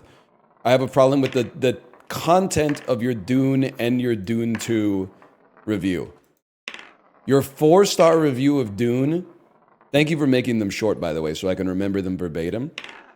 Your 4-star review of Dune that says, this movie, a good movie to fall asleep to. Needlessly reductive. Your 4-star review of Dune 1, which is more offensive to me because Dune 2 clearly mogs Dune 1. As if you gave the first one a 4, the second one's got to get at least a 4.5. The second one, you reviewed it and said, maybe this is the joke and I'm the fool for not recognizing it until I'm saying it out loud here. Your review of Dune 2 is, they honestly could have cut out half of this movie. My brother. My Fremen brother. They did. It's called Dune. It's called Dune 1. They had to cut out half of Dune 2 because otherwise their one Dune movie would have been like 7 hours long and nobody would have gone to see it, unfortunately.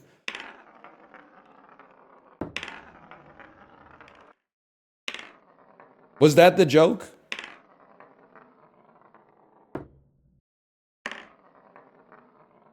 Huge. Oh. No. They should have cut out 1/3 of the movie. No, man. No, no, no. I don't accept that. Dune 2 was not slow. I resist the notion that slow is a bad thing. Dune 2 is not overstuffed. It's a 3-hour long movie that feels like it's 90 minutes long. At least if you watch it in a room with no windows. Like if you can see outside your front window that the sun is setting, that probably changes the perception a little bit, but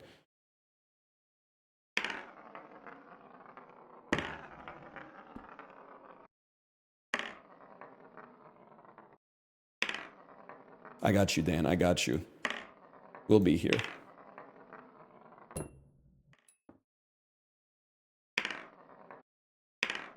Thank you.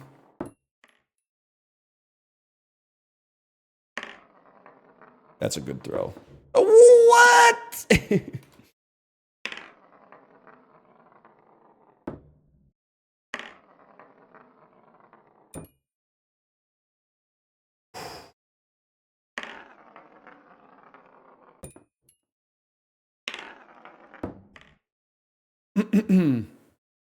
I mean, I like Dune, but they are shockingly boring for the content. Apollo, what do you mean shockingly boring? The movie was gas, man. Did you miss the part where he rides the worm? And the score goes, aye!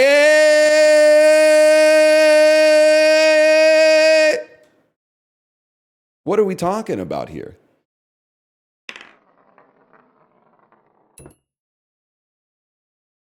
That's fucking cinema, dude.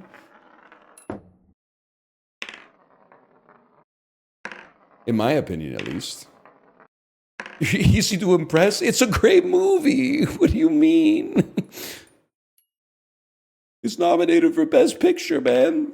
It's a science fiction movie nominated for Best Picture. What do you mean I'm easily impressed? You're trolling, man. Your favorite movie is probably Puss in Boots anyway.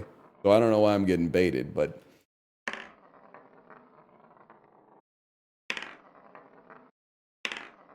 That wasn't... Not everything that I'm repeating is from Apollo, by the way. The last Apollo message I saw was that, considering the content, the movie is boring.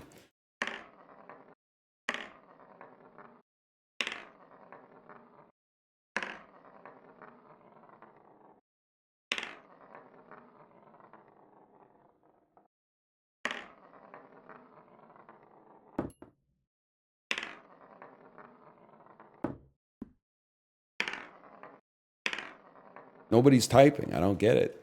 You planning on checking out A Real Pain? I already saw it. It's good.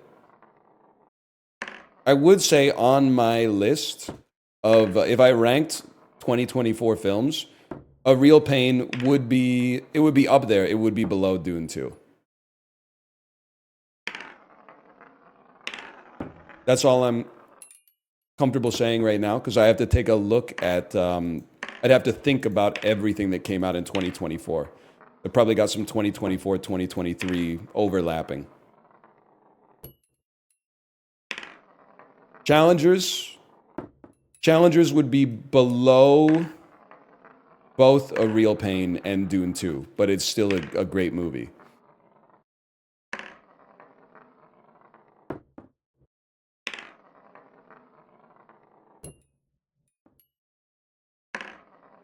Now, Challengers versus Conclave.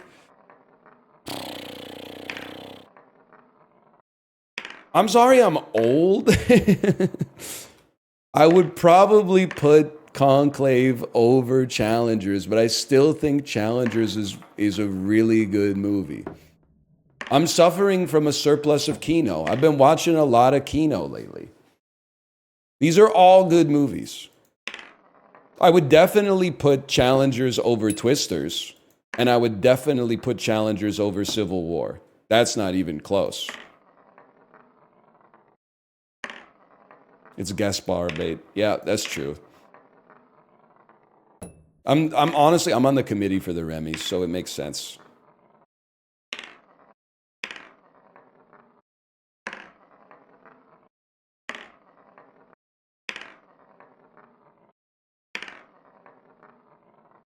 I agree. Seth Rogen should make Interview with the Vampire.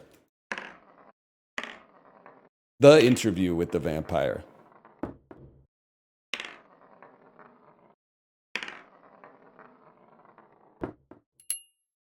That one might have been in. I apologize.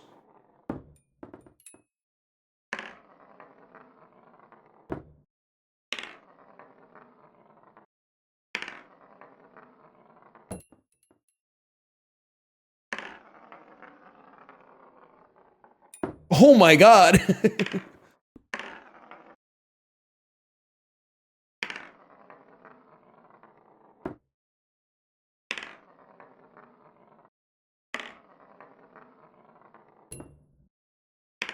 Huge.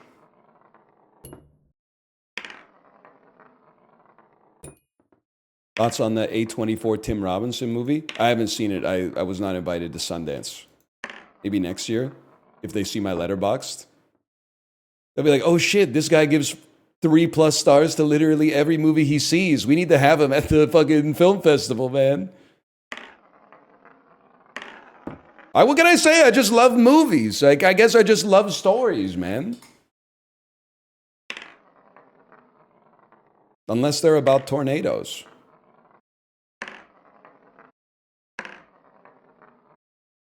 Watch Dinner for Schmucks. I've seen it and I agree with your review that just says fuck you.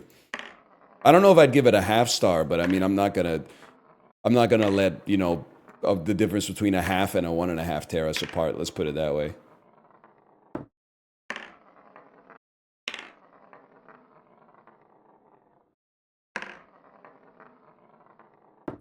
Come on, man.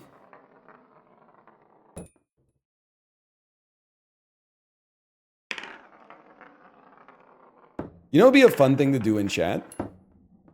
I'm sure we have some subscribers who have never typed.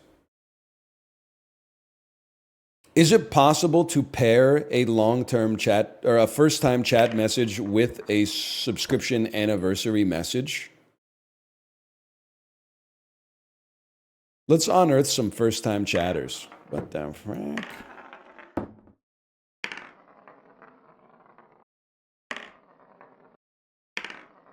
It doesn't work like that. Okay, don't burn your messages yet. Don't burn your messages. I gotta think about this. Fuck you, dude.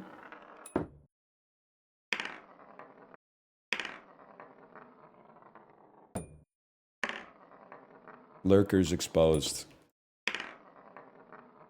I appreciate being a lurker, man. I appreciate being a chatter. I mean, I'm not gonna lie. I got like stuff to do in my life, but when I really do have 3 different phases of my day. There's streamer. That's where I'm streaming on Twitch. There's chatter. That's after my stream where I eat lunch. Cade, Chibley, Justin, Corey, you know, friends of mine are live. I left out Apollo because he's offline before I finish. Same with Malf. And then I go into their chat and I'm just kind of like kicking up dust in the chat, you know? And then there's like 8 to 8:30 p.m. right before I go to bed. I'm in full-on lurk mode, man. I dare not. I'm scared to type in chats that are not my friends' chats.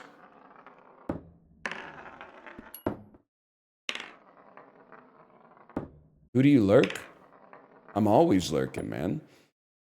Watching a little Ghost Hunters Go Off Kings last night. Little Dokapon Kingdom stream for Luke Man's birthday. You can catch me watching Ricky Peacock play some MMOs or Fly Night from time to time.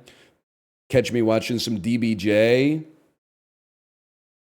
Some Howell Dottie game show streams. Watching Chucky hit his fucking dance. You know what I'm talking about? I'm everywhere and nowhere all at once, man.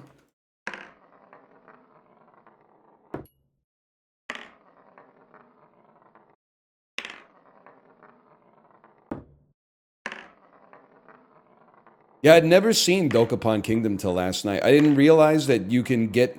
It's like Mario Party for sociopaths. Like you can... It takes days to finish the game.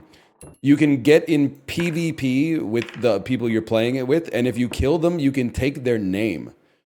And when you take their name, they're forced to choose from one of the names the game gives them, which is like Big Butt or like Like they have crazy names, like eats poop and stuff like that. Mistake, yeah.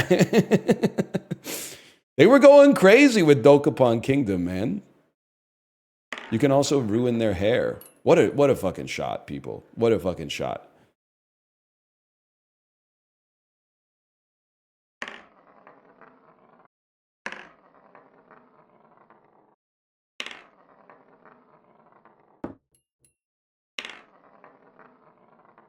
That dastardly too. You're a rascal. You're a rascal too.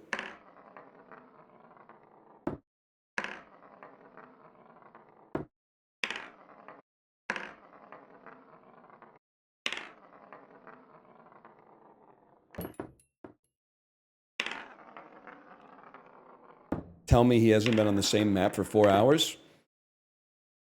7.5, actually. 7.5.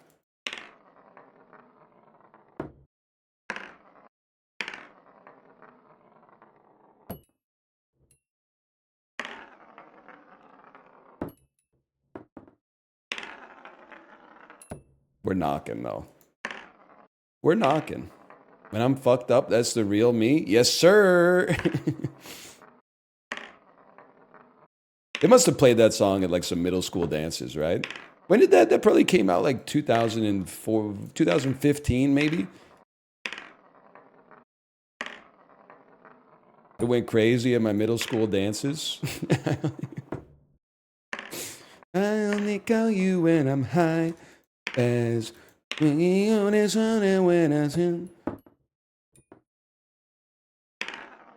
definitely at my high school dances. Yeah, man. I hear you. That's what's crazy, man. If you were in middle school in 2015, you're like a fucking, like a real adult now.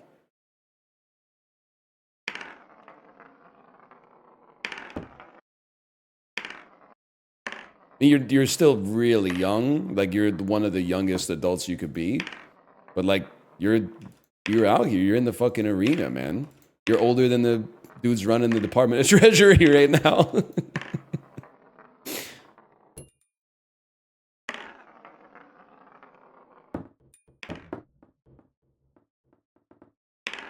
That one will drive you up the wall a little bit.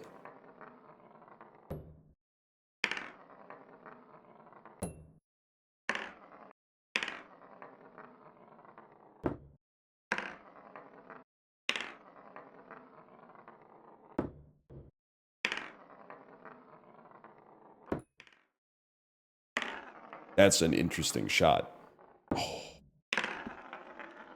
Those were pretty good, man.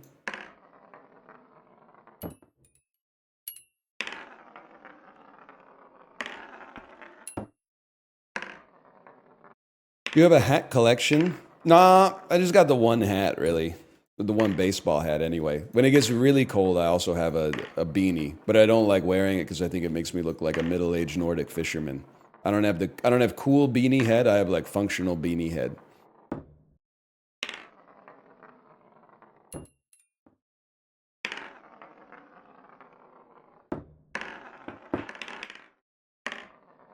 What do you mean by that? If your head is really big, I think beanies don't look the way they look when the cool guys wear them. Where they wear the beanie like close to the top of their head and then it like pokes up. Like I can't do that. It makes me look like one of Santa's elves. But then when I pull it down, I legit look, and this is not me being like diminutive, I look like Joe Pesci from Home Alone, which is not the look I'm going for, but it's the look I'll rock if I have to like shovel the snow or something.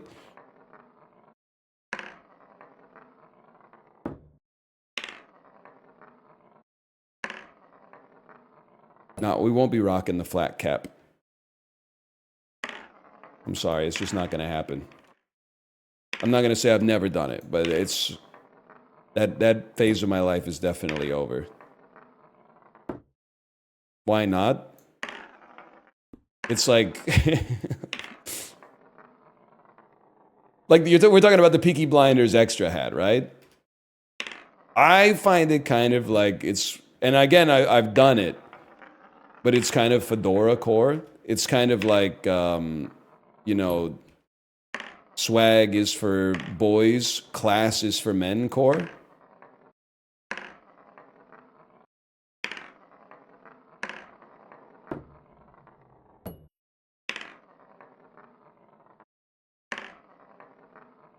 It might come back. I don't know. Maybe it's still here. I don't know.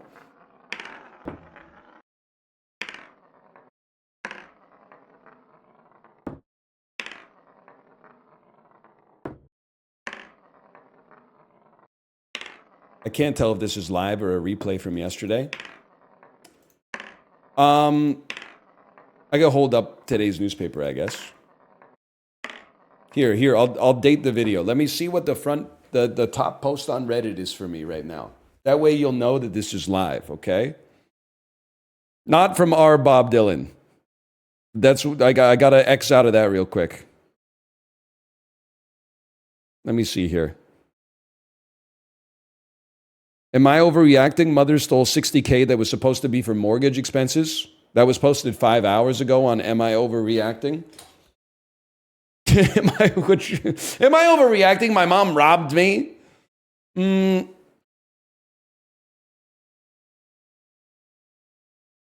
8 hours ago, Crocs drop Luddy and then post some insane earnings. Other brands take note. This is from r/Ludwig Agrin.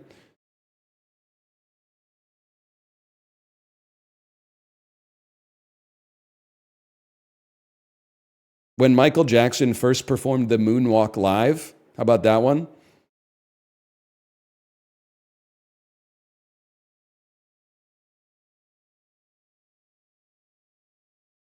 I mean, now I'm just scrolling Reddit. Anyway, that one's from yesterday. It did say 1 day ago.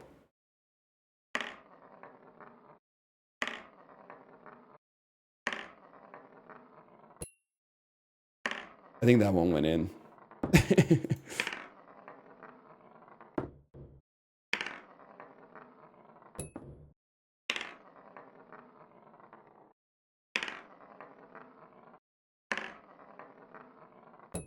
We have Luddy at home, Seth Jarvis. True, though, true.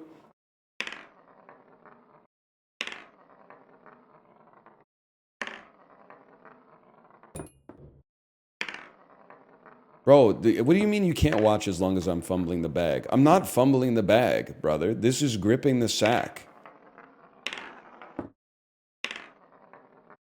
If you can't see that, then you are truly lost.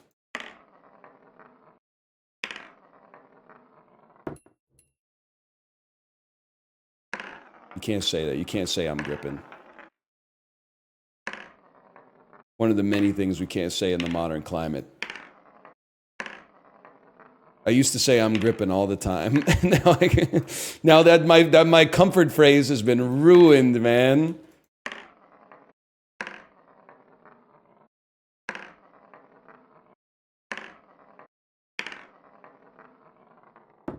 This is how rich people spend their time in my head. Oh, man, let me tell you, it's so much worse.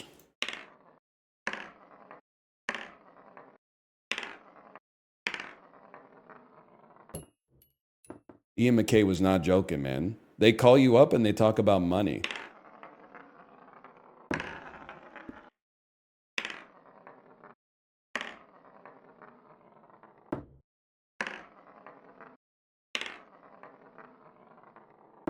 Come on, man.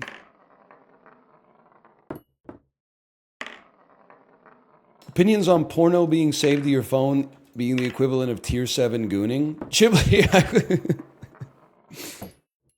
all I'm going to say about that long conversation, that I would say maybe even a little over long conversation you had about this yesterday, is I think it betrayed your biases as a single man in your 20s. Because you were saying people only use their phones when they're out of the house. I'm not saying for jacking off. I'm saying you were saying people only use their phones for anything if they're outside of the house. That's not true, man. That's a product of being a single 20-something person. Because when you're at home, you don't have to like be around other people. But you got a family, Sometimes you just get the whole family together in the living room and everybody's on their phone simultaneously. And that's quality time. Not too much, but like a little bit. Like I'm like inverted from that. I'm really only using my desktop when I'm working. The rest of the time I'm outside of the office and I have my phone in my pocket. You would be a great politician. This wasn't the question I asked. Listen, buddy. Well, yes, I do feel there's something spiritually bankrupt about jerking off to pornography and then having a moment of clarity and being like, oh shit, I gotta save this for the next time I jerk off. I do think that I think that's kind of insane. It's like I know we were talking about it, but the person in your chat that accidentally posted their pornographic link and it was like xtits.com and I was like, that's how you know that was like a 4-hour long jerk session. They were deep into the B-sides, man, on xtits.com. I have to imagine that was probably not the first place that they went to. They were like, no, that one's not. No, that's not my tempo. Not my tempo. No. Now, how it ended up in the clipboard is not for us to know or judge, I suppose, but get it twisted. 99% of gooners give up before they find the perfect porn to come to.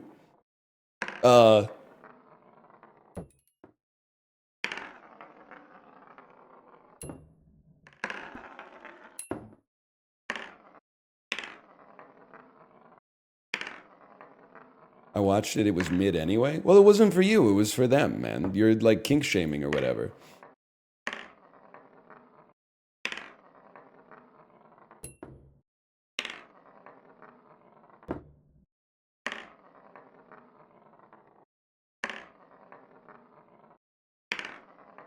Yeah, I don't, nothing in human nature is alien to me, man. It's just funny.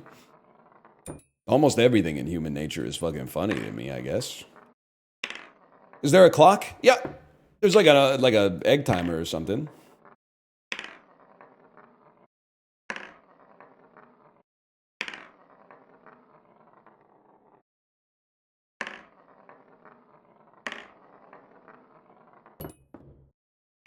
Did that say 7 hours? Yeah, you're right. We almost, oh, dude, it's almost quitting time.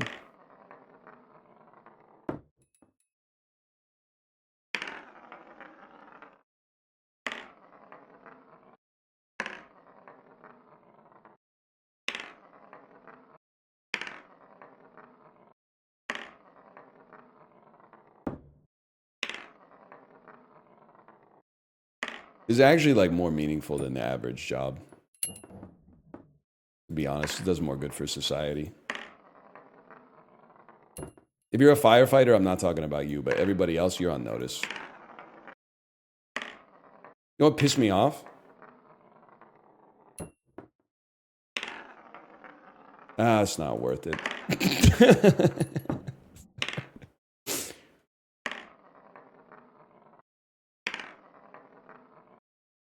Say it? All right.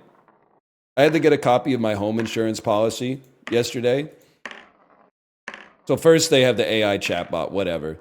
I just had to I had to click something else like 20 times. And then they're like, damn, your shit's all fucked up. Let me get you to talk to a real human being. Okay, so I finally get to talk to a real human being. And I was like, hey, can you send the insurance policy to the email that you have on file? And they said, sure. First, could you tell me what your insurance policy number is? And I was like, well, damn, girl, you work here, but sure, I guess. So I went to my profile and found my insurance policy number. And then they said, hey, could you tell us what email address we should have on file? And I said, wow, you're really not doing anything here, huh? So I gave them my email address. Then they sent it over. Okay, no problem. But then they sent me an email after. And they were like, please help us make our service better in the future. And it was like a 10-minute long survey about the 3-second long customer service interaction that I had. And I'm telling you, I apologize if you work in this department of a similar industry. Pay me. I'm sorry. Because I already didn't, it's not their fault, and I'm happy they worked there and could do this for me, but they already, like, I didn't want to talk to them in the first place. I just wanted to have my insurance policy. And then after I did it, I was like, that's over. And they were like, if you got some time, here's like a chore for you. And I'm like, I really don't care. Which I guess they don't really care either, whether or not I fill it out. But at the same time, like if you gave me like a $5 credit on my annual insurance, I would fill it out. That's $5, man. But if you want me to fill that out for free, it's not gonna happen.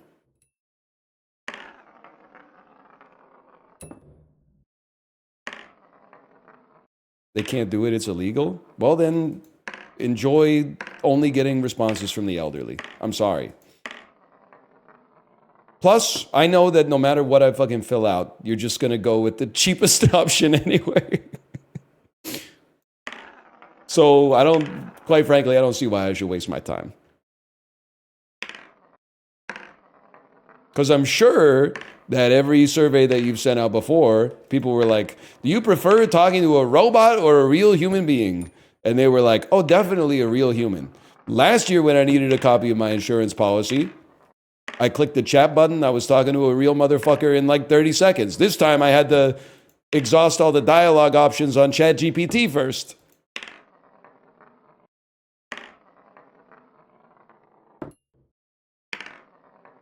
Has he ever hit number 2? Check this out. Okay, so I didn't hit it, but you can see that like the vision is there.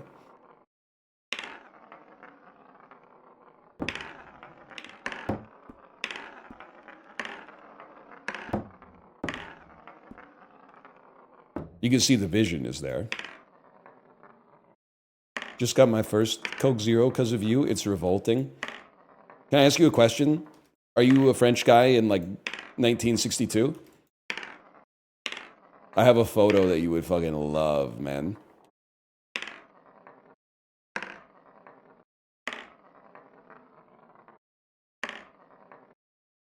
I have a photo you would fucking go crazy for.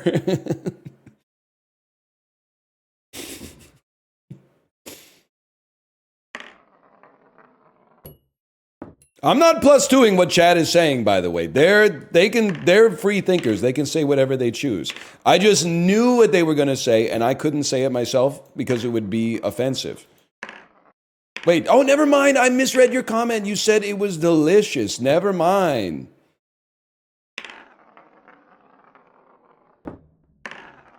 Sorry, we were beefing for no reason. We were beefing for one reason, because I misread your comment.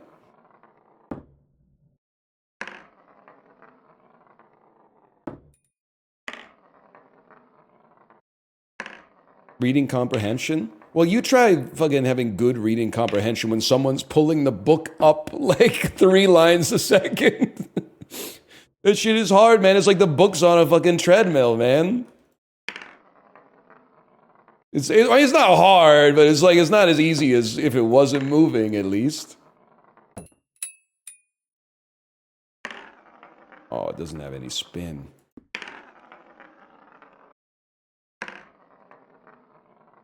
What do you get at the Coke Freestyle machine?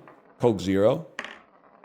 Maybe if it's the same amount of button presses. Coke Zero Lime, Coke Zero Lemon, Coke Zero Peach, or whatever. I'll click a flavored Coke Zero. I've said it many times before, but I'm a freestyle machine hater, though. And the worst is, like, you ever go to a restaurant that has a Coke Freestyle machine, but it has, like, no options on it, so thus betraying the flawed premise to begin with of the Freestyle machine? Like, you pull up to the Coke Freestyle machine, and it's, like, just Coke, Diet Coke, and iced tea or something like that, and you're like, what the fuck are you doing here, man?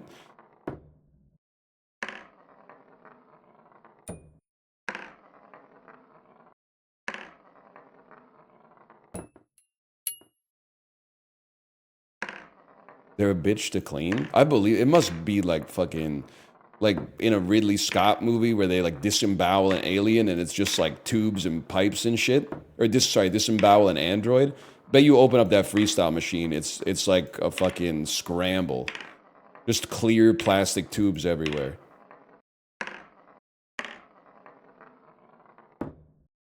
And like, do you have to fill up each of the juices like individually, or is there like a substrate that like responds to the electrical signal and then just produces the beverage that you're asking for at the moment of you pressing the button?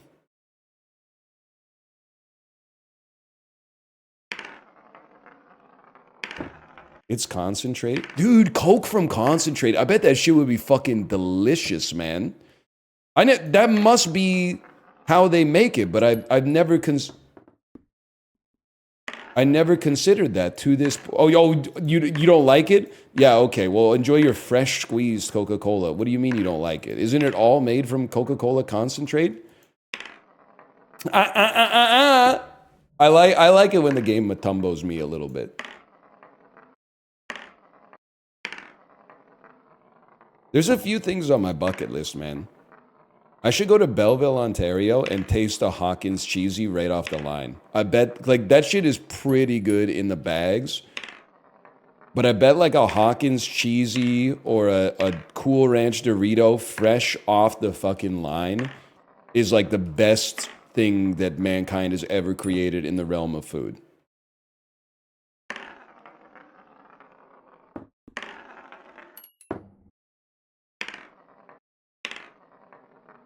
Have you had lunch yet? No, why do you ask?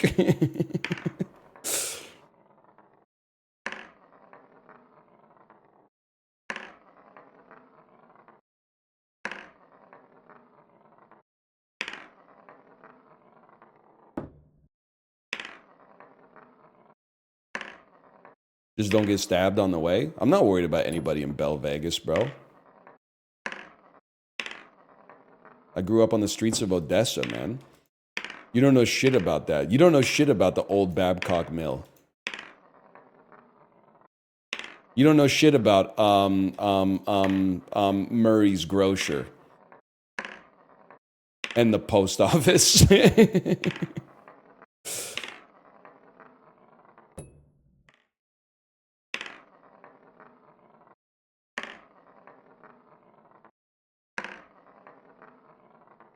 That was big. Not too bad. Not too good.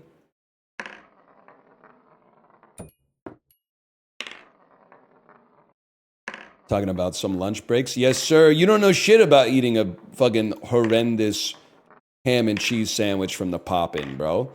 You don't know shit about being accused of stealing chocolate bars from the corner store just because you walked in with your backpack because you're in the 9th grade, so you have to take your backpack everywhere. And then you go to leave the store, and the old guy goes, "Hey, I know what you kids are doing in here with your backpacks hanging around the chocolate bars and the chips. Don't come back." And you go, "What the fuck did he say fuck me for, dude? I didn't do anything."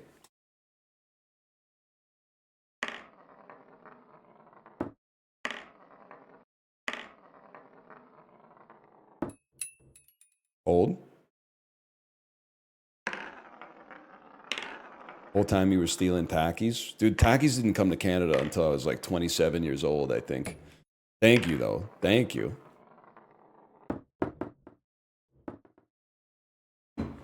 Your two sucks? Yes. Yes. I would agree with that.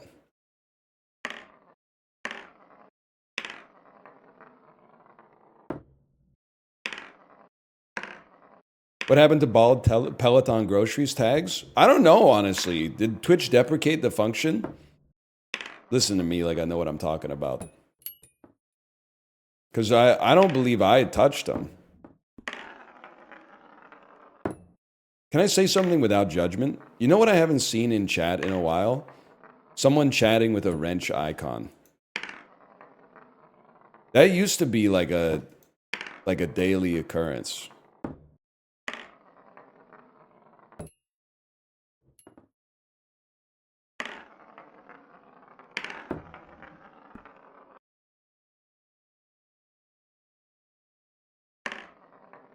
Is it like the executives are like, don't get high on your own supply? They're not allowed to watch Twitch at work. They should ban the website on the network for sure.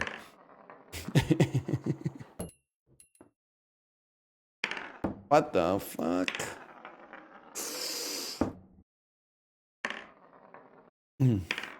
Some guy with a wrench last week was talking about having a Subaru. He ain't heavy, man.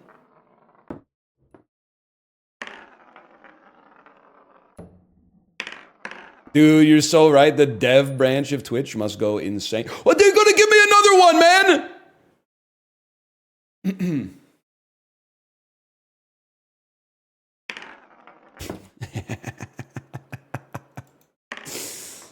Oh.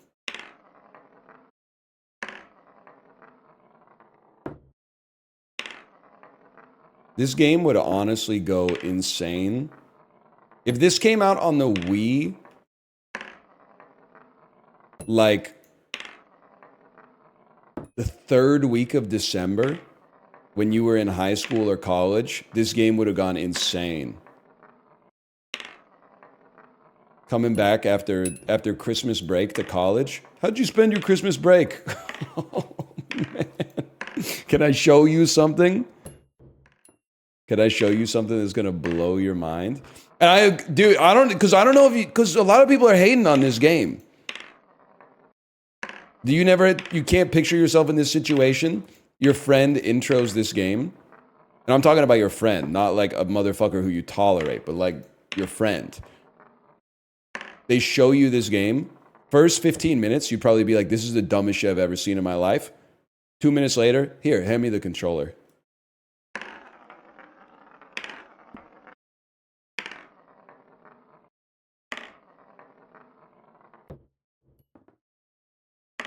You don't think? I'm telling you, I think it would go that way.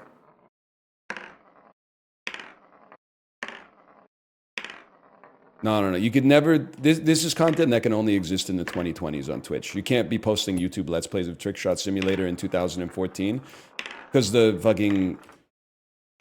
I mean, the millennial. I say this as a millennial. The millennial fucking Redditor ass university degree holding commenters would be like, "This is a serious fall from grace for you." I mean, I know you've fallen off, but this is a new low. They don't get it.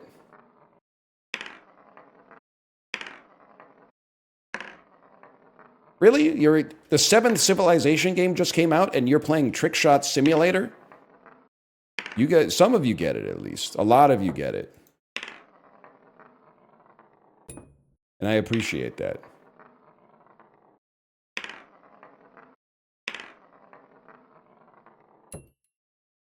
I think I'm starting to understand what they want me to do.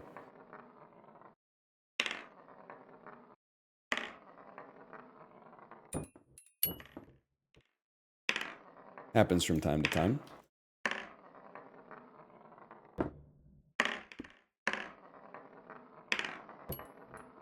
Fuck you.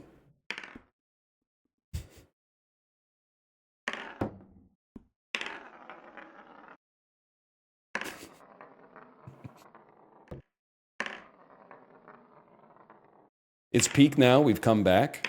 Well, get ready, because I think we got at least one more session.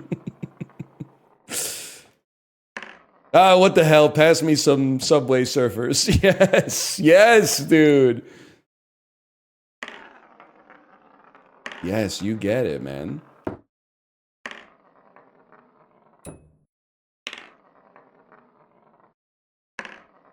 You get it.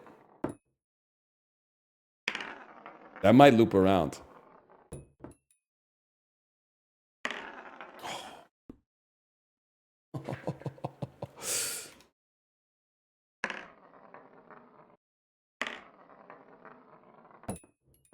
We take those. A little too much mustard. You got to practice the 3? No, you don't. You just have to get it. There's no tick box you have to hit. That's like, you need to practice. You just need to get the cap in the chip in the cap.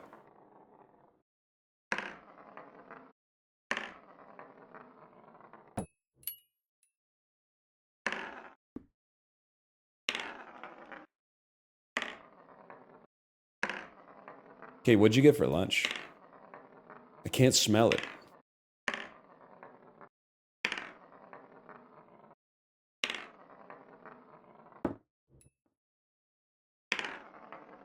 Also, Librarian, the compilation is going to go crazy. Like a lot of people, they don't want to see the whole sausage being made. I mean, it is taking a long time. But the compilation is going to go crazy. Not everybody wants to hear the basement tapes. I understand that. Not everyone wants the live versions. A lot of people are content with the studio versions. I consider myself among them. Because like the studio version of Simple Twist of Fate is perfect. It's haunting. The live version off of Bob Dylan Live, what the fuck was my dude smoking when he ruined the song?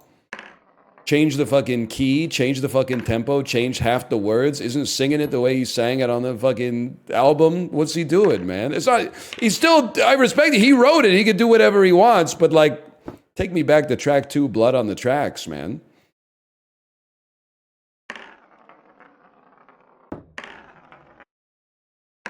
It's nice to hear the lyrics change sometimes too and know that like, you know, these were the ones that today he's like, I wish I'd put these lyrics in the song. Tomorrow he's like, no, back to the originals.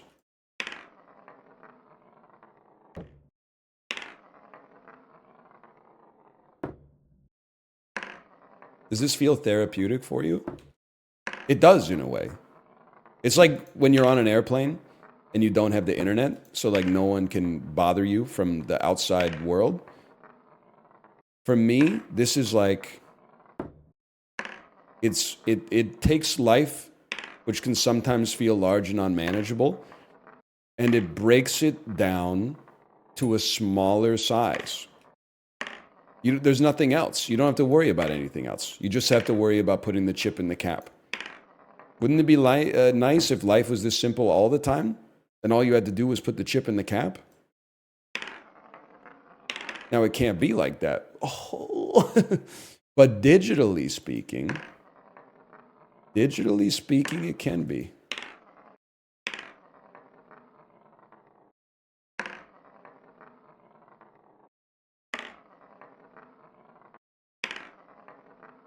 Is Chiblee playing Trick Shot Simulator after this? I need him to get through the badminton so that he can get on. Because the 5-pot bouncer, that's like a 15-minute one at best.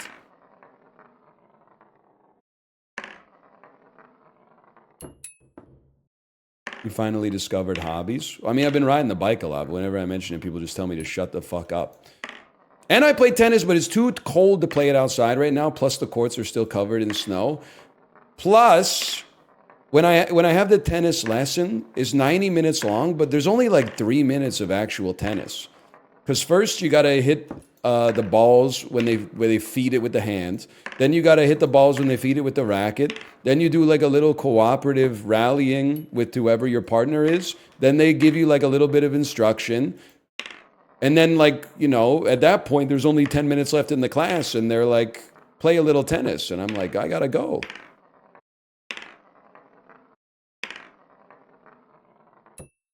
Hold.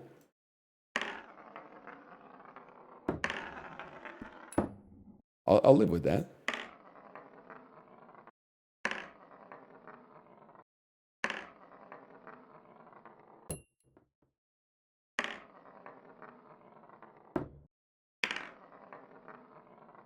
Hold.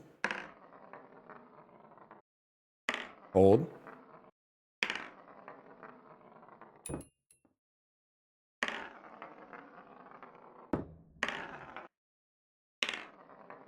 Just rent one of the courts at UBC. Brother, I'm trying, but they fucking...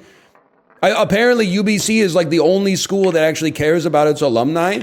So they hold all that shit for like, they give priority to current students, current administration. I understand that. But then they also give priority to alumni.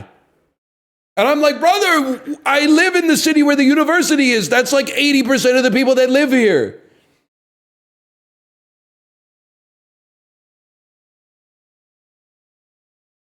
Take a class? I can't take a class. They fill up so fast with current students, man. UBC's on top.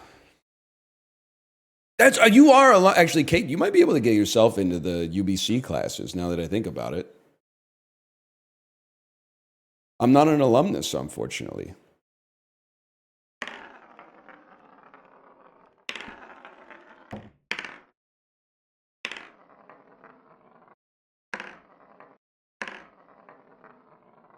Maybe, Kate, maybe. Once we need to get 1.5 certified first. Once we get 1.5 certified, maybe we could take a 2.0 at UBC. But I'm telling you, they fill up like instantaneously. The shit pisses me off. And I'm being serious, but it's like, because we've got the same fucking infrastructure. Like, I'm pretty sure Vancouver has not had like a big infrastructure investment since like 1990. You got the same fucking community centers, the same fucking swimming pools, the same fucking rinks, everything, same amount of fucking parks, and they're great. Don't get me wrong. In the last 30 years, they've added like 2.2 million people. So now you got 4 times the amount of people trying to squeeze into the shit that you built for the city when the city was 1/4 the size. You got to build some more stuff, man. We need more courts. All right, okay, we did add a bunch of stuff for the Olympics, I guess. Yes, we need, dude, train wrecks. Build a tennis academy, please. Please. I will train at the Train Wrecks Country Club. Don't get it twisted. I will train there. You're our only hope, man. This dude is shameless. But it could be a vibe. Are you a pusher in tennis? Yes, I am. I wish I wasn't. I wish I had more technique. But I mean, I'm a cardio bunny who's still learning, how to put spin on the ball. So yeah, I'm a pusher. It's mostly by accident, but yeah, I'm a pusher.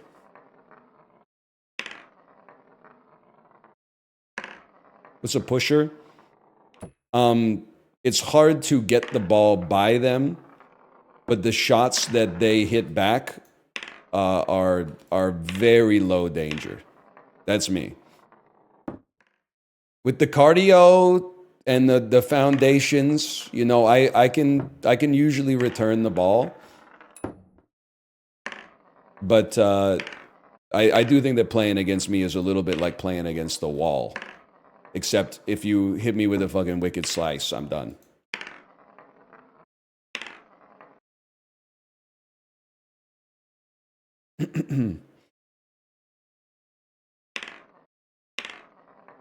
I do love the inventory slot. I do love it.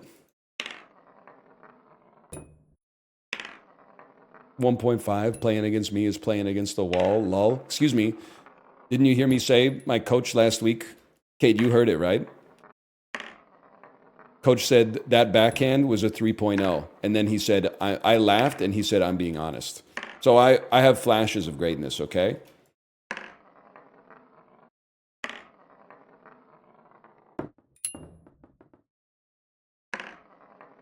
Three point oh out of, I don't know, like 6 or something, 7.5.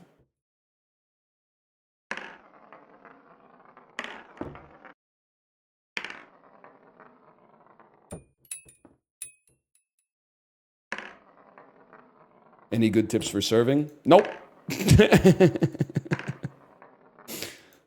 Nope. You're the Jahlil Okafor of tennis? That's pretty good, man. Charlotte Bobcats legend, I think. I don't know. Maybe Oklahoma City Thunder, Jahlil Okafor.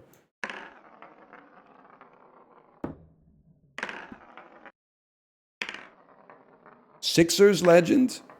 Who am I thinking of, man? Who's the most famous Bobcats player from the mid-2000s? Ah, Emeka Okafor. Thank you. Yeah.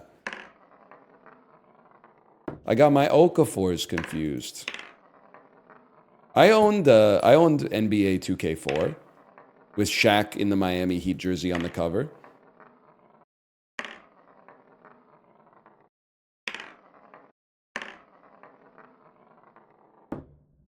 Aaron Davis. Who'd you play? I mean, it's the mid 2000s, right? Who do you think I played? Take a guess. Take a guess. Lakers, wrong. Seattle, wrong. Wizards, come on, be serious. Spurs, nope. Cavs, nope. Pistons, nope. I don't think I've seen it yet, honestly. I don't think I've seen it. It wasn't the Raptors. Suns, you got me. You got that's. I played as the Suns, man. Sean Marion, Steve Nash, Amare Stoudemire. I mean, they were lights out.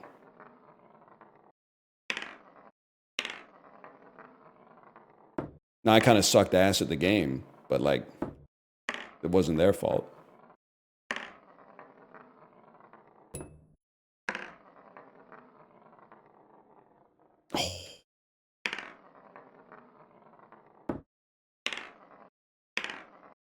Steve Nash was a straight shooter? Not really. I don't think so. I think he mostly was like an assist merchant, which is why I think it's crazy that he won so many. I mean, I must just not understand how hard basketball is. Because like whenever I see a clip of a great assist, I'm like, that looks like the shit that people were just doing like in intramurals when I was a kid.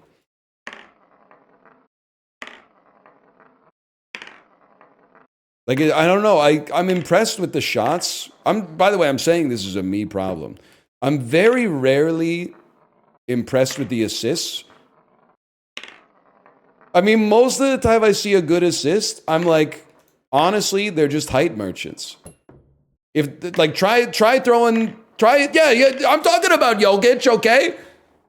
If Jokic was 5'10", he wouldn't be fucking shit. Because you know what? He couldn't just do this and like hold the ball out like this and then go and pass it like way up high to someone else where they grab it.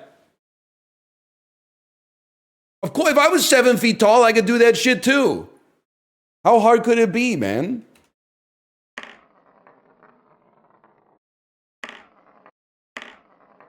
His three is crazy. Well, he's a good shooter. I think he's glazed for the assists too much. Now, hockey assists. I mean, did you see that pass from Sidney Crosby to Nathan McKinnon last night? Holy cow, man. That was crazy. I'm starting to think this Crosby kid could make a name for himself in the league.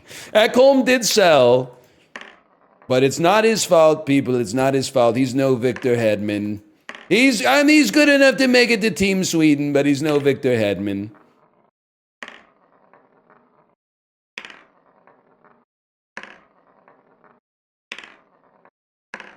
Jordan Binnington is kind of ass. Yes, he is. I don't like him. I don't like him professionally. I don't care for him personally either. But he's our best goalie, apparently, somehow. Doesn't really make sense.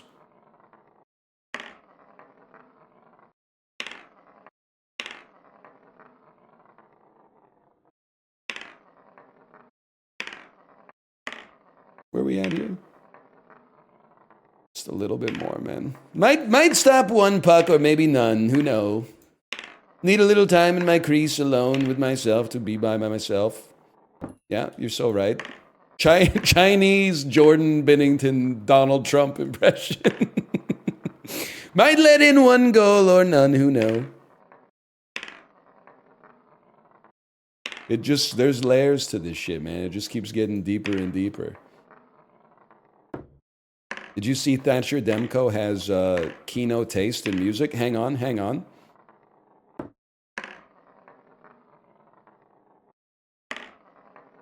Explain yourself. Describe it to me.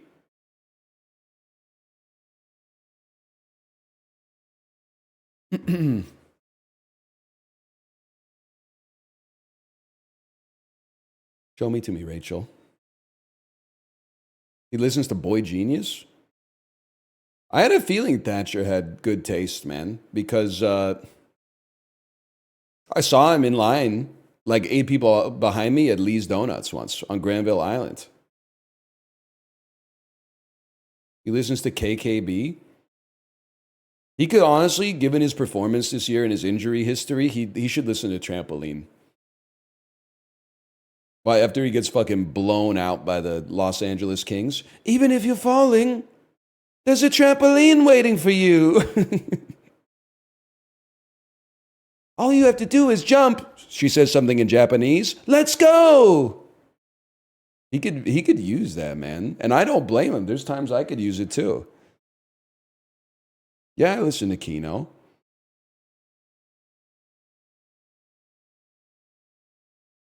Yeah, it didn't feel right. I'm just going to level with you. That one felt wrong basically from the get-go.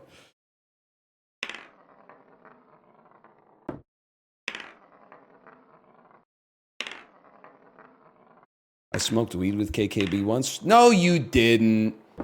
Let me guess, you and Sloan Kettering were blazing that shit. Maybe you did. That wouldn't surprise me, I guess.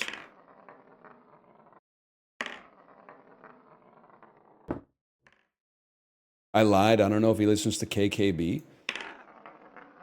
I understand. It's spreading misinformation online is very fun.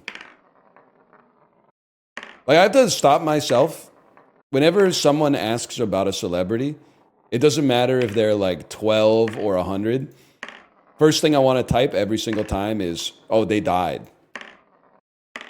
Just because it would be funny. It's funny to lie to people about stuff that really like isn't that important to their life.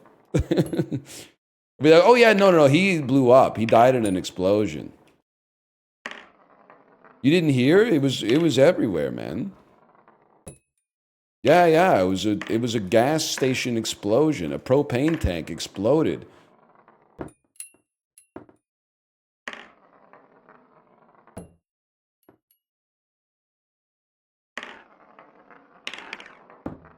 Imagine.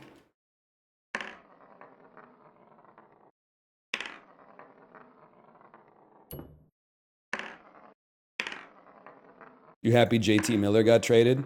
So is anybody here Swedish? Can you translate, just put the puck in the net for me? Because like I think it's possible Pedersen just needs, that's all he needs to hear. If we could run maybe it would ruin his mental forever.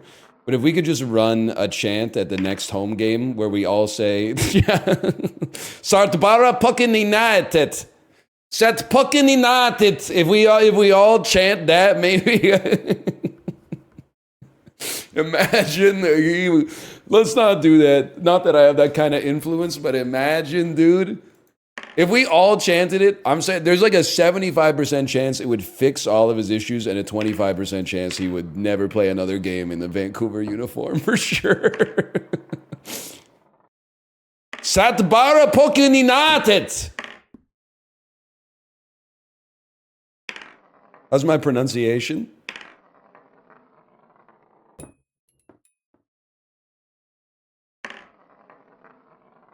Why are you so good at it? I honestly think like I might be Swedish.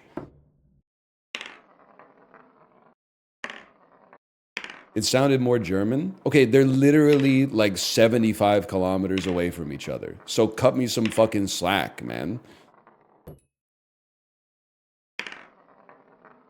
That's pretty fucking close.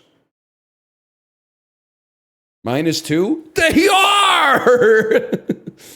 You just gotta get across that fucking, whatever that strait is called, that Denmark is camping.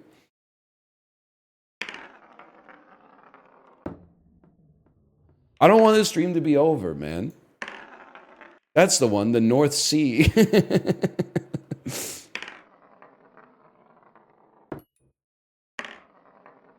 I'm feeling energized, man.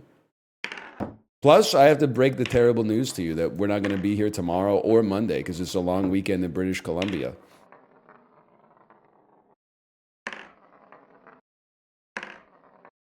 But we'll be back on Tuesday to put the cap in the cap, or the chip in the cap.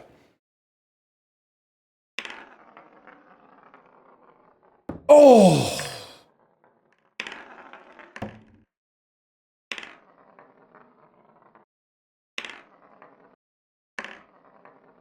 No, because there might, listen, I want to keep playing this when we come back, but it's possible this happens a lot.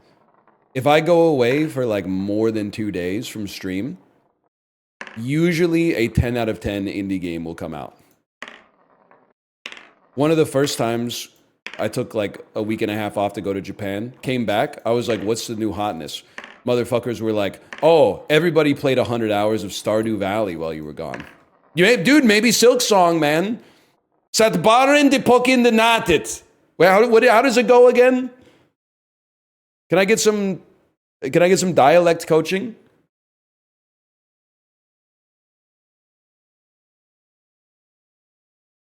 How is sat pronounced? I don't know if it's possible for you to write it in like what I would describe as English sounds.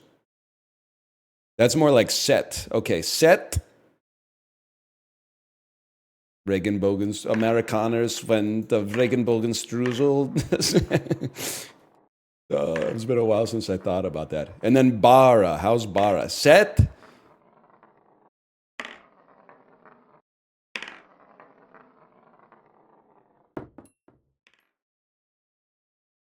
Bara.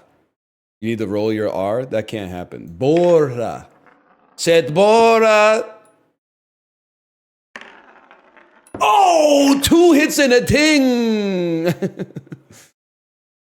So, Kate and I went to see Jets at Canucks. This must have been, I'm going to say 2016 or 2017, because it was Patrick Laine's rookie season. And don't get me wrong, I love them for this. But we had a Finnish couple behind us. They were quiet the entire game, except every time Patrick Laine touched the puck, they stood up out of their seat and went, "Let's go, Patrick!" And then, like, when he didn't have the puck, they would just sit down and, like, be perfectly, like, they were following the game, but they were, like, reserved and just chilling. But every time Laine touched the puck, "Let's go, Patrick!" It could have been his parents, I guess. I don't know. But, I mean, they were chill. I love that for them. I've been seated around worse.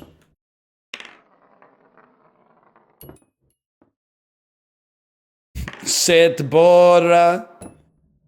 Apukin danatit. Drop your jaw on the A in Bora. Set Bora. Set Bora Pukin. Okay, maybe it's actually getting. The more you tell me how to pronounce it, the more offensive the impression is getting, man. I think you're doing it wrong. No, it's getting better. I can't continue. No, dude. It's actually getting way better. Why does it sound so much? I don't want to say worse, like the language is worse. It sounds like I'm a worse person. I don't think we're doing this at the game, man. We shouldn't do it to begin with. It might be like harassment, but what are you trying to say? Just put the puck in the net in Swedish? Like, I don't really know shit about hockey, but I feel like he should be shooting a lot more often because that's like one of the best way to score goals. I understand he may have like some lingering knee tendonitis or something, but still. You could just say it in English? I guess that's true. He does like speak English fluently. I forgot about that part. He does do like 100% of his communication to the media in perfect, fluent, basically unaccented English.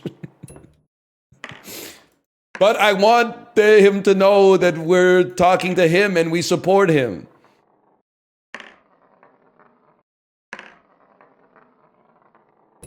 Because, like, there's no shot he's going to think that we're talking to, like, fucking Niels Höglander. Because if Niels Höglander could put the puck in the net, he probably would have done it more than 3 times.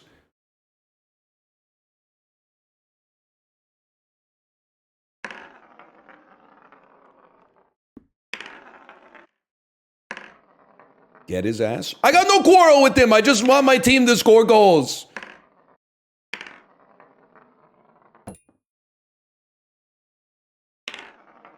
Fuck you, man. Fuck you.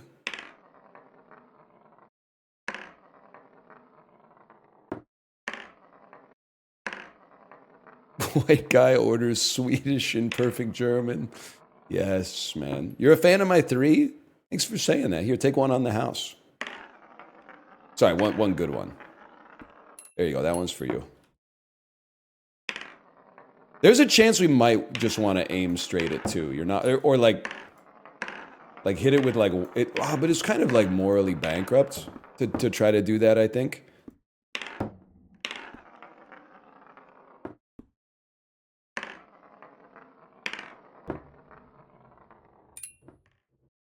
Has it been 5 hours of missing? No. There have been some hits in there. I just haven't hit 3 in a row. It's been 8.5 hours of attempting. I mean, really, you got to remember the stream is much like an atom. Like, it's mostly empty space.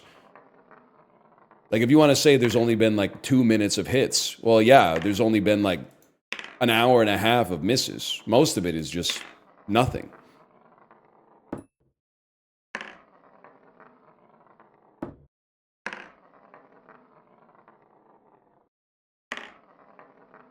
I do have to eat lunch, though, and go pee again.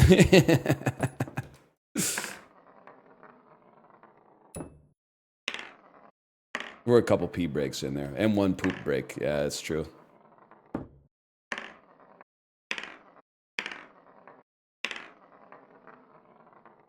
I just had bucatini marinara.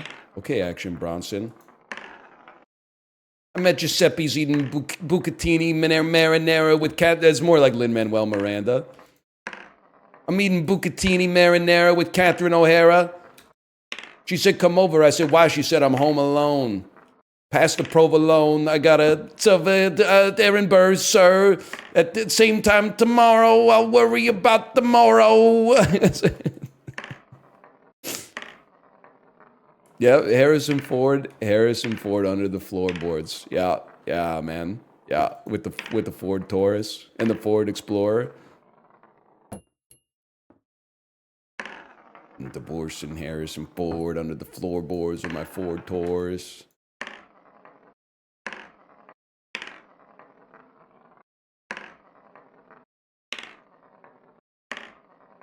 You guys should really see Hamilton. It's really good. It's also unintentionally really funny when Lin-Manuel Miranda says, I'm only 19, but my mind is older. Because when that was filmed, he must have been at least 37 to 42 years old, if I had to guess.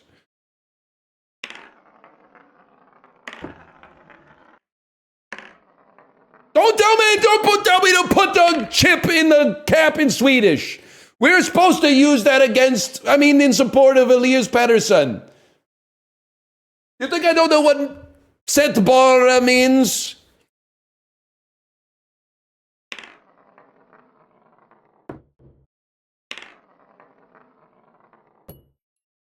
You take those?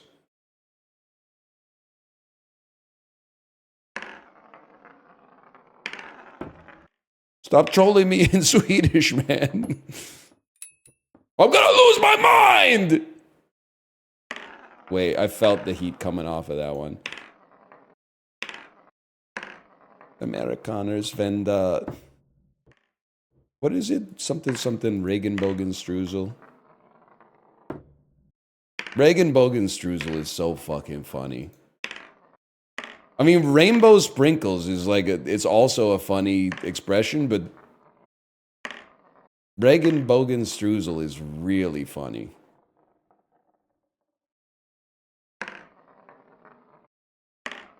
Don't type in Mandarin telling me to put the chip in the cap, okay?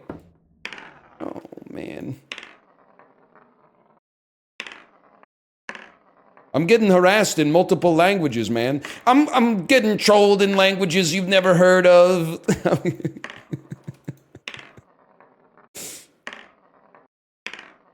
I'm catching hate from people in countries you've never been to. Guy who's famous for being fucking hated across the whole world, but he's flexing it. That would be a good rap, man.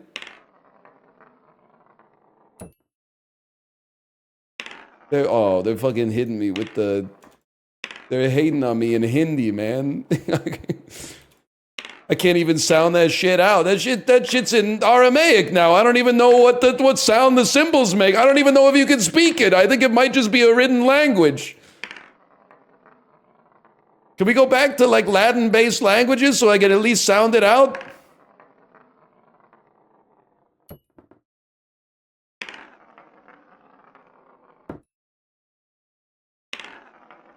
Okay, that's good. That's good. I'm not mad.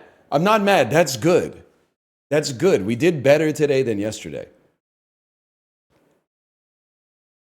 Kate, are you ready to stream?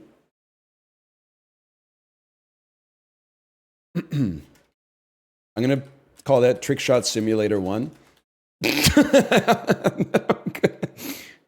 We're going to do one more throw just for you guys.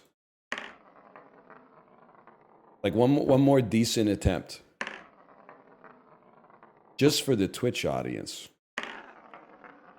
Enjoy the game tonight? Oh, we're not going to the game. I just thought it would make for a funny situation.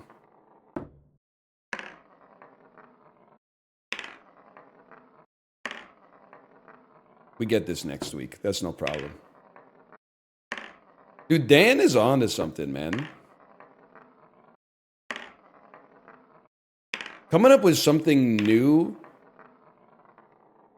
that ends up being almost exactly the same as all of your other content every single day, that's for the birds, man.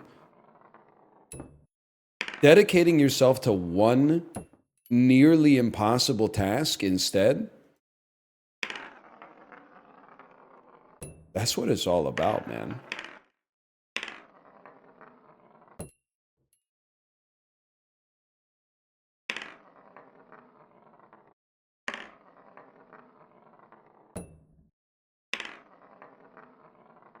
Yeah, but Radon isn't impossible.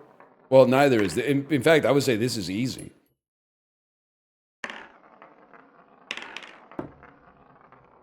That was kind of crazy. Like, he's having to kill like a reborn fucking half god or something like that, imbued with the powers of Mikola. All I have to do is set bara na kappen done. You know what the fuck I'm talking about? Well, I don't know what I was thinking. I fucked up my kinematics on that one. Stop typing in Thai. Stop insulting me in the Thai language. I don't know what you're saying.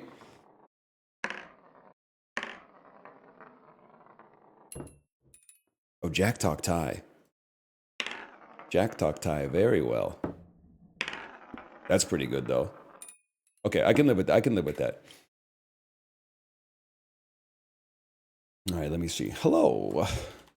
Are you ready to stream? Smiley face. Timer check. I would do anything for love, and I will do that. Hang on one moment, please.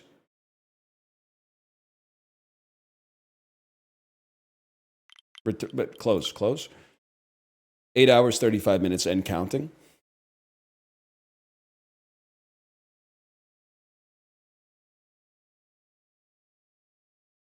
And all I want to do is throw the chip. All I want to do is throw the chip, man.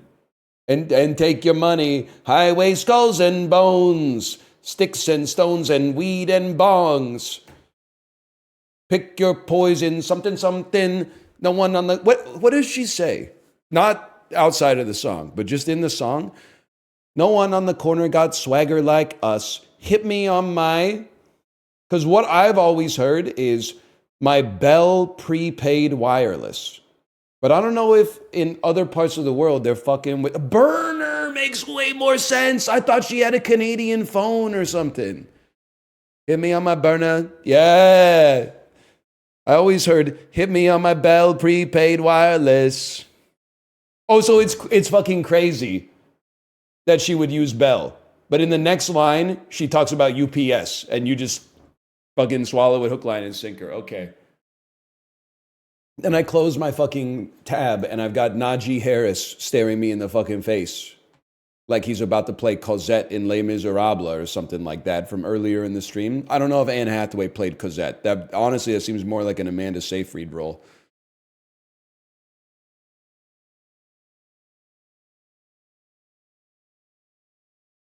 Let me check something here. Les Miserables. Cast. Anne Hathaway played Fantine. Amanda Seyfried played Cosette. That makes sense to me.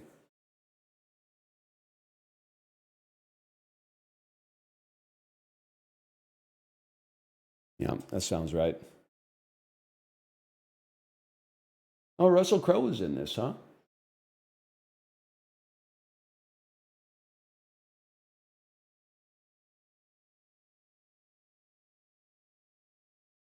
Kate, are you ready to stream? 7.5 out of 10 for Les Miserables. I know all about Les Miserables. I saw it at the Grand Theater when I was in high school.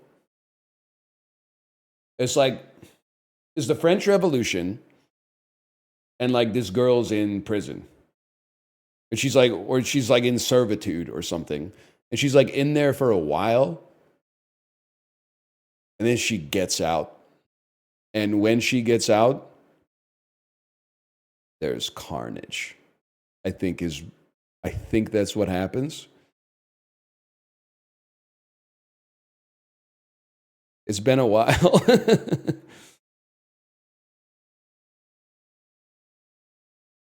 Yeah, it's like a revenge movie, I think.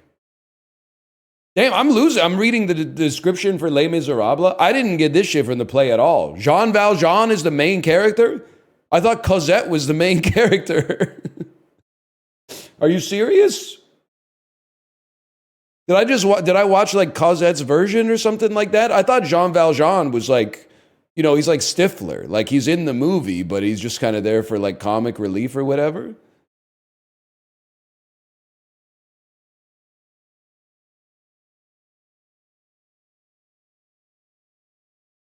All right, Kate is ready. The Stifler. All right, I'll send you over there. See you on Tuesday. Enjoy your weekend, especially if you get Monday off. Did I type /marker, lovely Momo? That sounds like something I would do. Let's do. Here you go. Nope, it's my chat is just broken.